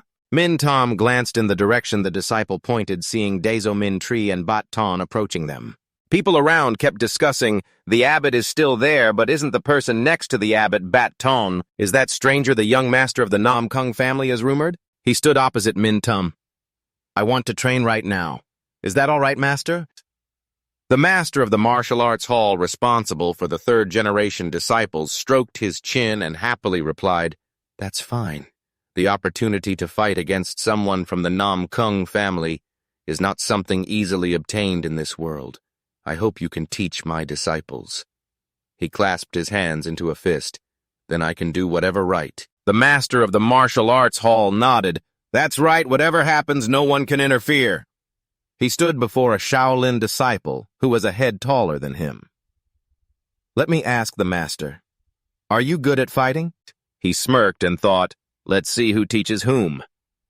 The disciple calmly looked at him. Before we fight, I have something to ask. I heard that the abbot breaking the rules was because of you. Is that true? Oh. He stroked his chin thought for a moment and replied, you could say that. The veins on the disciple's forehead bulged clearly. He was furious and he was about to throw a punch at you. The other disciples outside laughed. You're done for. How can you avoid that distance? But he moved so fast that the naked eye couldn't keep up, leaving his opponent bewildered and unable to react. He didn't hesitate and struck him hard on the head, causing him to slam face first into the ground, defeated in an instant. He laughed heartily. Ha, that felt great. Everyone witnessing this scene couldn't help but be astonished. Then another person stepped up to challenge. Come on. He held a wooden staff in his hand. Even if you are the young master of Nam Kung, don't think you can look down on this Shaolin temple. He didn't bring any provocation, just sneered. Wow, now it's the staff's turn, huh? He swung the staff vigorously, but he easily dodged each blow. The footwork just now wasn't bad, he said, but I won't be easily fooled. He just smiled and quickly rushed towards him. What footwork did my master use? The ultimate technique of the High Nam sect, the Four Seas Flying Phoenix. He retracted the staff and attacked fiercely, but he still managed to evade. Let's see if you can dodge this. The staff was about to hit him, but he placed his right hand on the ground using his left foot to block the blow. Backward return. He was stunned. Can you block my staff with that move? He maintained his position and gained momentum to jump high. Backward return first layer. Double backward return first layer. Double family return. Double mountain return. The staff broke in half. He couldn't believe his eyes. No, it can't be! He struck his head again, taking him down immediately. Someone shouted, he won again. All the Shaolin disciples rushed in to attack him. Let me take the next turn. Let me. The terror of Shaolin is just beginning now. He laughed loudly, haha, it's so fun to be at Shaolin. Soon all the Shaolin disciples were defeated without any armor left. One disciple spoke up. How did he learn the diamond heavenly circle? He frowned in thought. Moreover, his proficiency was even better than mine. He gritted his teeth, jumped high, and attacked with his foot. When it comes to martial arts, I absolutely won't lose. As he was about to strike, all the disciples cheered and rushed forward. But he managed to dodge. Just watch and learn. He was in shock, unable to believe it. He tumbled over once more. How did he kick him straight in the chin from above? Diamond illusion foot technique. Triple overlap. He was knocked far away, his eyes rolled back. The Shaolin people held their heads in worry. He has already defeated 7 people. At this rate, what will happen to the dignity of the third-generation disciples of Shaolin Temple? Suddenly, someone spoke up. Don't worry. A strong-looking master appeared. Next, Lieuen showcased his skills. That's enough for now. His eyes were full of confidence. Min Tri was lost in thought. I thought it was only in legends, but I never expected to see the heavenly martial body with my own eyes. Deso stood among the defeated disciples, playfully holding a weapon. Should I use a sword now? Unbeknownst to him, someone was watching. The master assessed him a perfect body for martial arts training. He smiled cunningly. But remembering Lieuen, he radiated a golden aura. It's still too early to face that kid. At least in about 2 years will it be possible to match skills. He waved his hand. The match today ended with Lieuen kneeling, saying hollowly, Third-generation disciple Lieuen casually requests the master to continue the duel. He was dumbfounded, thinking, this child has never asked for anything.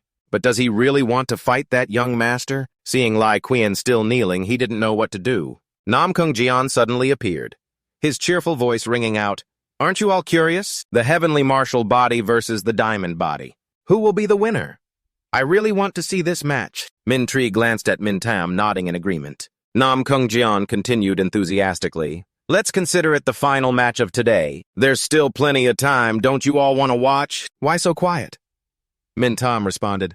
All right. I allow the 2 of you to spar, Nam Kung Jian joyfully exclaimed. Phew, what a relief. Mang Kang also joined in the betting.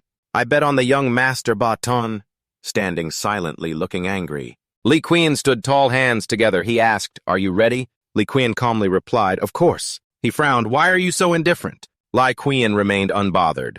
I'm 17 years old. He helplessly said, then being indifferent is fine, he muttered. Huh. A pressure radiated from Lieuen, pushing him back. What's happening? Why do I keep getting pushed back? Lieuen said emotionlessly.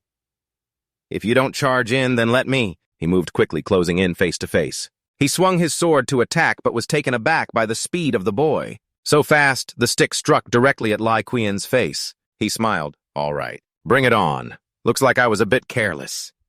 Lieuen clenched his fist and struck. Don't be nervous when the fist is about to make contact. He gently parried the blow with a wooden sword. Just one punch after all. The wooden sword broke in half. He widened his eyes. What? The wooden sword not only broke but also exploded into pieces. He tilted his head to avoid the debris.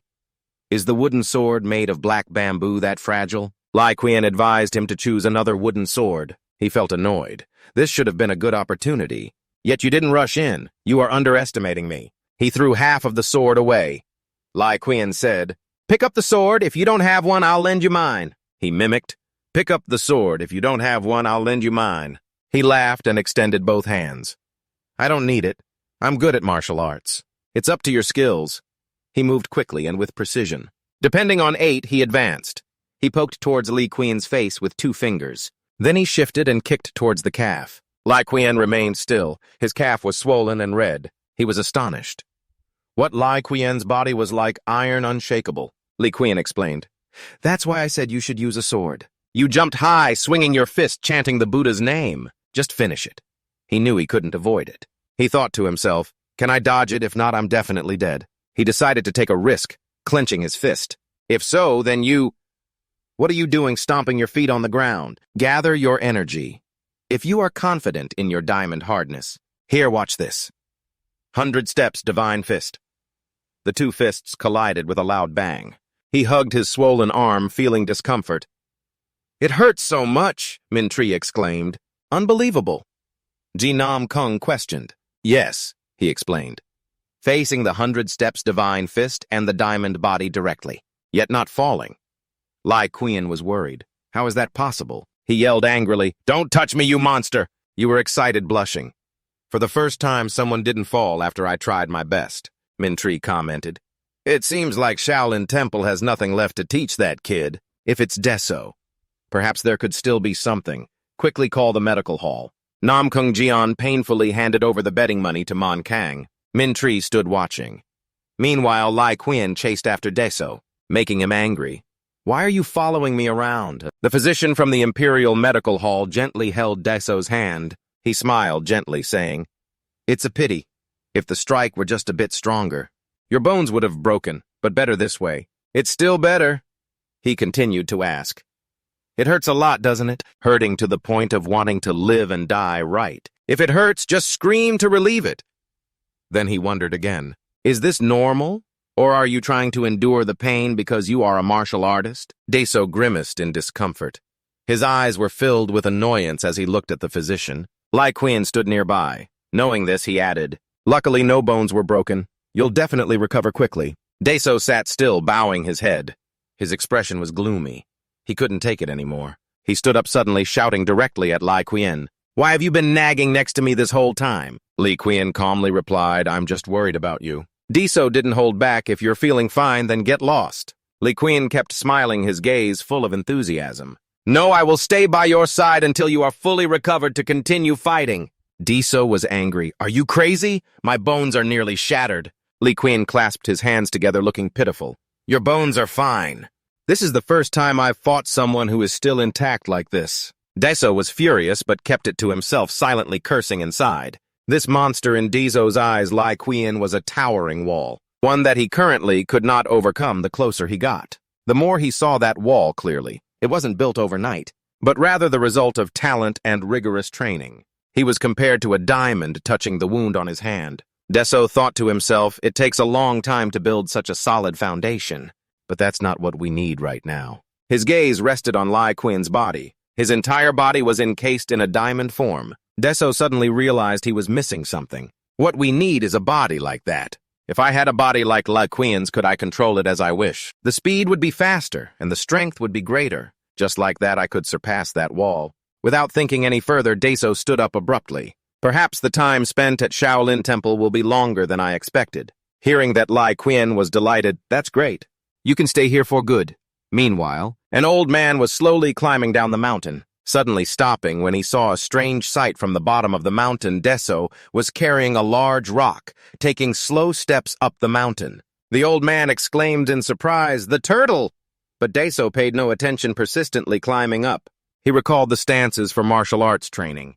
When practicing the lower body, you must first train the horse stance, then gradually increase the methods. Therefore, the perfect combination of these two is to squat down. He practiced how to move forward while reducing the pressure on his legs. The endless mountain range, but he did not hesitate, persistently training. Even walking on flat ground was already difficult, let alone climbing Song Mountain, the most dangerous mountain in the Central Plains. The old man rubbed his eyes.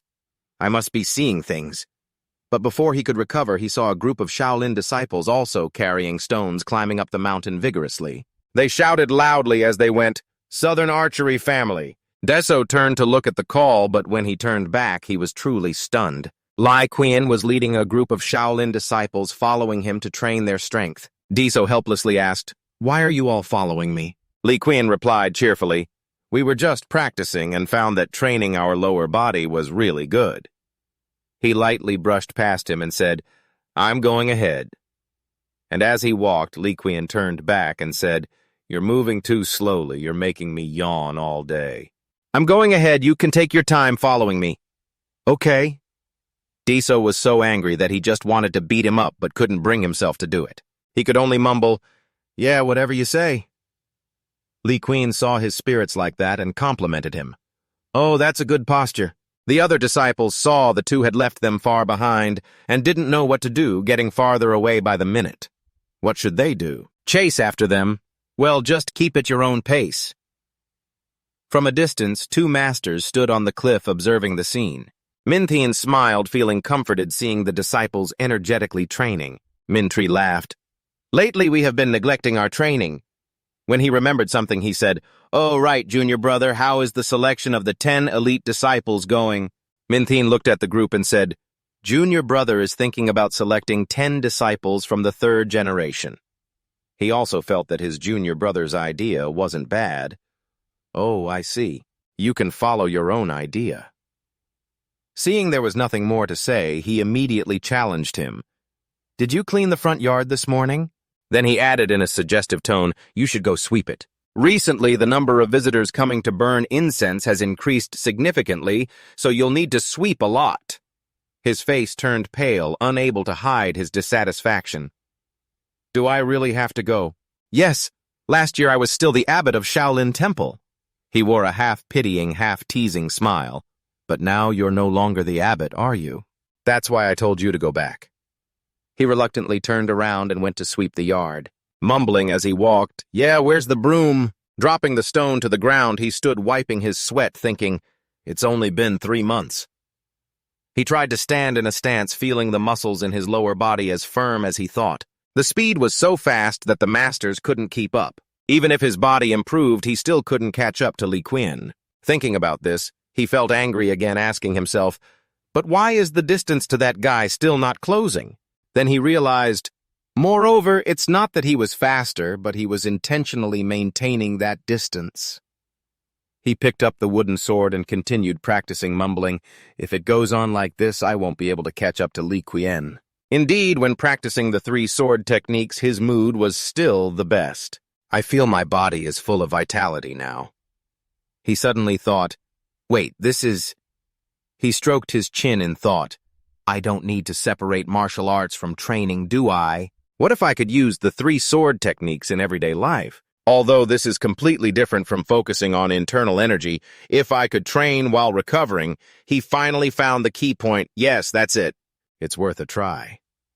The reason I practice the 3 talents of swordsmanship, if I can open the heavenly wisdom, earthly wisdom, and human wisdom, then I can merge heaven, earth, and humanity, resonating with the vitality of nature. Because of this, the more I practice the 3 talents of swordsmanship, the more my body's energy will increase. The human body is like the universe if viewed that way. Heavenly wisdom does not necessarily mean heaven. If a person is the universe, then the head is heavenly wisdom. The chest is human wisdom, and the lower body is earthly wisdom. You train with a real sword, and the intermediary that connects these three wisdoms is the sword itself. The important thing here is that we must find a way to combine these three wisdoms at the same time without needing a sword. He scratched his head, thinking about what method to use. He sighed. Just go out and inhale through the mouth, standing around for a while. His face lit up, indicating he had found the method it was breathing. Baton was startled, pointing in one direction. The old man said, "Look over there." Man Kang heard him call his name, glanced in the direction he pointed, and upon seeing it he was shocked by what he saw. Diso's entire body was enveloped by a stream of spiritual energy. The spiritual energy from below the ground slowly rose up.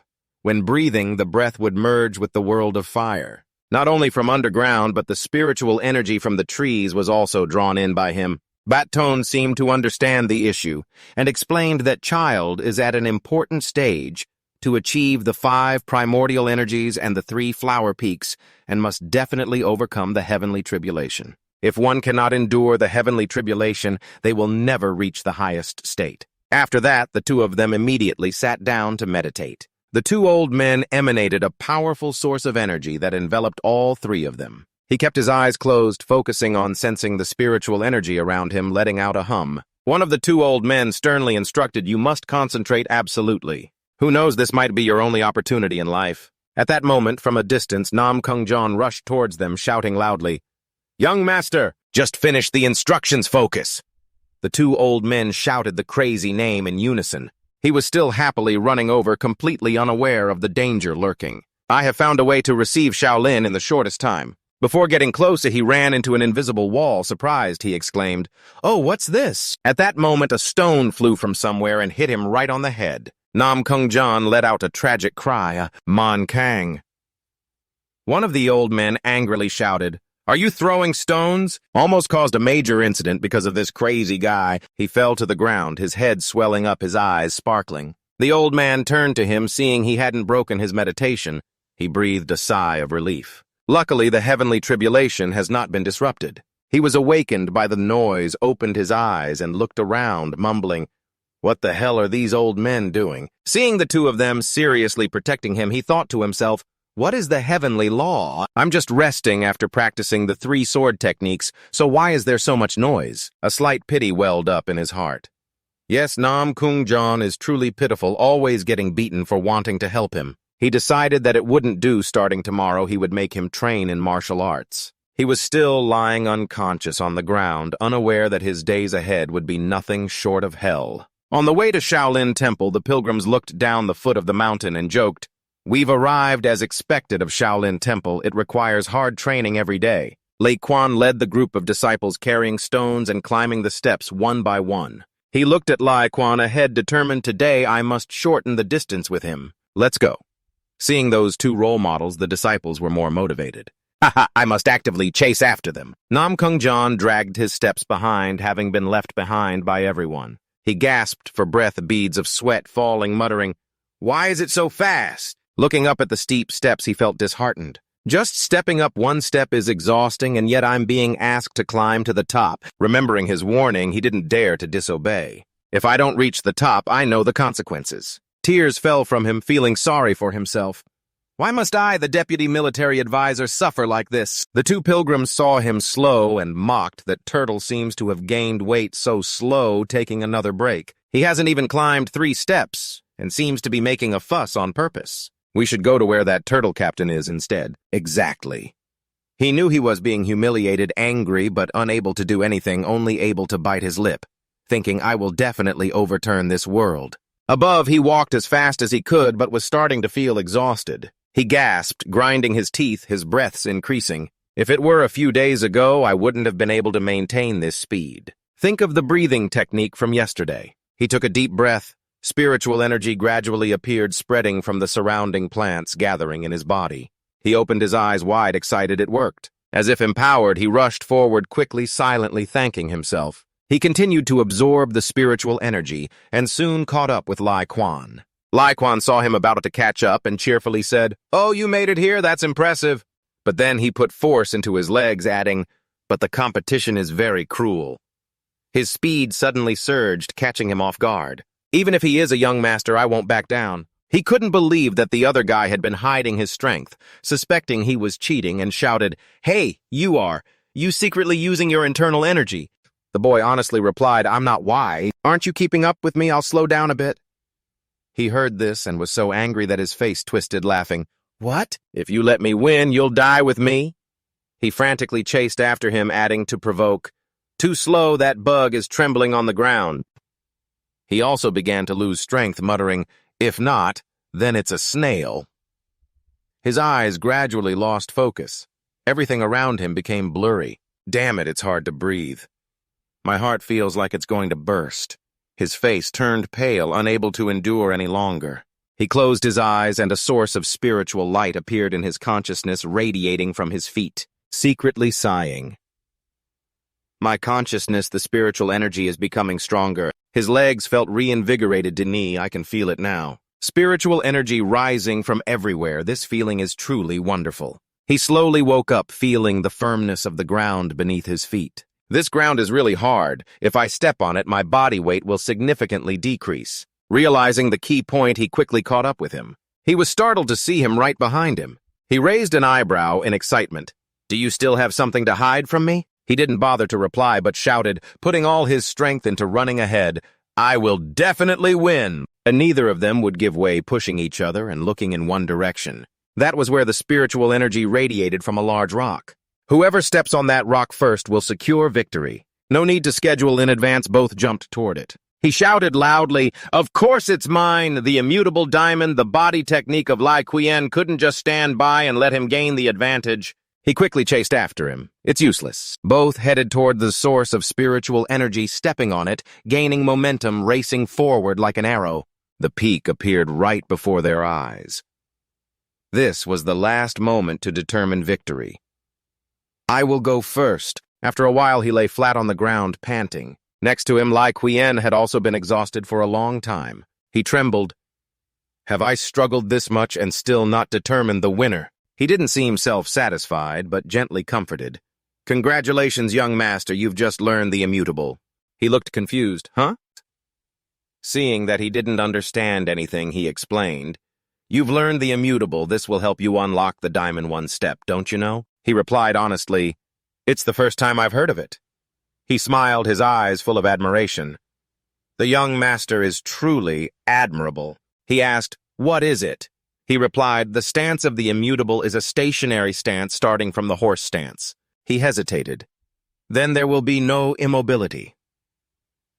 You nodded. That's right. Motion and immobility are two opposing concepts from which the diamond immobility technique arises.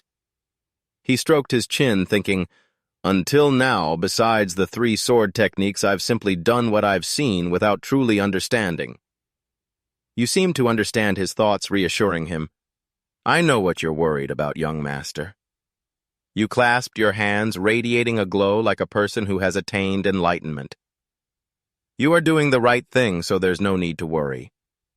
Your aura was so bright that he found it blinding. You continued to explain, "Your efforts so far have not been in vain. You can become even stronger, I'm sure of it." He was startled. Seeing this, you were moved and wanted to cry. Your reaction shows that you have seen my true intention. You were so happy that you stomped your feet. "Come on, let me explain further. To understand the true meaning of immobility, you must feel the ground." Lieuen had already thought highly of him, but at this moment his feet were in pain, cramping. "Don't say anything more quickly, help me." Unfortunately, you didn't hear his words and continued lecturing. "You must feel the sounds and the breath of the earth. Only then will you know exactly where to place your foot and how to walk. That's called the first step." You stomped your foot on the ground as an example. The force was so strong that the ground trembled. He was so angry he felt like spitting blood, silently cursing not to shake the ground anymore. After mastering the first step, everything became easier. The ground shook even more violently. He was confused, not understanding what was happening. "What is going on?" You walked over, slapped him on the back, and said, "At that moment, the earth will automatically tell you where to go." You couldn't hold back your strength, making him feel like his soul was about to leave his body. He let out a heartbreaking scream and then fell face first to the ground unconscious. You didn't realize you were the one who caused this. The doctor from the medicine hall looked at you and said with a smile, This is the first time in 65 years of treating patients that I've seen a patient with such bulging muscles. Lieuen stood next to him, chest puffed up, proudly declaring, I personally carried the young master to this place. His gaze rested on your tired face. He suddenly thought to himself, all of this is because of you that I ended up in this situation. You pointed to the bed next to you and added, there is another patient here. I saw him fainting on the way here. Lieuen glanced and saw Nam Kung Jeon lying unconscious on the bed. Suddenly remembering that he forced you to train together, he exclaimed, I forgot. He raised his hand to smell his body, grimacing. This smell of dirt and stones is really unpleasant. I need to go to the pond to wash up right away. Just as he was about to stand up, his whole body suddenly staggered and fell flat on the ground. What is this? I can't move. Lieuen quickly explained. Of course, young master just learned the first step like a child learning to walk. Deso frowned, his voice full of dissatisfaction. If I were a toddler, Lieuen patiently guided. Imagine the feeling when bending your knees.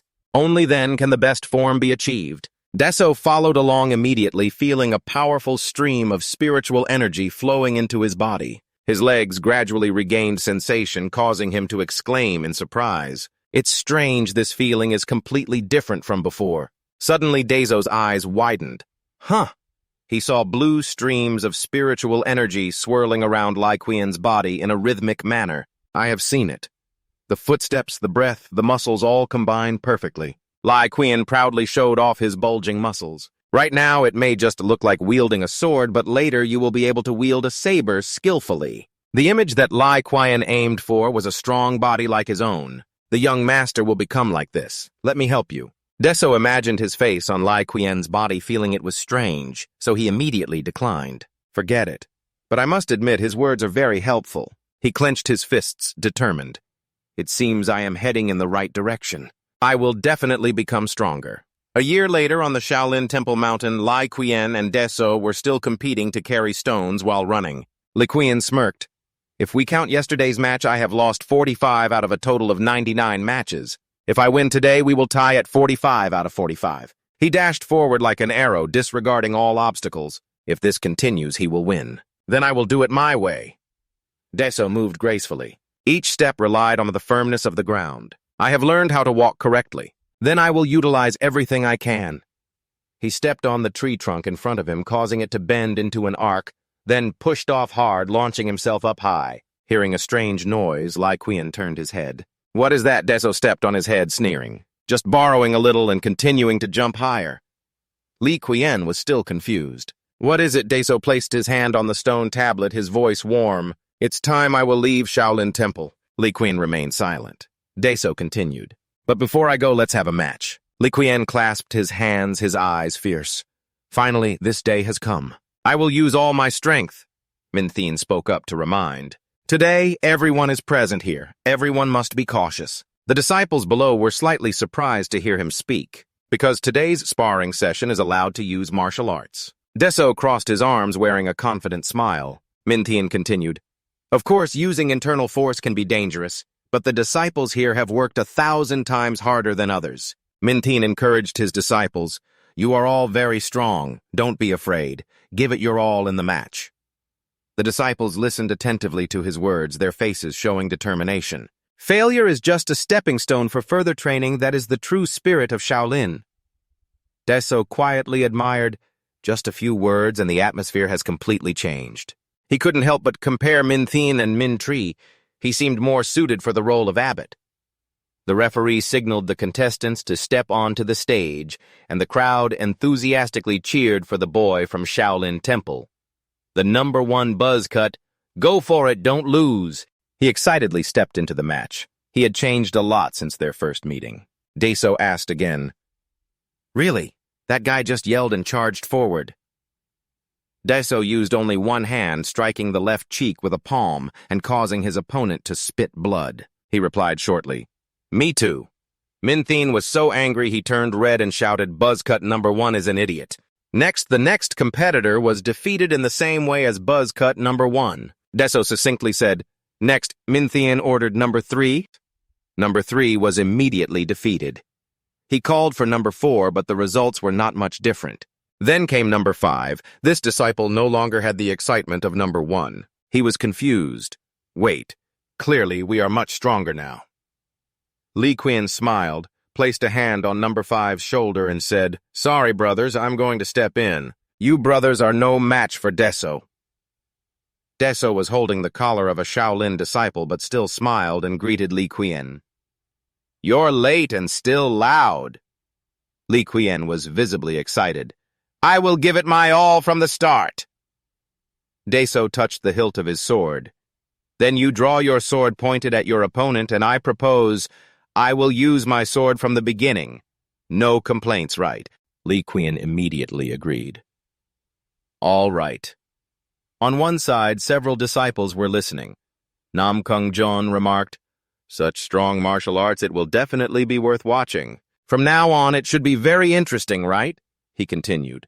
"But watching a match without betting is really boring." After scanning the crowd, Nam Kung Jon stopped on Min Tree. He had found his target.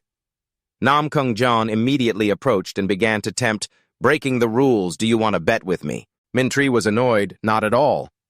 Nam Kung Jon quickly tried to persuade, "Don't say that." He directly proposed, "I bet 600,000 taels that the young master will win." The 600,000 taels Min Tree began to be tempted by Nam Kung Jon. He spoke up, "If you have 600,000 taels, you will regain your face with the honor of the abbot." He immediately asked, "Then what will I bet on?" Nam Kung Jon smiled cunningly, raising his hand to emphasize his words. "A major elixir. I heard that the abbot of Shaolin Temple holds 3 major elixirs." Min Tree was stunned, incredulous, thinking, "How does he know something only the abbot knows?" Nam Kung Jon continued to bait. He pretended to leave while finishing, "If you don't like it, I'll go somewhere else." Min Tree hurriedly called out to stop him, "Wait!" He raised one hand to negotiate with Nam Kung Jon major elixir. "Even though I am still the abbot, I cannot use it carelessly. Instead, we will bet on 5 minor healing pills." Nam Kung Jon smiled brightly and agreed. "All right," he thought to himself, "because from the very beginning my target has been the minor healing pills and not the major healing pills. 1 major healing pill is equivalent to 65 power, while a minor healing pill is only worth 15 power each. Even with 5 pills, it's not a bad deal." Min Tree was completely unaware of Nam Kung Jon's calculations. On the contrary, he was secretly mocking, "You are truly foolish. Do you think my skilled Lieuen can be easily defeated? I will not leave you a single coin. Hand over that 600,000 taels to me." They shook hands to sign the contract. Deso looked at Nam Kung Jon with a look of exasperation, silently asking, "What is he planning to do?" Now Jin Lee signaled to start. As soon as he heard Deso jumped off the ground and called out, "All right, quickly approach Lieuen and give it a try." Lieuen immediately went on the defensive as Deso's sword struck his hand. The disciples watching from outside couldn't help but be astonished. "Can you really stop a sword with your hand?" Lieuen used his internal power to envelop his body in an extraordinary force. A martial art that only you have mastered at Shaolin Temple, the indestructible diamond technique. Deso charged again confidently, stating that 1 blow was not enough for you. He continuously struck while provoking Lieuen. "If so, let's see how long you can block it." Deso executed another technique, the 3 talents technique. He visualized the attack method, stepped into the most suitable position to strike with the sword, pointing directly at the target, aiming for the least obstructed path of air, and then he struck down. Lieuen still maintained that defensive stance. Lieuen exerted all his strength to block it and sneered simple. Deso gritted his teeth in disbelief. Lieuen focused his strength into a punch towards Deso, indicating that the force he put into the strike was not small at all. As he glared at Deso and continued speaking, he said that such an attack wouldn't work. Deso thought to himself that he needed to avoid this feeling of oppression first. Lieuen seemed to read his thoughts and directly said, "I did not avoid at all." Deso grimaced, cursing under his breath, "Damn it." Lieuen put all his strength into a direct hit to Deso's stomach, sending him flying quite far. The observing disciples were also startled. Deso remained undeterred, instead bursting into a loud laugh, "Ha ha ha." He was furious. If you truly want it that way, Deso unleashed his power and loudly challenged him to try it. Deso swung his sword, from which a source of 7-colored power emanated. The Shaolin disciples couldn't help but be astonished. "What is that? I have never seen anything like it." "Can someone from Nam Kung do this?" Batan spoke up. "Man Kang, do you know what that is?" He replied, "I am seeing it for the first time as well, but I can predict what it might be." Man Kang continued, Isn't sword energy derived from internal power? Baton agreed that's right. Mankind continued, but the young master had another way to accumulate internal power.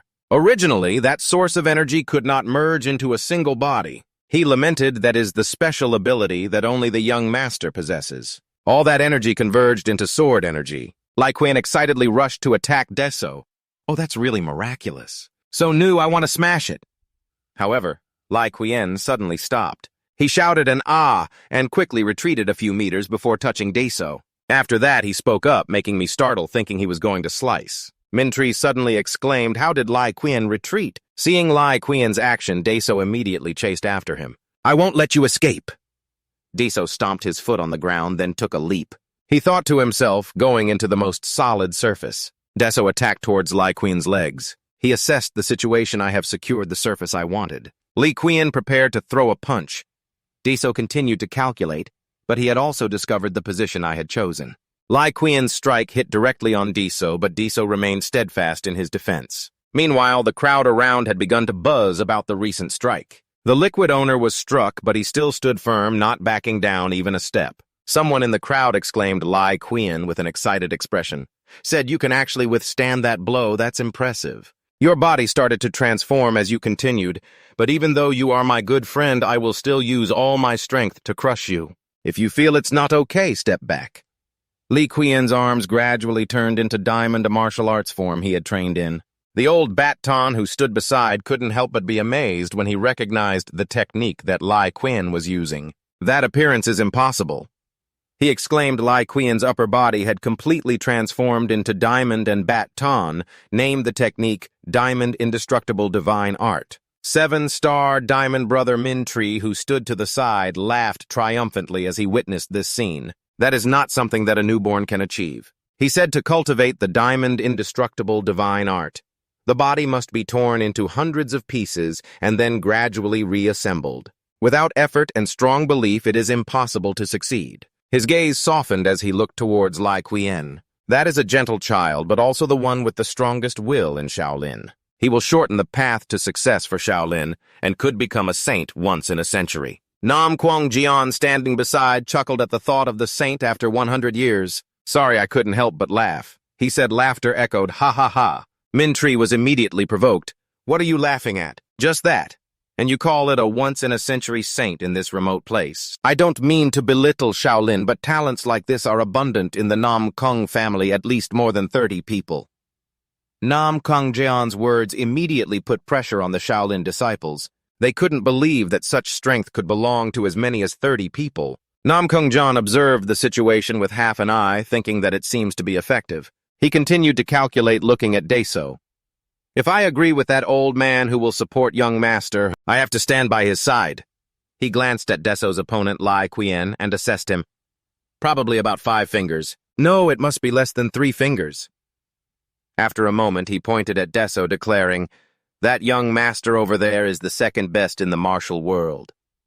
Mintree asked back in confusion. "Second best? Then who is the first?" Nam Kung Jian replied solemnly, "Of course it's the god of martial arts." "Right, that's true." Meanwhile, Deso held his sword tightly, sighing, "I'm going crazy." He continued to observe Lieuen, mumbling, "Even if I trained hard with 3 sword techniques, I still haven't reached this level." Lieuen rushed to attack Deso, shouted, "Diamond, unmovable!" His body moved, striking in the air. "If you don't come forward, then let me do it." Deso raised his sword to block the strike, arrogantly responding, "Just charge in. Either way, I can block it." But Lieuen pierced through Deso's sword with a single finger, completely catching him off guard. "Diamond finger!" Deso quickly dodged, letting out a cry.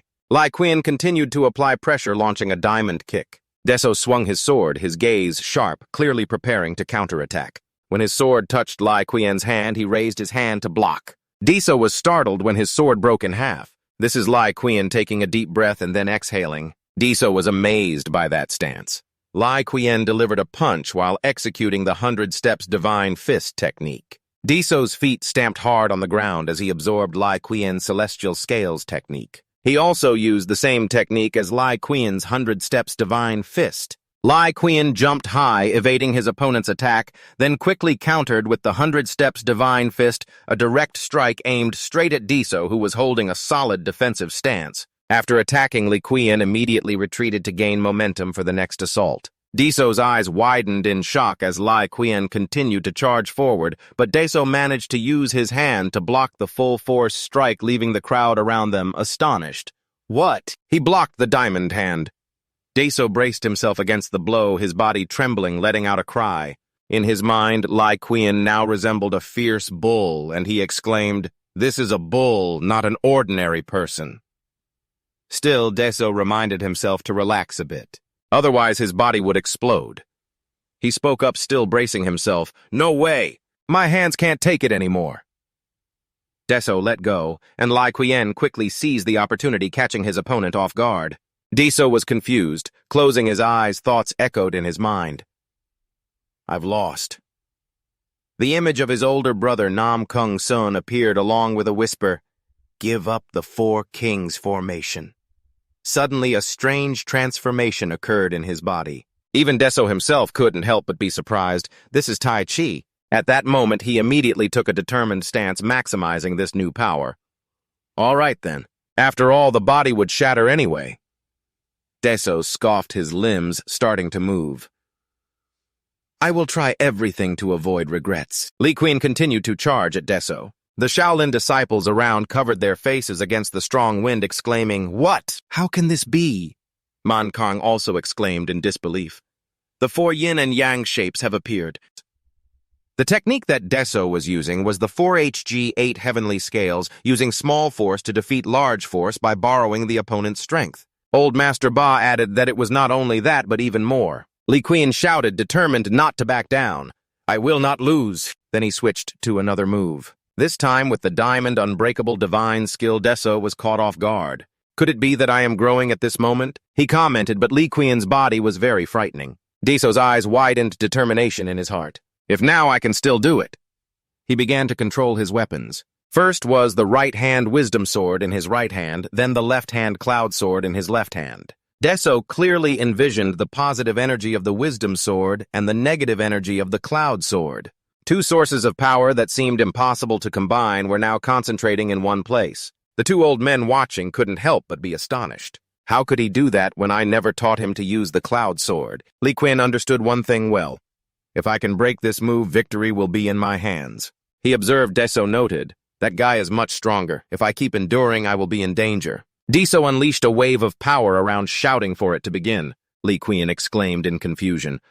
This won't do." Immediately, he was blown away. The surrounding Shaolin disciples were also affected by this massive force. When everything settled down, only a cloud of smoke remained. Lieuen lay motionless on the ground. Old Mintri shouted for Quan Yi, then ordered immediately, "Quickly take Quan Yi to the medicine hall, hurry up." Deso breathed a sigh of relief. "Phew, it seems I can test my strength in the Four Kings formation now." Mankang and Nam Kung Jeon approached the young lord, long live. He smiled broadly and suggested, "We should go for a little chat. Today I will treat everyone." Deso responded, "It's really rare, don't regret it." After the two led the way, Deso turned to look at Baton. He spoke. "Old Baldy." The unexpected words startled Baton. Deso continues. "If you're worried, go check it out," Baton asked in doubt. "Really?" Deso replied. "Why not? He has returned to the old house so he can rest comfortably." Baton happily left, not forgetting to express his gratitude. "Thank you, I will repay you in the future." Deso smiled with satisfaction. "Of course." However, Min Thien suddenly intervened. "Stop right there," he continued. "The soldiers will be taken care of by Shaolin. Outsiders should not interfere." Baton explained. "I know, but I just want to confirm if he is okay." Suddenly, Mintri launched a surprise attack on Baton. He shouted angrily. "You, Mintri," said coldly. "You were once called Baton, respected more than anyone in Shaolin Temple. Back then, even though you lost to Nam Kung Han, who was younger than you by half a generation and lost an arm, we never gave up hope that you would rise again." He asked angrily, "But what about now? Didn't you abandon us and leave by yourself?" Baton stammered. "Tut!" Mingtri continued. "Do you know how hard we work to protect Shaolin?" His gaze coldly fixed on Baton. "You are no longer one of Shaolin. Go back or you will be beaten and thrown out." Baton gritted his teeth defensively. Foolish disciple, fine, I understand, go. Min-Tree signaled. Immediately, the Shaolin disciples moved. He declared. Arhat formation. The disciples quickly formed the battle line. A Jin ordered. Prepare for the second Arhat formation attack. The elders of Shaolin called out in turn. Third Arhat formation. Enter the fourth Arhat formation. The sixth defensive Arhat formation. Prepare to attack from 3 directions. Bat Tone struggled to hold on. They observed and exchanged views. Now we only have 6 final formations left, Min-Tree agreed. They discussed. In the past, only Thien Ma endured to the 6th Arhat formation, he said seriously. But if we had more time, the one who defeated Thien Ma would not be Nam Kong, but Shaolin itself. The disciples urged Bat Tone, as they kept attacking. Master, that's enough, please stop. Bat Tone gritted his teeth and endured, then commented, quite strong. He scoffed. Bat Tone jumped up high, executing the Arhat grave technique. The elders of Shaolin pointed and ordered, quickly catch him, don't let him escape. Bat Tone channeled his strength into his hands, countering the attack. He struck out, sending many disciples flying. Great diamond palm, they shouted. Bat Tone unleashed his hand. He used that technique to strike another target. First finger to heaven, Min-Tree instructed.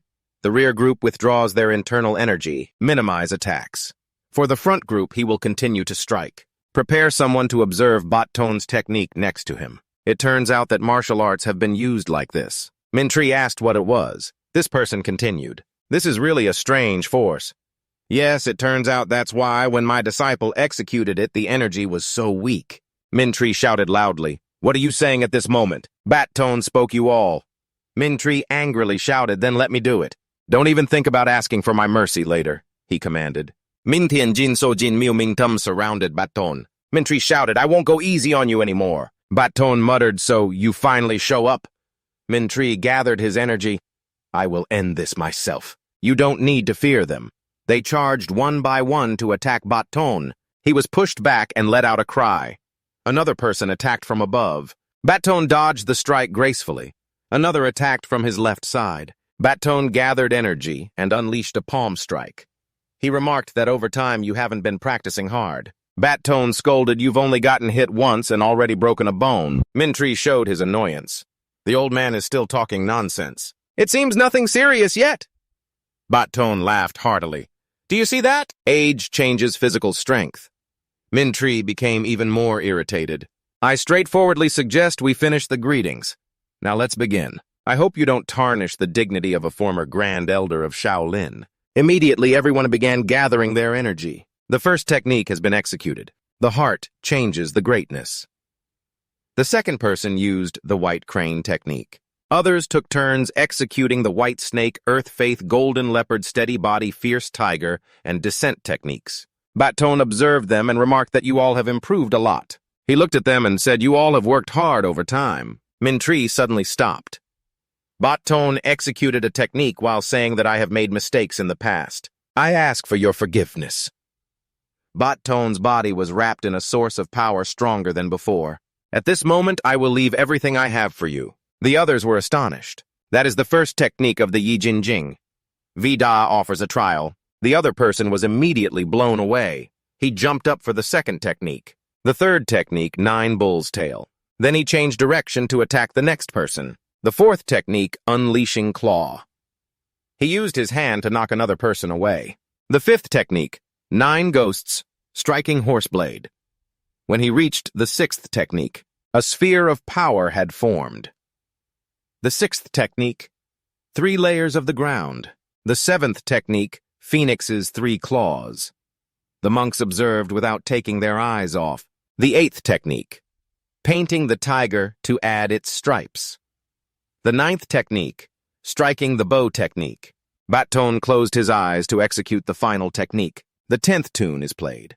So when the old man finishes, no one dares to move. Min-Tree trembles and speaks. The muscle-relaxing sutra of Master Bodhidharma. He sheds tears. So Min-Tree continues.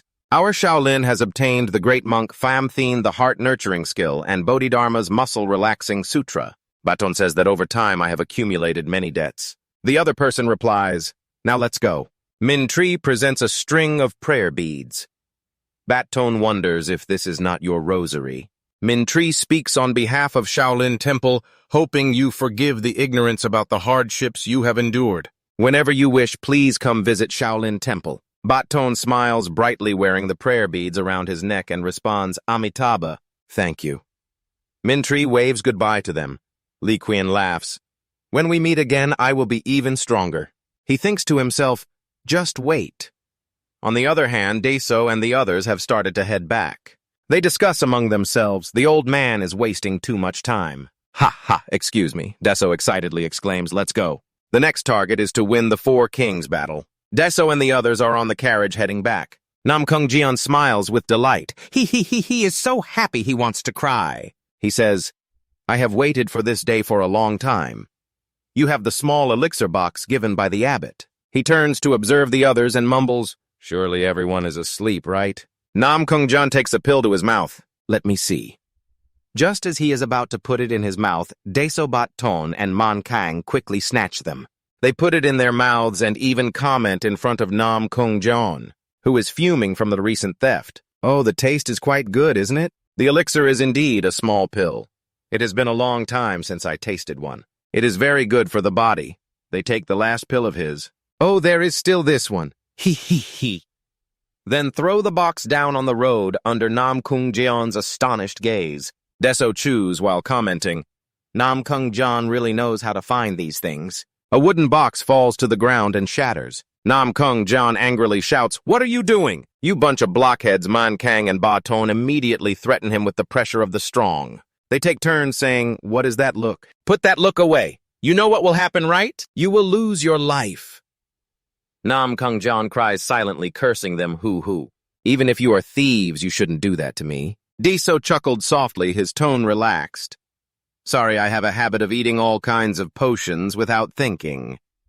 His words made Namkung-jeon suspicious, thinking to himself, could he really come up with such an excuse? Deso continued, his voice filled with excitement. But it's really delicious. Do you have more? His words made Namkung-jeon feel anger rising inside, muttering, damn it, I will definitely get my revenge one day. Quickly arriving in Anhui province, as all four of them switched to walking, they couldn't help but exclaim, wow, this place is really crowded. They must all be here to watch the upcoming Four Kings competition. One person hurriedly squeezed through the crowd, loudly saying, the road is already narrow. Don't block it. Move aside quickly. Another person angrily reacted when Deso accidentally bumped into him. Hey, don't push! Another person also spoke up, who just stepped on my foot. Deso fumbled to find a way through, continuously apologizing, sorry for bumping into others. Oh, please excuse me. The young man he just bumped into smiled in response. It's okay. It's a common thing. Deso excitedly pointed to the sword this person was carrying. You must be a martial artist, right? The other man laughed and replied, ha, you guessed right. He continued, I arrived early to participate in the Four Kings competition, but this place is too crowded already. He began to introduce himself. I am Din from Nam-an. Deso thought to himself, Nam-an isn't that quite far away.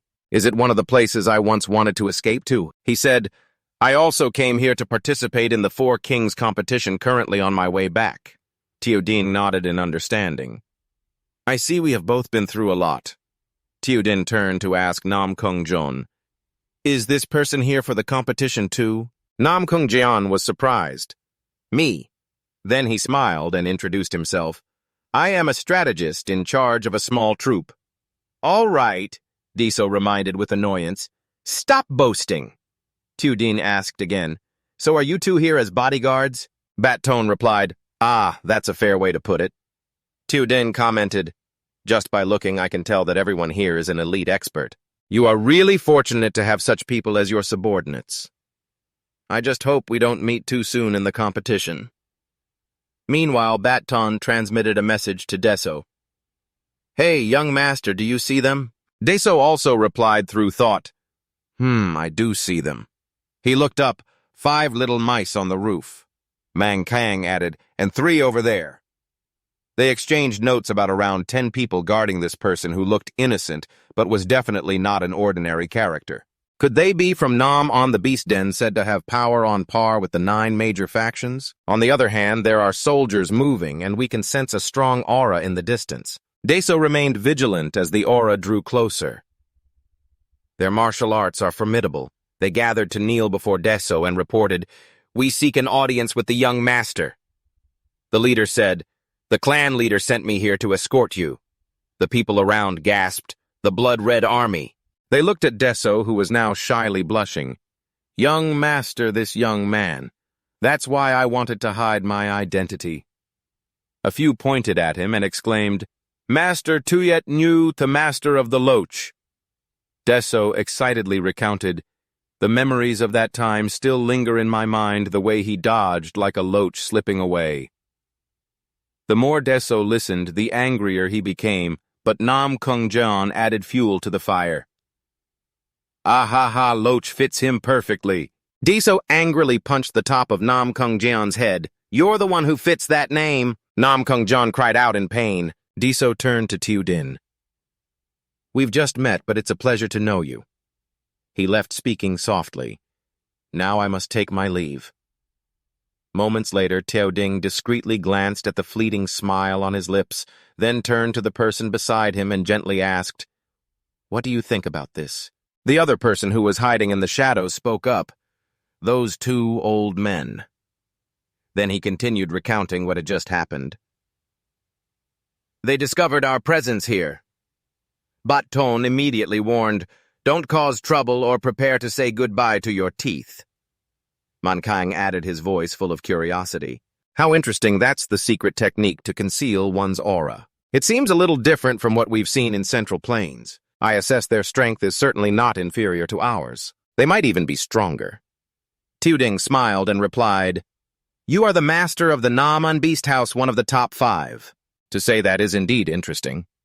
He continued to ask, "And about that young master, what about him?"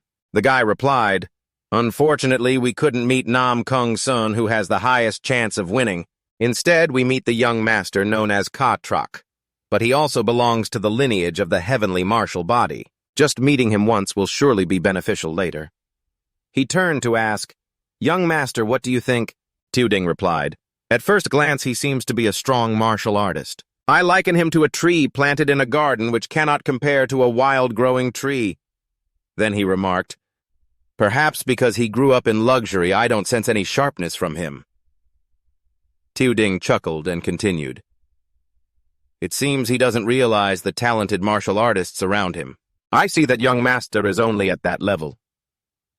The guy looked at him, his gaze changing, and asked directly, "If you had to face him in this competition, would you win?" Tiu Ding's eyes became serious, his aura rising, making those standing afar feel it too. He replied with a faint smile, "Ha ha, you are worrying too much. Do you really think I would lose to someone like him?" The soldier leading Deso to the clan leader's room said, "The clan leader is waiting for you inside. Please come in." Even standing outside, Deso could feel the pressure from within. The group spoke up, "Leave Deso alone. We're leaving." He turned around and scolded them.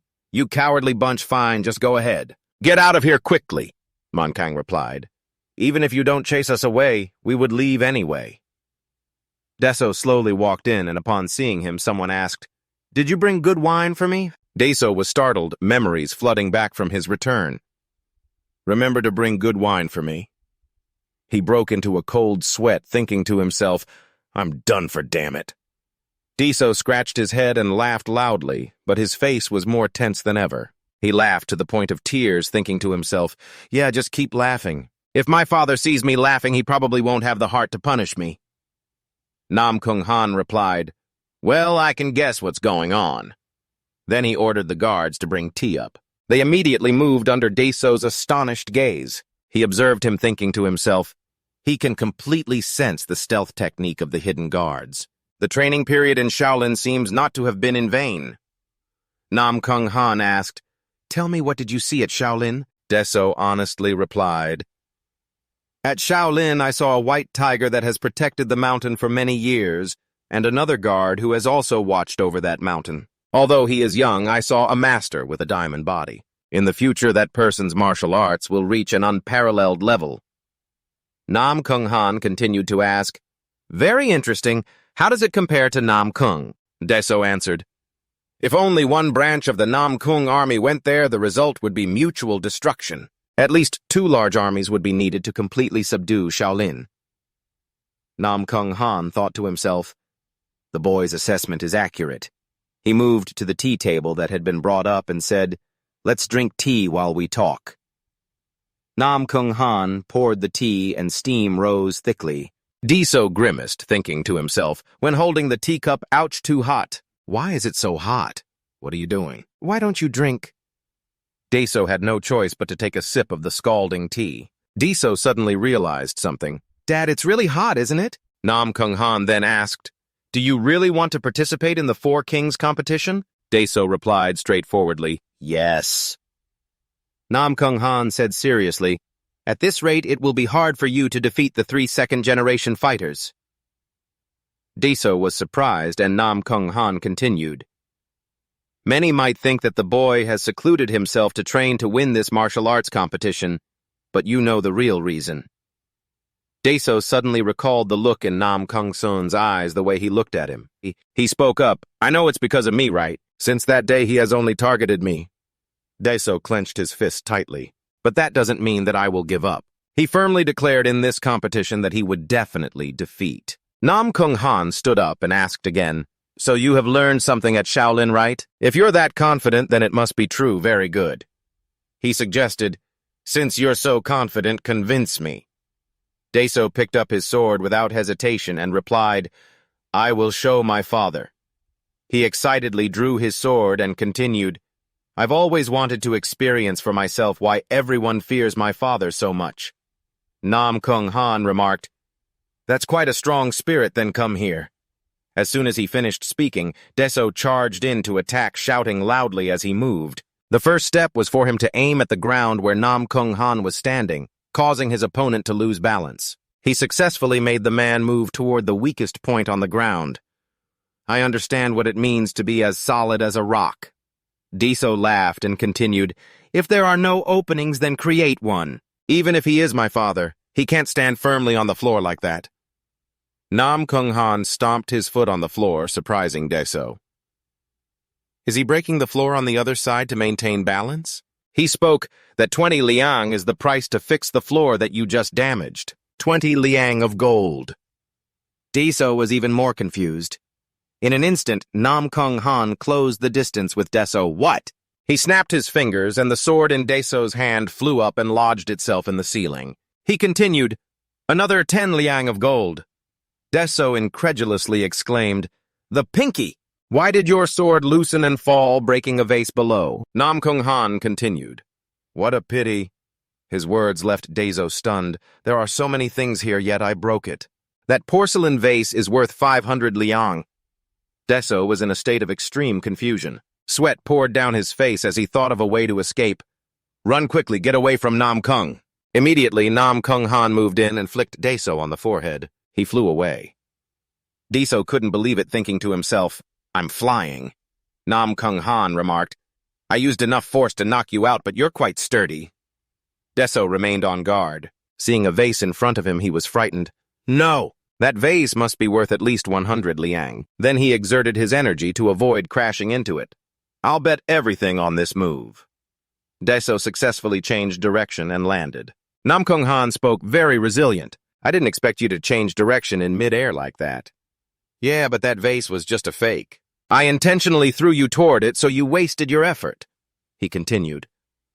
The part of the floor you just damaged adds another 40 liang. That's a total of 570 liang now. Don't worry, I will definitely settle the debt with you. Man Kang spoke up when he saw Bok Ton place a bottle of wine on the table. Oh, so you finally decided to drink it. He replied, I worked hard to steal it out of Shaolin. Then he continued to tease the woman. But if I could drink it with this lady, it would be worth it. Would the lady like to drink with me? She replied, you all go ahead and drink first. I will bring some food from the kitchen. Man Kang was startled when Nam Kung Han opened the door carrying Deso in his arms. He wondered, why did you come here? Nam Kung Han did not answer. He was busy examining the wine bottle. So, the bottle of wine I heard you brought back is here. Bakton quickly interjected to stop him. Wait a minute. Mon Kang warned, if you don't hand it over, both of us will surely die. Uncle Ton quickly replied, please wait a moment. There must be another way, right? Mon Kang didn't give him a chance to say more forcefully, handing over the wine bottle despite Uncle Ton's screams. No way! Nam Kung Han glanced at the wine bottle in his hand and commented, not bad. He threw Deso towards the steward. Order Li Han to treat the boy. Then he added, just say it's the chief's order. He won't dare to complain. The steward caught Deso bowing to accept the order. I understand, sir. She bowed respectfully as Nam Kung Han left. Please come in, my lord. Man Kang spoke up after Nam Kung Han had disappeared. We should go inside as well, madame. Uncle Ton glared angrily at the wine bottle while the steward agreed with Man Kang. Yes, of course. Please, you two take your time to rest.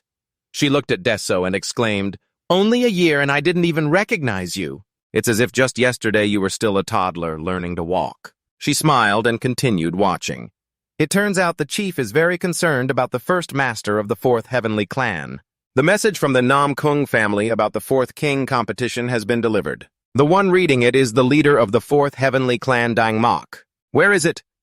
The content of the competition includes first, the fourth king competition will be held at the Nam Kung family. Second, the date will remain as usual. Third, there is no limit on the number of participants. Fourth, the age of the contestants must be between 15 and 20 years old. Fifth, contestants who made it to the final round last year. Sixth, only 2 people from the Nam Kung family will participate, namely Nam Kung Sun and Deso. Seventh, that's all from Marshal St. Nam Kung Han. Eighth, if there are any complaints, come to confront me directly. Others worriedly spoke up. Sir Dang Mok angrily crumpled the notice. Very interesting, one person said. I don't know what his purpose is, but this is a once-in-a-lifetime opportunity. Another agreed, yes, indeed. They continued. Until now, the Nam Kung family has always sent about 50 disciples, while other sects send up to 100 disciples. Then they calculated, if what this letter says is true, with only 2 people from the Nam Kung family participating, it will be very easy to gather many people to watch them. If so, not only the fourth kings, but perhaps we can also aim for the highest position in the competition we have long desired. Dang Mok thought, but he asked back. Have you ever seen Marshal Saint directly intervene in the fourth king competition? The group responded meekly. No, sir. He exuded an oppressive aura as he continued. That guy called Marshal Saint seems unusually interested in this fourth king competition, doesn't he? He schemed. If those 2 are ruthlessly trampled right before Marshal Saint's eyes, just imagine the ugly expression on Nam Kung Han's face. It would indeed be a sight worth witnessing. Dang Mok slammed the table. All right, I will personally participate in this fourth king competition. He ordered to quickly inform the disciples and prepare everything. The subordinates hurried to follow the orders. A similar situation occurred throughout the martial world, and they were all surprised. Is it really just 2 people? Some sects even planned to cooperate with each other. Their plot was too obvious. Let's overthrow the Nam Kung family. In some places, training was intensified, but one thing was very clear. Along with this letter, Nam Kung Son and Deso had become a common enemy for everyone in the Four Kings competition. Deso clutched his head and sighed. Oh, what is my father thinking? He spoke up. It's clear that we will be isolated. What did my 3 brothers say? Nam Kung Jon replied. How could he repeat what Nam Kung Son said? He said it was really interesting. Deso cried indeed he would say that. He dashed off while continuing. Well, then this is not the time to lie around like this. Deso ordered gather everyone immediately. He was determined from now on we will start training hard for the next 5 months. Come on, everyone. If you're not tired to the point of collapse, don't even think about resting. 5 months later, the participants gathered here to take part in the competition. Elder Lai Dong-hu of the Dimthung sect expressed his displeasure as he spoke. They are just checking the identities of the participants.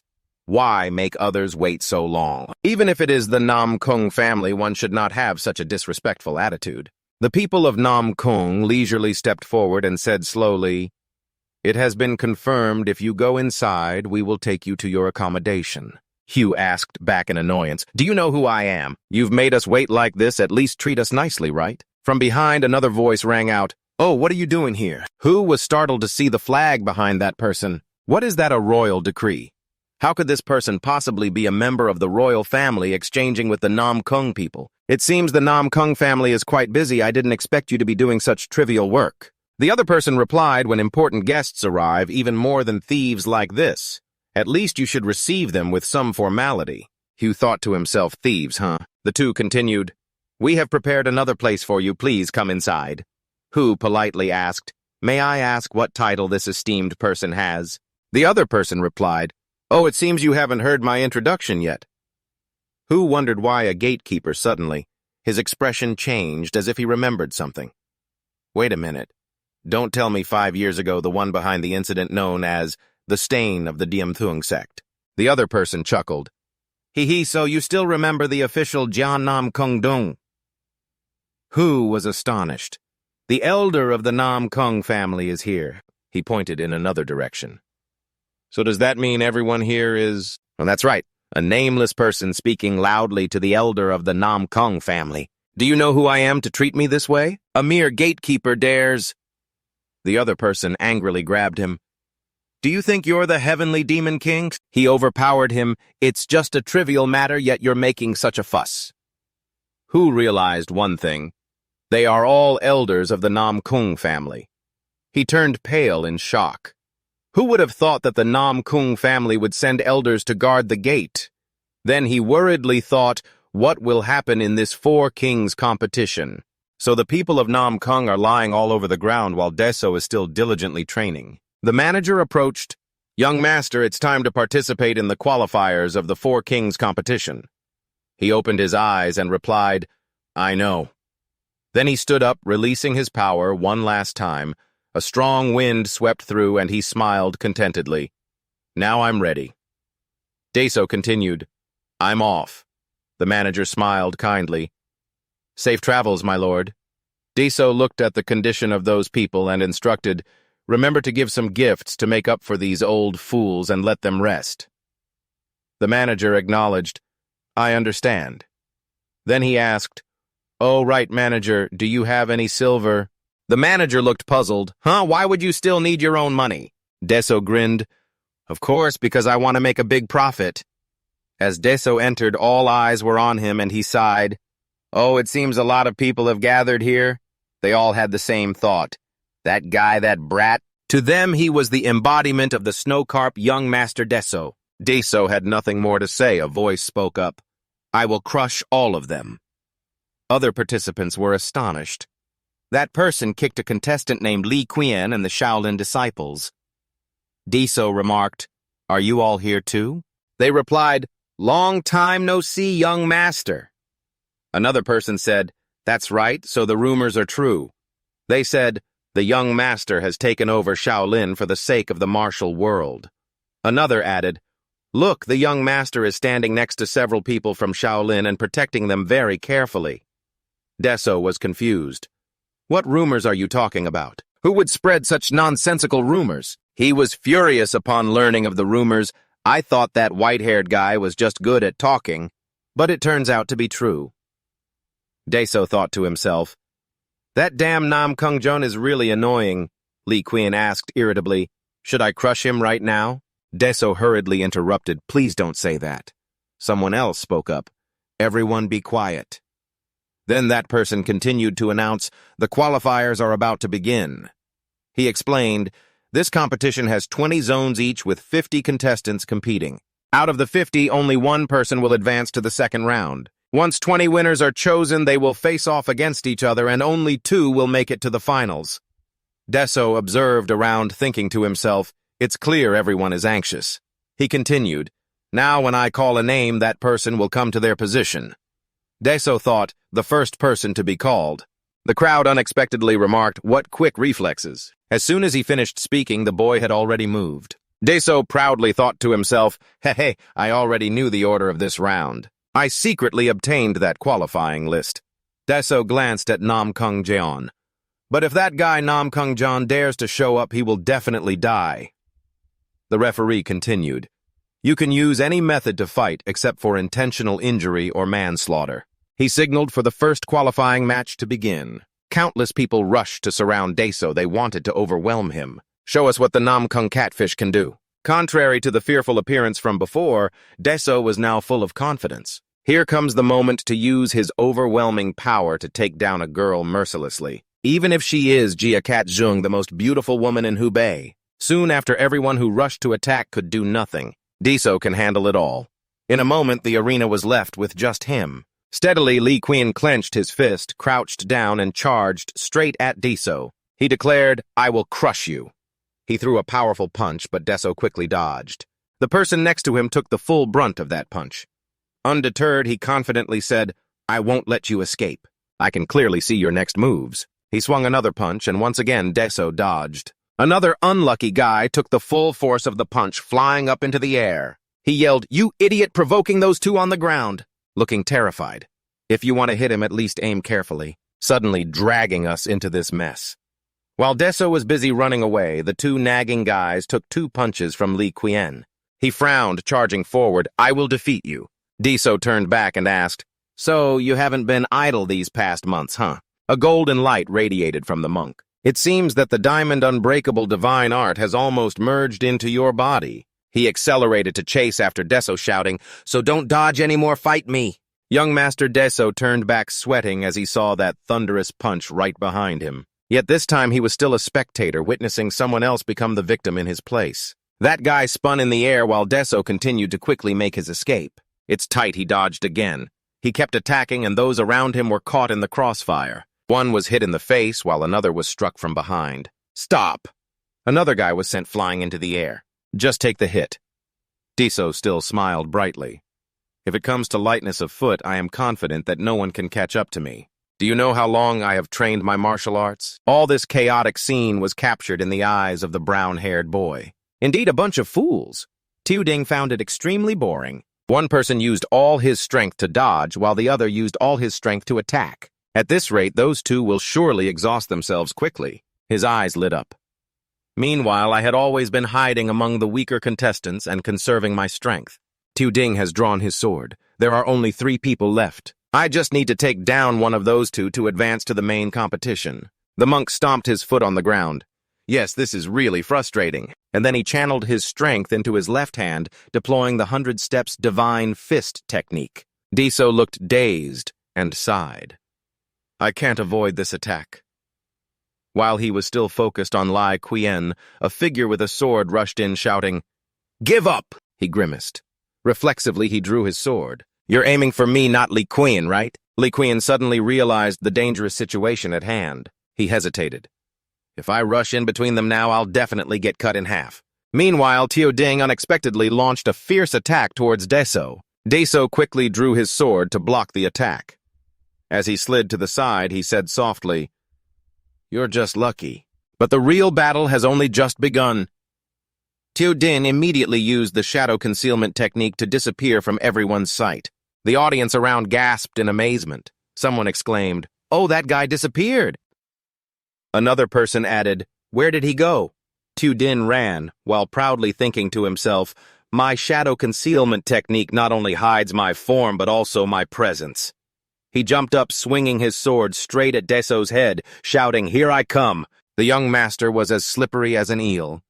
Deso felt the air currents around him shift and immediately raised his sword to block the attack. Tuding was very surprised.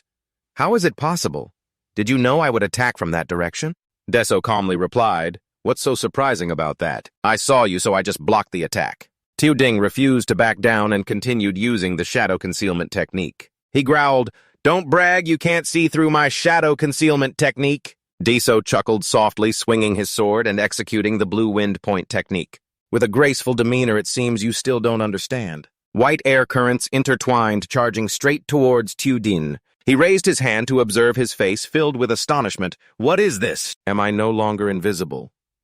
Deso calmly said, "I have thought a lot to prepare for dealing with 3 opponents. You see, I have mastered quite a few types of martial arts." After hearing this, Tuding was filled with rage. He roared, swinging his sword and executing the fierce tiger break strike. "Why should I care?" Then he quickly executed the blue wind gathering technique, launching an attack to block Tuding's strike. Tuding was hit and screamed in pain. Deso did not hesitate, using the same wind technique to end the match. Din was swept up into the air, his sword flying from his hand. Then he was caught in a whirlwind, his face pale, screaming in despair. In the end, he fell off the stage in a headstand position. The match referee announced that Din from Naman Dathu was disqualified from the fighting area. Afterwards, this person announced the two competitors who advanced to the next round. The individuals entering the official round are Deso and Lieuen. The result made Lieuen clench his fists, filled with frustration. I haven't even had a proper match yet. Meanwhile, Deso remained silent, eyes half closed, wondering if this was enough. In another arena, a brother from Nam Kung had just finished his match. Still gripping his sword tightly, his opponent lay unconscious on the floor. The match referee's voice echoed, "The match is over." Around him, the defeated competitors lay scattered. The referee declared that the only representative from Nam Kung family to advance to the next round was the two young masters at the medicine hall. Jia Katsung was lying on the bed, her whole body trembling, mumbling vague sounds. She dreamed of Deso charging at her with a fierce fist, her eyes tightly shut, sweat pouring down like rain. Suddenly she jolted awake, clutching the blanket tightly, screaming, "My head hurts too much!" She quickly raised her hands to hold her head, calming herself, telling herself it was just a dream, but she didn't want to remember it at all. Just then a stranger with a threatening expression appeared before her. In a cold voice, "So it's you, the woman that our young master has chosen." The person continued in a flat tone, "He has brought back countless strange things, but this is the first time." The man smirked. "First you need to take off all your clothes." Jia Katshuang's face turned pale hurriedly, asking, Why so suddenly?" Zhuang Yan's cold gaze threatened, "When you arrived here, your body was full of injuries and needs careful treatment." She sat there trembling at her warning. "If we find out you're a spy, we won't hesitate to end your life. If you're hiding weapons or poison on you, we will burn you alive immediately. And if you approach us with wealth or fame, be prepared to drown in poison." At this moment, Jia Katshuang could only regret tears streaming down her face. "Oh, I shouldn't have come here, Uncle, I'm sorry." She recalled her uncle's angry face when he sternly reminded her, "I told you not to get involved with Nam Kung family." Suddenly, a scream rang out from outside the door. "What is this?" The door was kicked open forcefully. Hoa Nya appeared, speaking loudly. "So you are the vixen who has seduced our beloved young master?" Both pointed directly at her. "It's you." Jia Kat Zheng could no longer maintain her composure, hurriedly, getting off the bed, panicking. "Me? Really?" Hoa Nya continued to interrogate. "Do you owe money?" And she immediately replied, "Oh no." Lieuen Nian quickly pressed, "Have you studied the 4 books and 5 classics Confucius's Analects? And do you understand politics? Military affairs and royal protocol, right?" She nodded honestly. "That's right." The two girls laughed happily and declared, "You have passed." Sung Yan turned around and said gently, "All right, let's go home." Without giving her a chance to react, Hoa Nya tightly grabbed her wrist and pulled her away. She hesitantly asked, "Is the house you mentioned in Hubei?"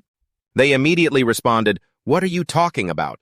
Of course it's at the Lam Long Road in the Nam Kung family." Hearing that, she panicked. "Why do I have to go there?" The 3 girls turned back and smiled, answering, "Because from now on you are family." She was still filled with doubt. What does that mean? They continued to explain, "Isn't it true that the young master has given you the name Big-Headed Number 1? She admitted, but was still confused. "Yes, that did happen, but what does that have to do with anything?" Huanya smiled with her eyes squinted. "That reason is enough." Seeing that she still hesitated, they changed their tone. Their gaze and attitude became threatening, causing her to tremble again. "You will go with us, right?" Although still trembling, she gathered her courage to say, "Well, if I don't go to Hubei and stay here..." She clenched her fists in front of her chest, trying to add, "Then can I learn martial arts?" She recalled the objections from her relatives in the past. She thought to herself, who did she think she was to demand learning martial arts?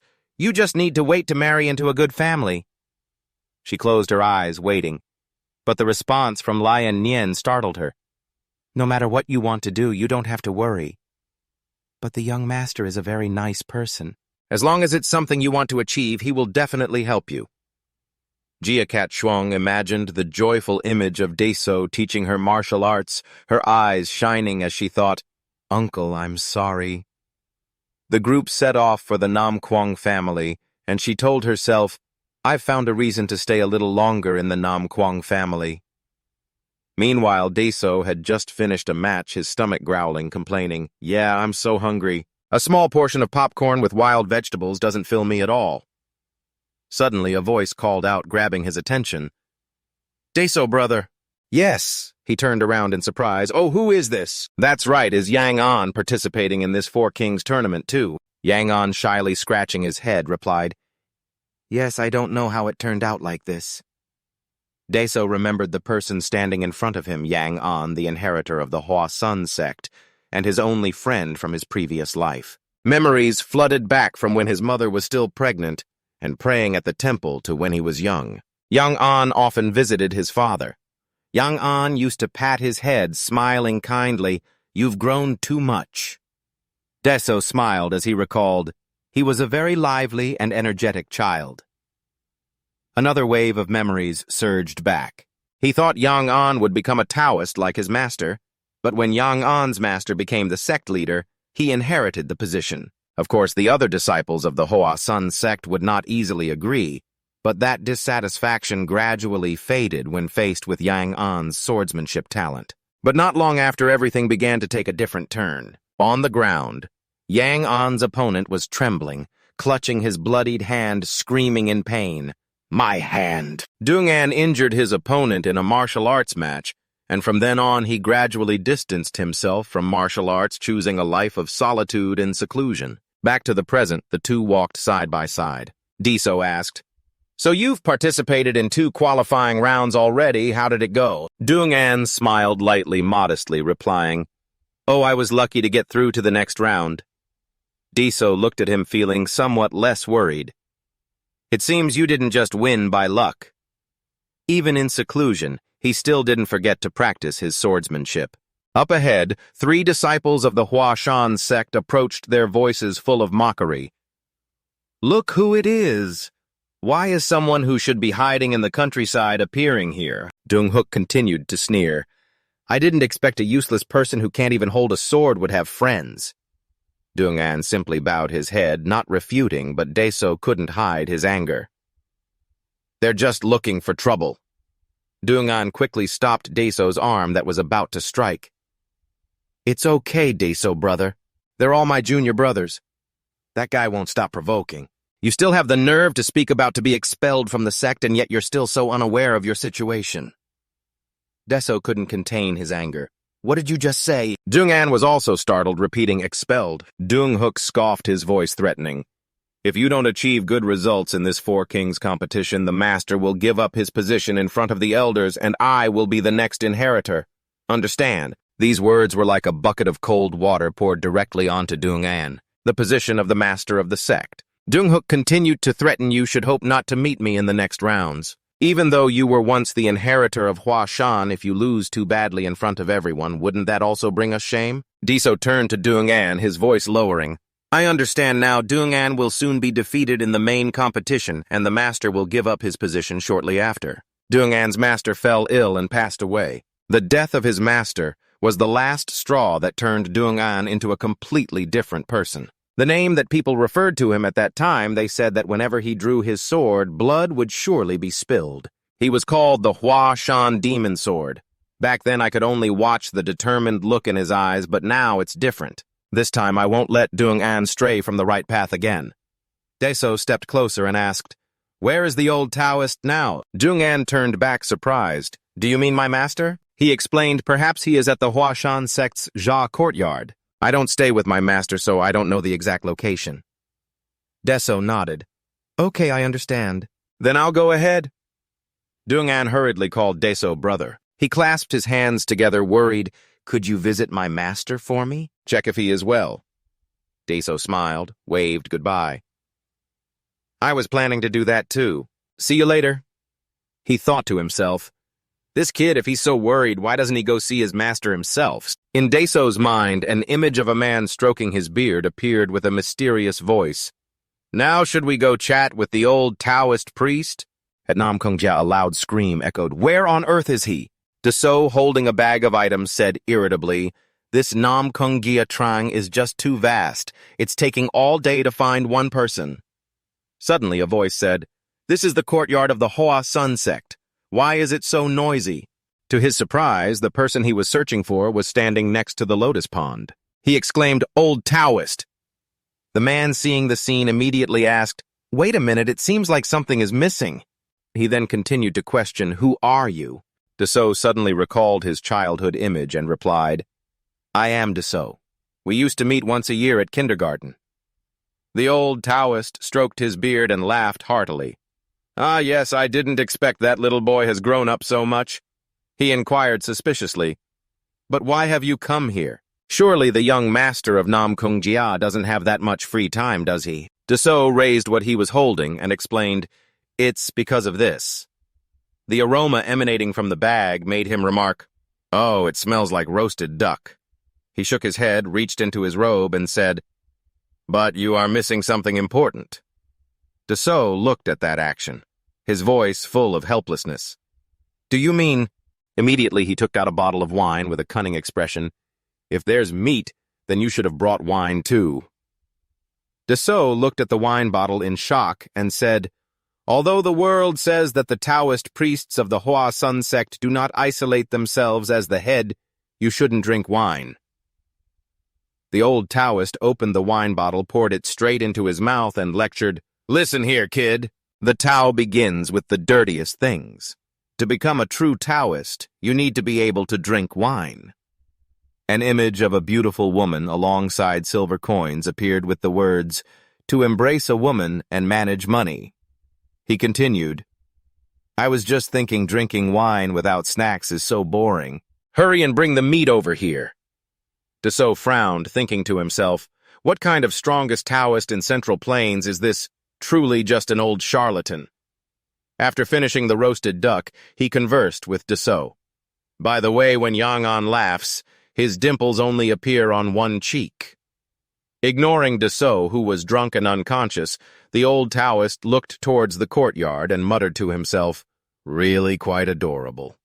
Then he turned to see Deso sleeping and angrily said, "Hey, didn't you say you had something to discuss, kid?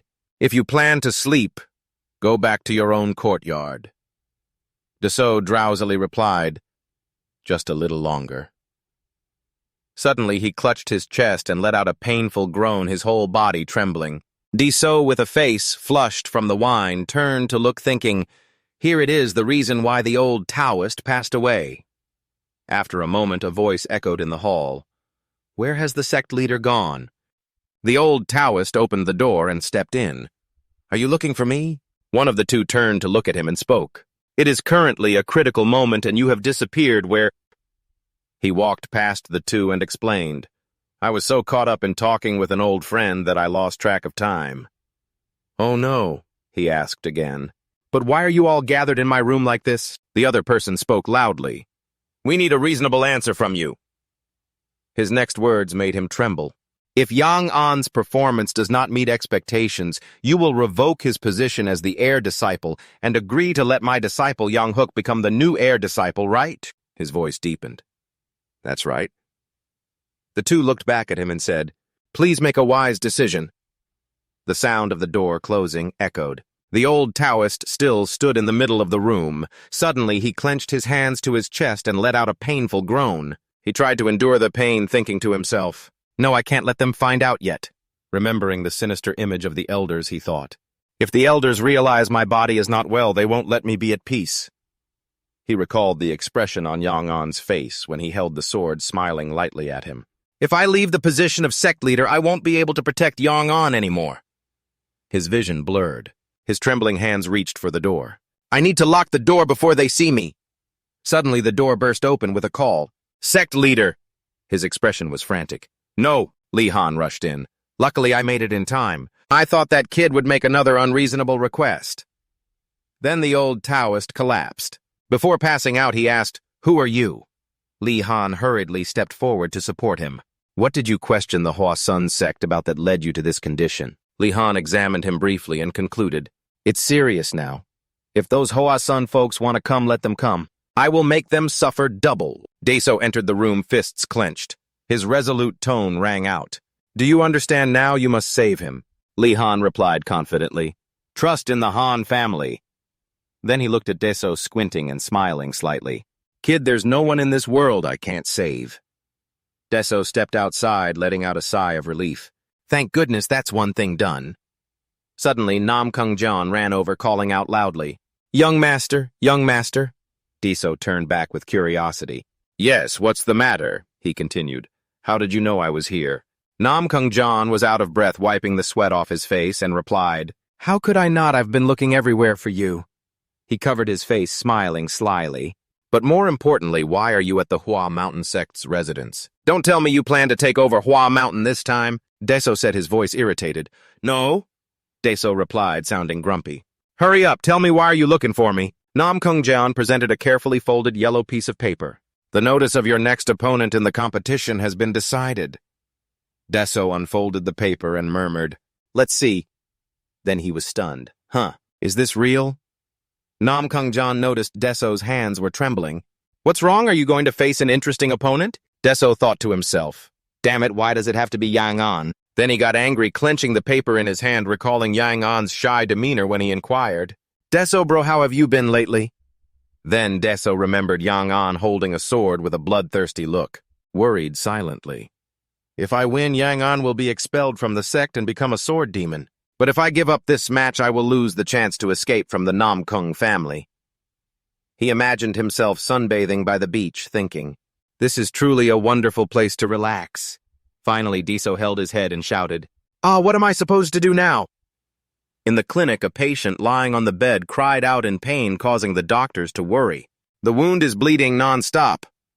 Zhongyan turned his head and ordered, Raketsung, bring more healing medicine and clean cloth here. Raketsung immediately ran off and complied. Suddenly, the patient's eyes bulged, lips pressed tightly as if trying to stop something. Finally, unable to bear it, he sat up and vomited a brownish-yellow liquid into the basin that Zhongyan had prepared. Seeing her carry the basin filled with that liquid, a doctor panicked and exclaimed, Oh no. Miss Kwai, how can you do our job for us? Another person chimed in, Please hand it to me, Zhongyan coldly said while standing in front of a life in danger. Whether noble or humble, what does it matter? The role of a healer is to anticipate and provide patients with everything they need. Jakatsung admired the serious Sung Yan, who was instructing, You should keep him still. I will apply the medicine and bandage the wound.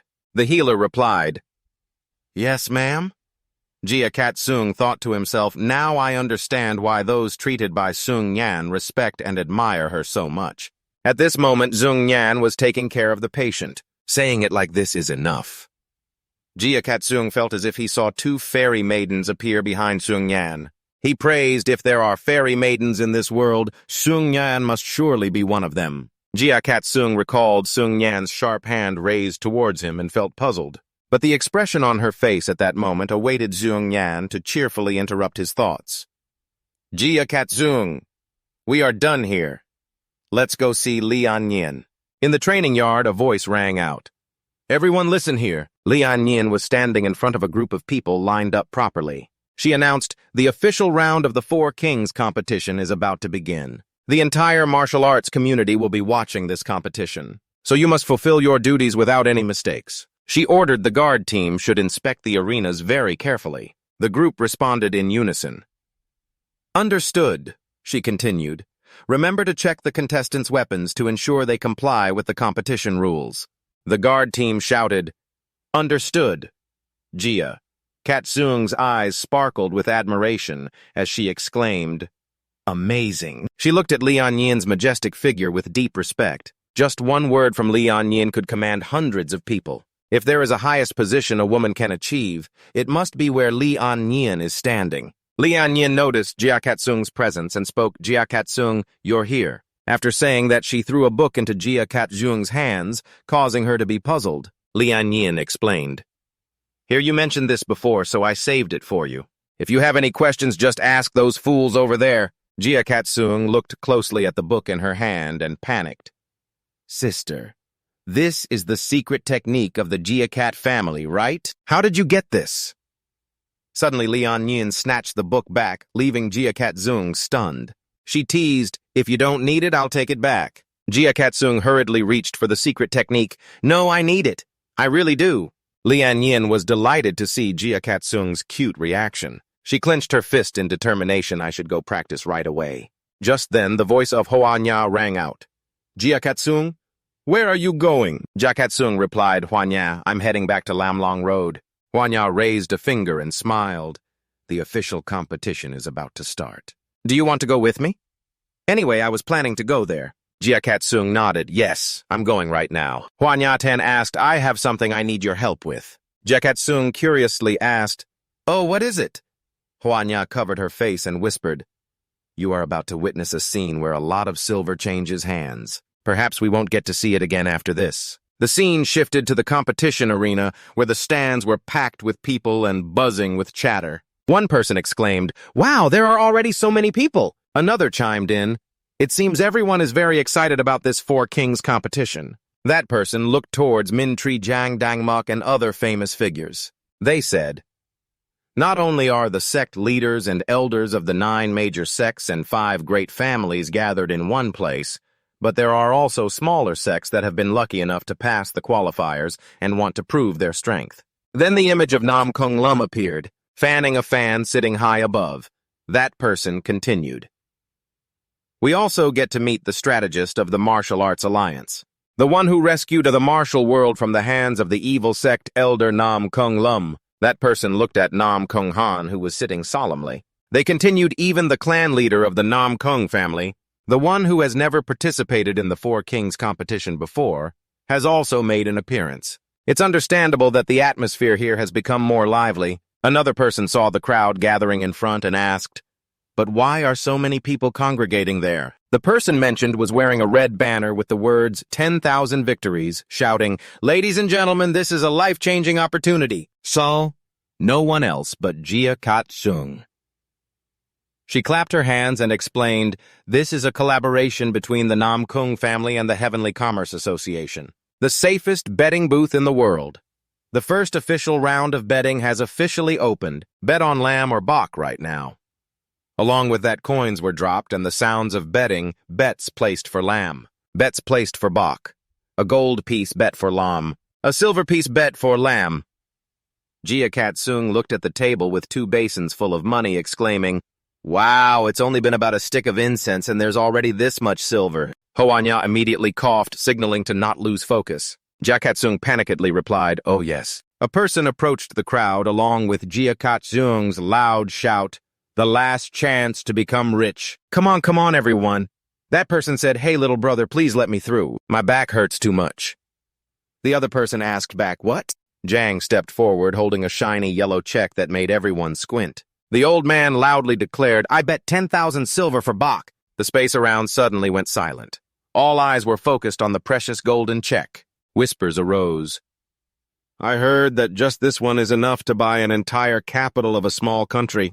Who is this old man to have something meant only for emperors? Hoa Nya was startled to see Jiang. Sir, why are you here? The old man raised the check high and said firmly, I have promised. A picture of Deso pointing at himself flashed in the old man's mind. The words still echoed, You must work hard for me. He promised to share a portion of the profits with me. Hoa Nya held her head swaying and sighed. Really, this young master? Jia Katsung stood up, holding the shining golden check high, shouting, Ladies and gentlemen, the betting amount has just increased significantly. Are you planning to stand by and miss this once-in-a-lifetime opportunity? As soon as he finished speaking, the crowd immediately became lively in response. Jia Katsung continued to rally. Hurry up, place your bets. A person pushed through and shouted, Get out of the way, I was here first. Deso looked up and saw Jia Katsung standing on the podium and wondered, What is she doing up there? His gaze shifted to Dung An, who was trembling as he stepped onto the stage. Deso sighed helplessly. It looks even worse on this side. Dung An stood there, rubbing his hands together, his face tense. He told himself, I must win. Only then can I stay at Hoa Sun with my master. But how can I fight with Deso? The audience began to shout, What's wrong with that kid? He's shaking like a leaf before the fight. Another person shouted loudly, Hey, calm down. Look, do you know how much money I've bet on you? Dung An held his head in fear at the harsh words from the stands. Do you consider yourself the inheritor of Hoa Sun? Get out of here. The shouts were like haunting ghosts. Return my money. Go away, you are a disgrace to Hua-sun. Dung-an fearfully mumbled, I can't. Just then a familiar voice rang out, Dung-an. He looked up wide-eyed upon seeing his master sitting in the stands behind Deso. Dung-an shouted, Master! The old Taoist smiled kindly. Just do what you want. He closed his eyes, his face gentle. No matter what you choose, I will be by your side. You and I are family. Dung-an pursed his lips, his eyes emotional, master. Then he drew his sword while Deso smiled, looking back, thinking, his expression looks much better now. It seems the divine healer has succeeded in treating him. Dung-an raised his sword and moved forward, startling Deso. He continued, his voice full of determination. I'm sorry, but from now on, I must surpass you to move forward for my master, and for Hua-sun. His red pupils widened, showing intense fighting spirit. The referee announces, the finals of the Four Kings competition will begin. This is the battle between Deso and Dung-an. Jakatsung leaps to the stands and shouts loudly, the young master will definitely win. Huanya tries to pull her down, annoyed. What's wrong with her? Deso observed the opponent, feeling that this time was completely different from the first meeting with Dung-an. He told himself, it seems that he has finally made up his mind. Dung-an stood there, his sharp gaze fixed on the opponent. Deso confidently asserted, then show me what you've got. He rushed towards Dung-an, ready to engage after a few initial moves. A powerful swing of the sword came down and Dung-an swiftly evaded. He confidently pointed the sword straight at Dung-an, who used his foot to kick the sword's tip and pushed off to a safe distance. Deso was slightly surprised. Oh, that was a good dodge. As soon as he finished speaking, he raised his sword above his head, preparing for another attack. Dung-an observed and noticed an opening. A flash of light zipped past his face, and he turned pale with fear as Deso's sword swung high. Dung-an quickly calculated a defensive plan. The clash of two forces was intense, forcing him to muster all his strength to block the attack, cold sweat trickling down his body. Doubts arose in Dung-an's mind. Is this really the Deso I once knew? And since when did he become so powerful? The image of Deso cheerfully asking to borrow money flashed in his mind, making Dung-an even more confused. In the past, he always avoided training and only cared about money. Yet now his martial arts skills have reached such a high level. All right. Deso appeared extremely excited, shouting, Can you handle this one? Then let's see if you can block this move. Saying that, he continued to swing his sword for an attack. Dung-an skillfully blocked it, causing Deso to laugh heartily. Wow, you're pretty good. All right, let me add some drama to this. Immediately, Deso channeled his inner strength to create a massive force. Dung-an immediately recognized it as Thunder Chi. Deso poured all his strength into the sword, speaking in a challenging tone. Let's see if you can withstand this blow. A delighted smile appeared on his face as he executed the great heavenly strong sword technique. Dung-an told himself, I must be able to block it. As Deso's sword swung down, he quickly leaned back to evade the blow, then performed a beautiful somersault and landed lightly. Deso teased, In the end, the Hua-sun sect really isn't anything special. In the audience, a man commented, How can he use our Central South sect's great heavenly strong sword technique? And that man was Ha-vung, the leader of the Tung-nam sect. He observed and analyzed. There's no doubt about it. He's using the great heavenly strong sword technique, but his inner strength is the heavenly thunder royal god technique. Observing the glowing and moving sword, he speculated, he's using the most stable sword technique to control the extremely unstable Thunder Chi. Ha-vung broke out in a cold sweat, recalling the rumors about this young master being able to use various types of techniques. But he never expected it to be to this extent. An incredible monster has appeared. He thought to himself. Deso shouted, I will smash the heads of everyone in this world. The king of Ha heard this and felt a surge of doubt. It seems that his mind is no longer normal. In the stands, Hai Min, the elder of the Hua-sun sect, commented, Just as I suspected, a spoiled brat who only knows how to eat and dress warmly cannot understand the hardships of martial arts. He looked towards Dung-an, his tone full of disdain. It's clear that he is unworthy of being a successor disciple. Then he turned to speak to the young man beside him. Zhang Luong, it would be great if you could defeat him in the arena. He then sighed. What a pity. Zhang Luong replied regretfully, his eyes filled with determination. I also regret that I couldn't avenge this grudge at that time. His voice gradually became angry, his face reddening. "But as long as I can defeat the young master who brought down Duong An, I will prove that I am more worthy to be a successor disciple of the Hoa Sun sect." Hai Min nodded in encouragement. "That's right, you will soon reclaim the position you deserve." A guest sitting above heard the entire conversation. His hand clenched the fabric of his shirt, trying to suppress his anger, his gaze fixed on Duong An as if contemplating something. Deso angrily shouted, "How much longer do you plan to just take hits? Man, if you don't want to win, just stick your head out here. I will smash it and free you." Duong An immediately countered with a sword strike. The audience was excited. It was the first time he had successfully countered. "This is worth watching." Duong An said apologetically, "I'm sorry, but I can't lose." Deso, with an aggressive expression, shouted while attacking, "Then stop defending and come at me to defeat me." The sword fight between the two martial artists thrilled the audience. Everyone stood up cheering, "The Hoa Sun sect must win. I have bet my entire fortune on you." Young Master Duong An delivered a straight kick to Deso's leg, but the opponent quickly dodged. The two faced each other, their gazes filled with challenge. Deso erupted in fury, thinking to himself, "Does this brat intend to take my place? Fine, let me show you my true strength." Deso decided to use all his martial arts to finish off his opponent.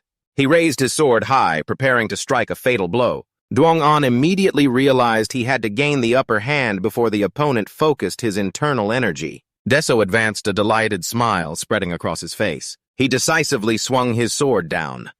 Just as the blade was about to touch Duong An's face, a strange image appeared, a giant golden chrysalis.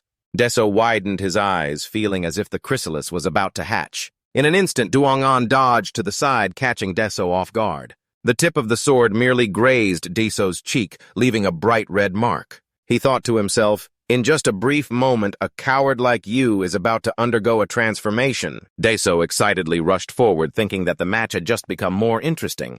But he was surprised to see Duong An standing there, trembling, his face pale, unable to stand. Deso recalled the image of Duong Kuk panicking at the sight of blood. He unconsciously looked at the scratch on his cheek, wondering, blood. The audience was confused, murmuring, "What's going on? Why is he acting like that? Is he poisoned? Why is he suddenly trembling?" Some people anxiously urged, "Hey, referee, what are you waiting for? Tell them to continue." Hai Min, the referee, just stood silently, making no move. The audience's shouts echoed throughout the arena.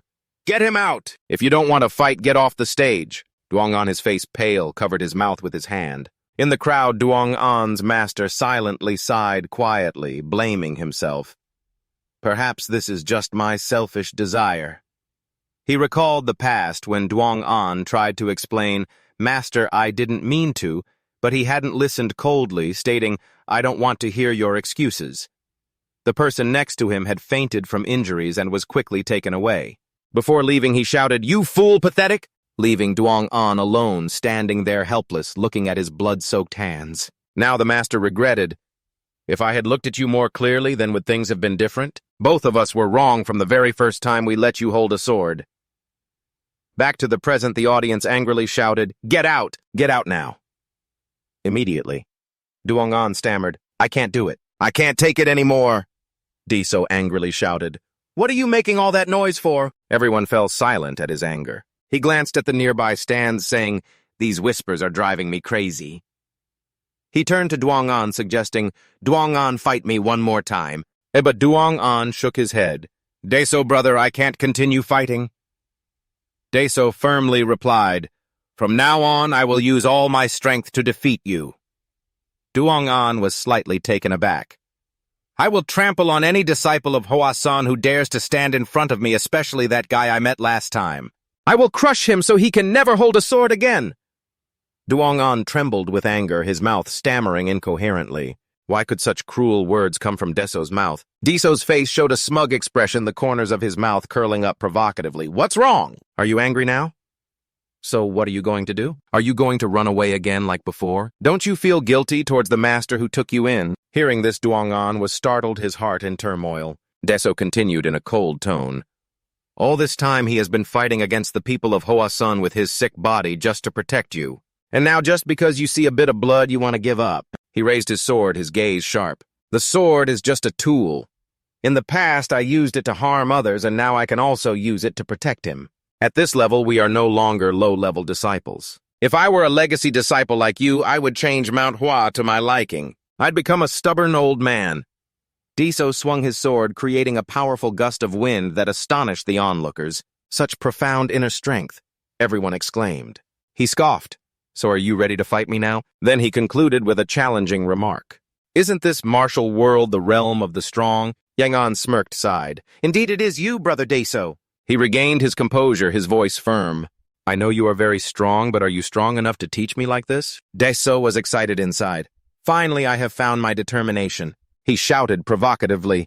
I am the young master of the greatest clan in the world, a little legacy disciple of Mount Hua. How could you defeat me? Yang An was angry, his strength surged. The little Mount Hua is not a place you can call little. A person in the audience was stunned. Impossible, how could that brat's martial arts be so powerful? Petals began to swirl around Deso. He couldn't believe his eyes when he saw the image of a mighty dragon emerging from Duong-an. Now I have seen it, Deso thought to himself. A spectacular transformation. The dragon roared and Deso recognized the long sword of Hoa-sun. Duong-an lunged toward him. The petals still lingered around him, decisively thrusting a sword strike. But Deso nimbly dodged. He thought to himself, if I hadn't dodged in time, that strike would have definitely hit me. All hesitation he felt when Duong-an swung the sword had completely vanished. Another sword strike rose high. Deso ducked quickly to avoid the blow. He smelled the fragrance, and the scent of cherry blossoms became more intense. He swung his sword to counterattack, but Duong-an quickly parried. Duong-an's face was cold with no emotion. Deso felt annoyed. I'll blow away this trivial scent. He swung his sword, creating a strong gust that blew the petals away. Duong-an stood still smirking. The swordsmanship of Hoa-sun is ever-changing. The scent of cherry blossoms only serves to distract you. As soon as he finished speaking, the petals reappeared slowly falling down. Deso was taken aback. What since when has he mastered the 24 forms of the peach blossom sword technique? The falling petals covered the spectator area. Namkung Han sat silently contemplating. Hua-sun sect, if given enough time, might reach the claws of the Namkung family. Duong-an shouted, It's over! He swung his sword, creating a fierce wind. 2 moves of the 4 techniques of peach blossom. Deso leaned back, cursing. Damn it, I didn't intend to provoke him like that. A huge explosion shook the ground. The people around were terrified. Oh my god, this is terrible. Will the Hoa-sun sect win this battle? Jia-cat Shuang worriedly asked. Young master. Someone suddenly pointed into the distance, shouting loudly. No, look over there, he's cutting down those flower petals. Deso was using all his strength, swinging his sword repeatedly, determined not to be defeated. Deso's eyes turned red with anger, wondering to himself, could I really lose to such a trivial technique? Duong-an stood there, a smug smile on his lips, making Deso even more annoyed. Do you dare to laugh at me? The swordsmanship of Hoa-sun truly was unpredictable, leaving Deso stunned. Could there still be more hidden moves? Just then, from among the flowers, a ferocious dragon lunged straight at him. Deso was stunned. One thought remained in his mind. Damn it, I shouldn't have used so much internal energy. The overwhelming scent of cherry blossoms enveloped the arena. Petals flew everywhere. It turned out that all along it had been a trap to blind me. Deso shouted, filled with anxiety. This is bad, what should I do now? In his eyes, that fierce dragon is Dung-an charging forward with a sword. Deso immediately summoned all his strength. This sword technique was created to counter the Thung Kung Vonya Kiem. Today, I will show you. His eyes sparkled with determination. Hai Min was astonished, unable to believe his ears. What, to counter the Thung Kung Vonya Kiem? Meanwhile, Namkung Han stood nearby, his face full of curiosity and excitement watching the fight. But the counter technique of the Thung Kung Vonya Kiem is even more terrifying. Deso asserted that the whole sky would be split in 2. He jumped up to face Dung-an, preparing for a swift finishing blow. Thung Kung Dan pierced straight into the dragon. The dragon struggled to resist. A dazzling light flared around it, but then its majesty was severed. A magical scene unfolded as if the sky had been split in half. Everyone watching was stunned.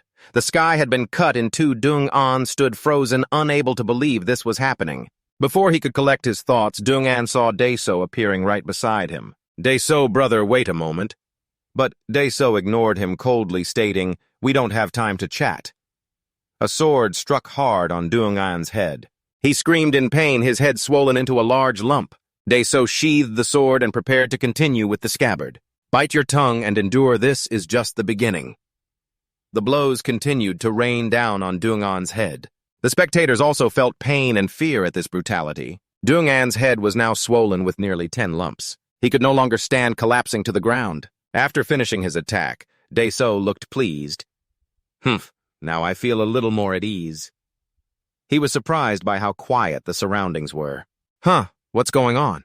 Why is it so quiet?" He gently patted Duong-an's head, worriedly asking, "Did I go too far? I only hit you once, are you still alive?" Haimin stepped forward to praise, "You have shown everyone the weakness of the Thung Kung Vonya Kim. This old man is truly surprised." "It's been a long time since I've felt this excited," Daeso said in confusion. "Huh," Haimin continued. "By showing us how to counter the Thung Kung Vonya Kim, you want to prove that Nam Kung is not perfect either. You beat a disciple of Hwa-sun like that to show them that if they are too arrogant, they will face the same fate as him." Daeso was even more astonished after hearing this. Haimin continued to jab at the others from Hwa-sun who were observing the battle. Perhaps they were thinking the same. At this moment they were extremely angry. Their eyes were filled with fury as they stared at Haimin. "He dares to talk about trampling us in broad daylight. It's true that we don't take Hwa-sun seriously. I never expected to be challenged by someone else like this." Daeso is still confused, not understanding what's happening. "If this situation continues, there's no way I'll be able to close my eyes tonight." Meanwhile, on the other side, a man confidently declared, "Tonight I will come to find you to settle the score." Daeso was startled and stammered, asking, "Oh, a surprise." Haimin held his hand up, announcing to everyone, "The winner of the first match in the tournament is Daeso of the Nam Kung family." In the stands, Daeso's supporters cheered in celebration. "Daeso is the best." The match was truly spectacular. Despite winning, Daeso quietly cried inside, questioning whether he should feel happy or not. But in that moment, no one noticed that Duong-an had woken up and quietly left the stands. He was sadly speechless. "I've lost. I have no face to confront my master, nor can I face my seniors and juniors in the sect. I have to leave here." Suddenly, a familiar voice startled him. "Then this time I will go with you." Duong-an looked up, tears welling in his eyes as he saw the person in front of him. Duong-an's master was standing there wearing a gentle smile. He gently said, "I am very sorry for what you have been through. I made you bear too great a responsibility." Duong-an was surprised and asked, "What are you planning to do, master? What about Hwa-sun?" The master laughed heartily and calmly replied, "I have left everything behind." Duong-an couldn't help but be surprised. "Really? But those people are looking for you. Hurry, they definitely haven't left yet." The master turned, looking dejected. "Oh dear, it seems they have already discovered it." Duong-an was still confused. "What do you mean, master?" The master threw him a small bag, his voice full of meaning. "I have dedicated myself to Hwa-sun for so long. So when leaving, you should take something with you." Duong-an took it curiously, asking, "What is this, master?" The master replied, "It is the Hon-win-dan."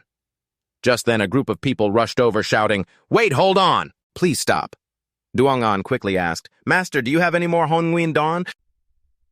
The master produced, "Here are 3 more." Duong-an shouted, "Please give them all to me. I apologize. I will return all the elixirs to everyone."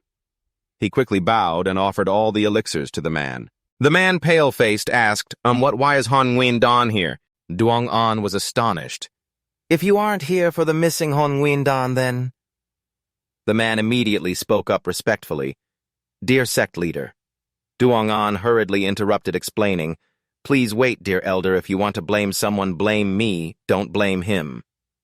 Suddenly everyone bowed their heads in unison, pleading, "Dear sect leader, please lead Hwa-sun once more."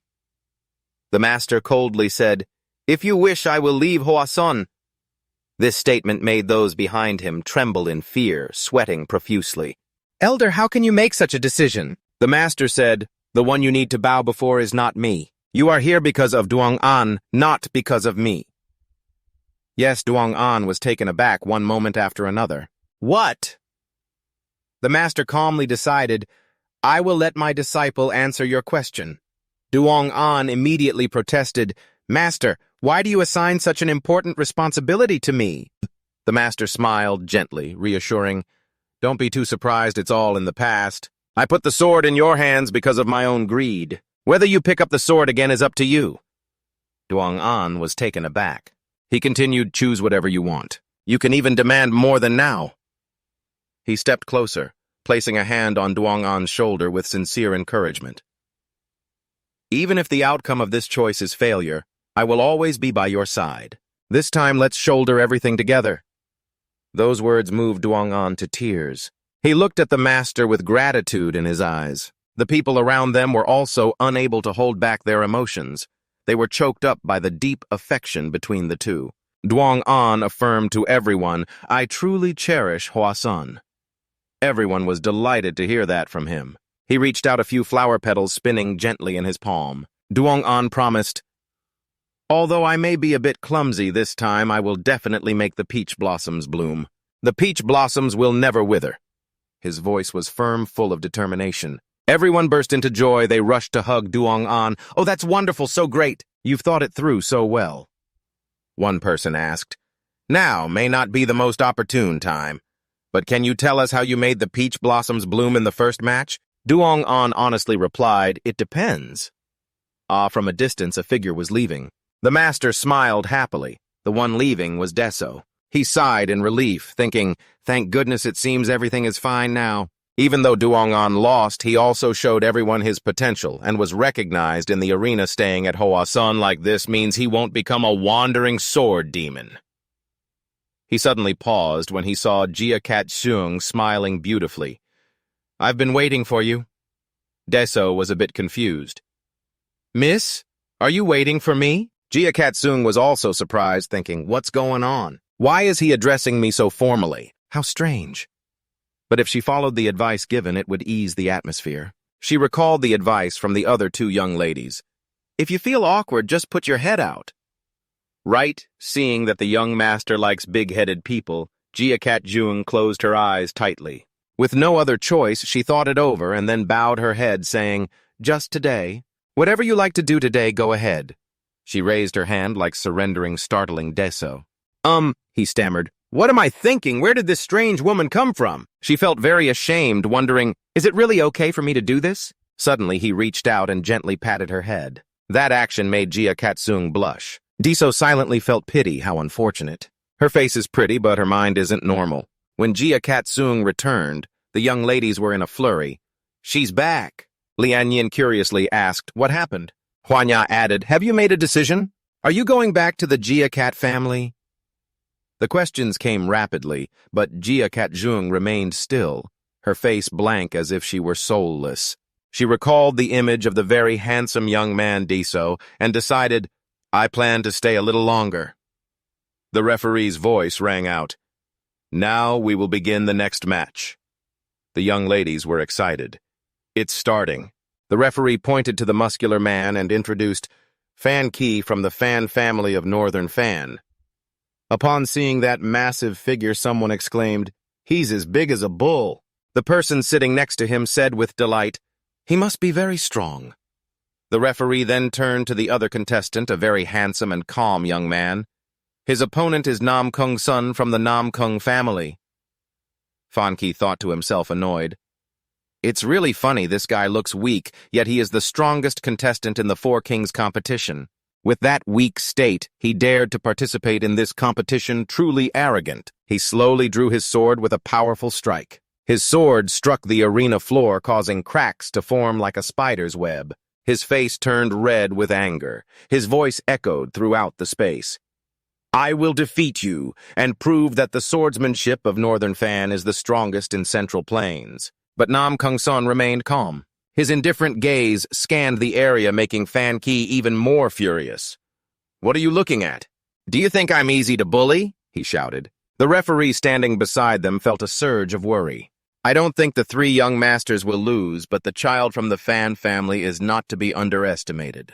The celestial power inherited from the Northern Fan family was fluctuating abnormally from him. With that level of celestial power, he must be one of the top 3 strongest in the family. Fan Ki grew increasingly angry, glaring at Nam Kung Sun. "If you don't look down on me, are you looking down on this sword?" he shouted loudly. Nam Kung Sun slowly replied with a cold gaze, unwavering. "It seems that even if you have a good sword, you are still too weak yourself. A strong body brings true strength." He tensed up, his muscles rippling, and continued, "Just so you know, my sword weighs a ton." Nam Kung Sun smiled slightly, slowly, drawing his sword. "A ton." He lightly spun the sword in his hand, his voice full of confidence. "I have never underestimated a sword." Fan Ki looked at his opponent's small sword, unable to help, but laughed disdainfully. "A sword as small as a toothpick, what is that?" Nam Kung Sun did not respond. He gently lowered his sword to the ground. A loud explosion rang out. The arena cracked more than when Fan Ki struck. He stood frozen, eyes wide with astonishment. Nam Kung Sun smiled, his voice firm. "I have never mentioned this, so few people know, but my sword weighs at least a ton." The audience around couldn't help but exclaim, "Just lowering the sword has shattered the arena. Could it be that he is so young yet has mastered internal strength?" Fan Tai, the head of the Fan family, observed the scene with a thoughtful gaze. "That kid is indeed a monster," he muttered. External strength is divided into 2 types. External strength increases muscle size, while internal strength increases muscle density. External strength develops through training and rest. But internal strength is different. It does not allow you time to rest. As the burden on the tissues gradually increases, the muscles will tear, and the muscle fibers will break little by little. Therefore, many people have become disabled while training it. But if the practitioner can push through, a miracle will occur. The life force hidden deep within the body will begin to flow, reconnecting the torn muscles. The new muscles containing the power of the life force will possess double the strength of normal muscles. Training in internal strength begins with knowing your own internal energy. Just a slight mistake in the process of destroying and rebuilding muscles can cause unparalleled damage with a high level of danger and low success rate. Everyone believed that internal strength had gradually been forgotten in the martial arts world over the years. But if this is truly the internal strength I once knew, then perhaps the martial arts world is about to witness the emergence of another extraordinary figure. Just as the words ended, the match began. Fan Ki charged straight at Nam Kung Sun with a decisive slash. The 2 swords clashed, but strangely, Fan Ki was so shocked that his eyes widened. He couldn't believe that his opponent could block his attack without moving a single step. Fan Ki stared intently at Nam Kung Sun with a look full of suspicion. The indifferent expression of his opponent only confused him more, as if his weapon had just struck an insect. The more he looked, the more frustrated Fan Ki felt. He shouted, "More importantly, where have you been looking all this time?" Following Nam Kung Sun's gaze, Fan Ki realized his opponent was focused on the audience. Deso was stunned, pointing at himself and silently asking, "Is he looking at me?" Nam Kung Sun smiled and said loudly, "Found it." Fan Ki was so angry he gritted his teeth. He said, "So you intend to look down on me forever? I will shatter your sword." With that, he charged forward while Nam Kung Sun was still looking at someone familiar. "I know you are pretending to be calm, but you won't last long," Fan Ki said as he launched a series of attacks. Nam Kung Sun turned back with a cold gaze and a face with little emotion. He launched his first attack decisively and swiftly, causing Fan Ki to rush to defend himself, nearly falling backward. He worriedly thought, "This isn't good. My stance is no longer balanced." In front of Fan Ki, Nam Kung Sun appeared with a fierce aura. He was determined to block this attack.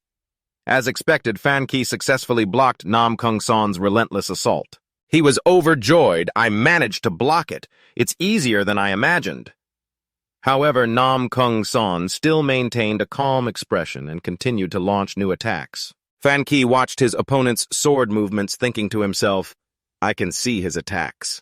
As long as I focus on defense, my mind will become clearer and I can assess the situation calmly." Although still at a disadvantage, Fan Ki's sword strikes kept coming, attacking, then defending, then attacking. Gradually, even if just a little, he felt his strength increasing. While countering, he calculated his strategy. "As long as you reveal the slightest opening, I will strike." He imagined defeating his opponent and smiled smugly. Nam Kung Jon excitedly remarked, "We have now entered the main round. Everyone's true strength is clearly displayed. He has gradually adapted to the attacks of the third young master." Deso felt sympathy. "That's truly unfortunate." Nam Kung Jon unexpectedly asked, "Who are you talking about?" "The third young master." Deso quickly denied, "No, not that fool. I mean your opponent. If you just look at this, it seems like he is holding on to a glimmer of hope that he will win. But right now, my third brother is just warming up." Nam Kung Jon was astonished to hear this. "And that's just warming up. That's unbelievable." Fan Ki persisted until his last breath. Just a little more is enough." Nam Kung Sun took a deep breath, and Fan Ki immediately realized this was his rare opportunity.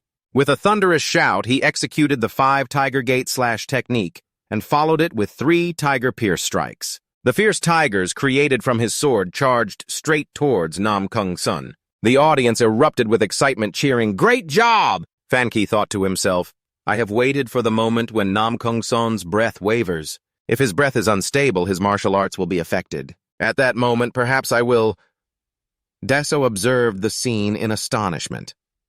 That stance is the one the third brother used to win the title of the Iron Dragon. As he raised his sword high, Fan Ki confidently shouted, "I have won Nam Kung Sun!" But Nam Kung Sun remained steady in that legendary stance. He gently swung his sword down the blade, slicing through the tigers, tearing them to pieces. They vanished right before Fan Ki's eyes, leaving him in shock. The gust from the sword created a powerful attack that caused Fan Ki to lose his balance and fall. The audience was also taken aback. This was Fan Ki collapsing before the calmness and extraordinary strength of Nam Kung Sun. Nam Kung Sun pointed his sword straight at his younger brother. "I will be waiting at the top for you, little brother." Seeing the contestant down, the referee quickly announced that the winner was Nam Kung Sun. Young Master Deso in the stands was also startled. Those 3 brothers are too strong. His fighting spirit surged, wanting to fight against the 3 brothers. Seeing Deso's cheerful expression, the vice strategist inquired, "What are you so happy about?" This made him feel frustrated. "What are you gossiping about?" Just then, he noticed that the head of that guy was already swollen like a roasted pig. Someone below shouted, "The next match begins."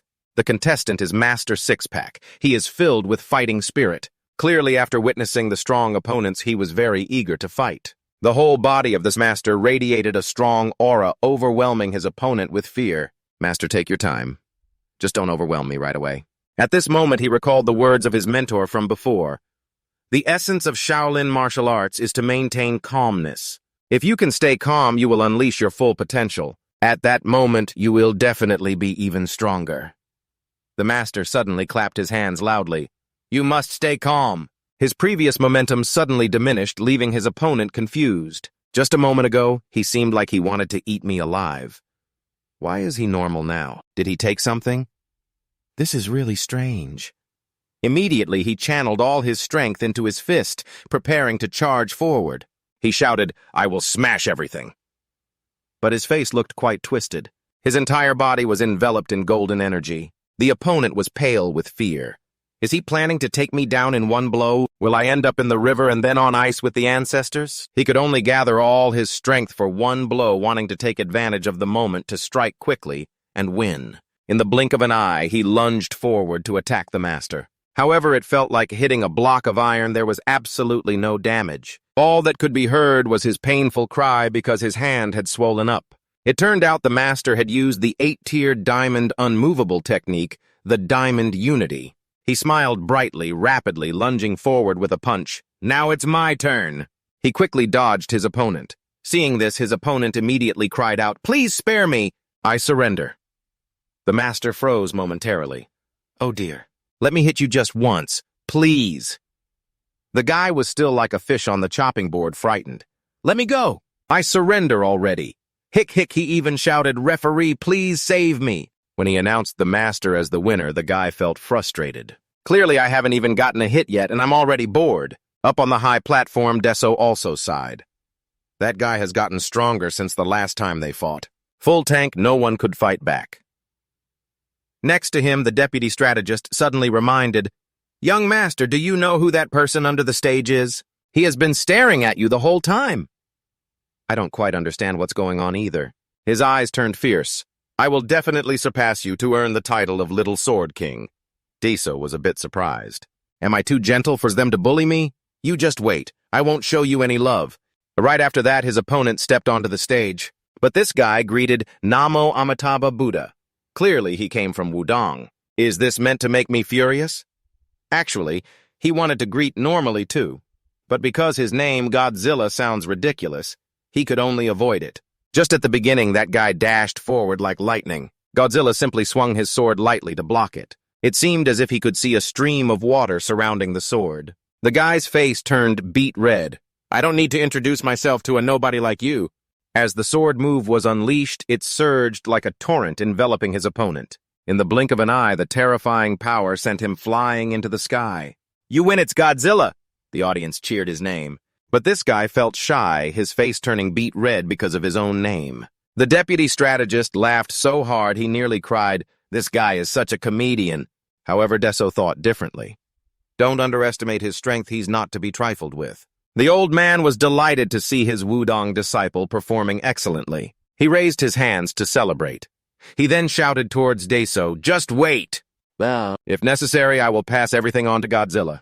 The old man clenched his fist excitedly. The Little Sword King would be extraordinary. The matches that followed were completely dull, but everyone seemed to target him as an enemy. It turns out it was because he performed so strongly in the previous match that they all saw him as a rival to become stronger. Deso didn't care much and left just a bunch of ants daring to boast. Deso paid no attention to them. His real opponents were the three powerful ones. At this moment at his residence, the master and disciple of the Hua Shan sect had arrived. It turns out he is an acquaintance of the manager. After the greetings, he invited her to drink together. That's quite surprising. She didn't refuse. Clearly their previous relationship was very close. Even the leader of the Hua Guo sect held her hand. Just then Baton passed by, saw him, and was shocked, his eyes wide, shouting loudly, "Who is this old man?" The manager turned back and gently replied, "Just a friend I haven't seen in a long time."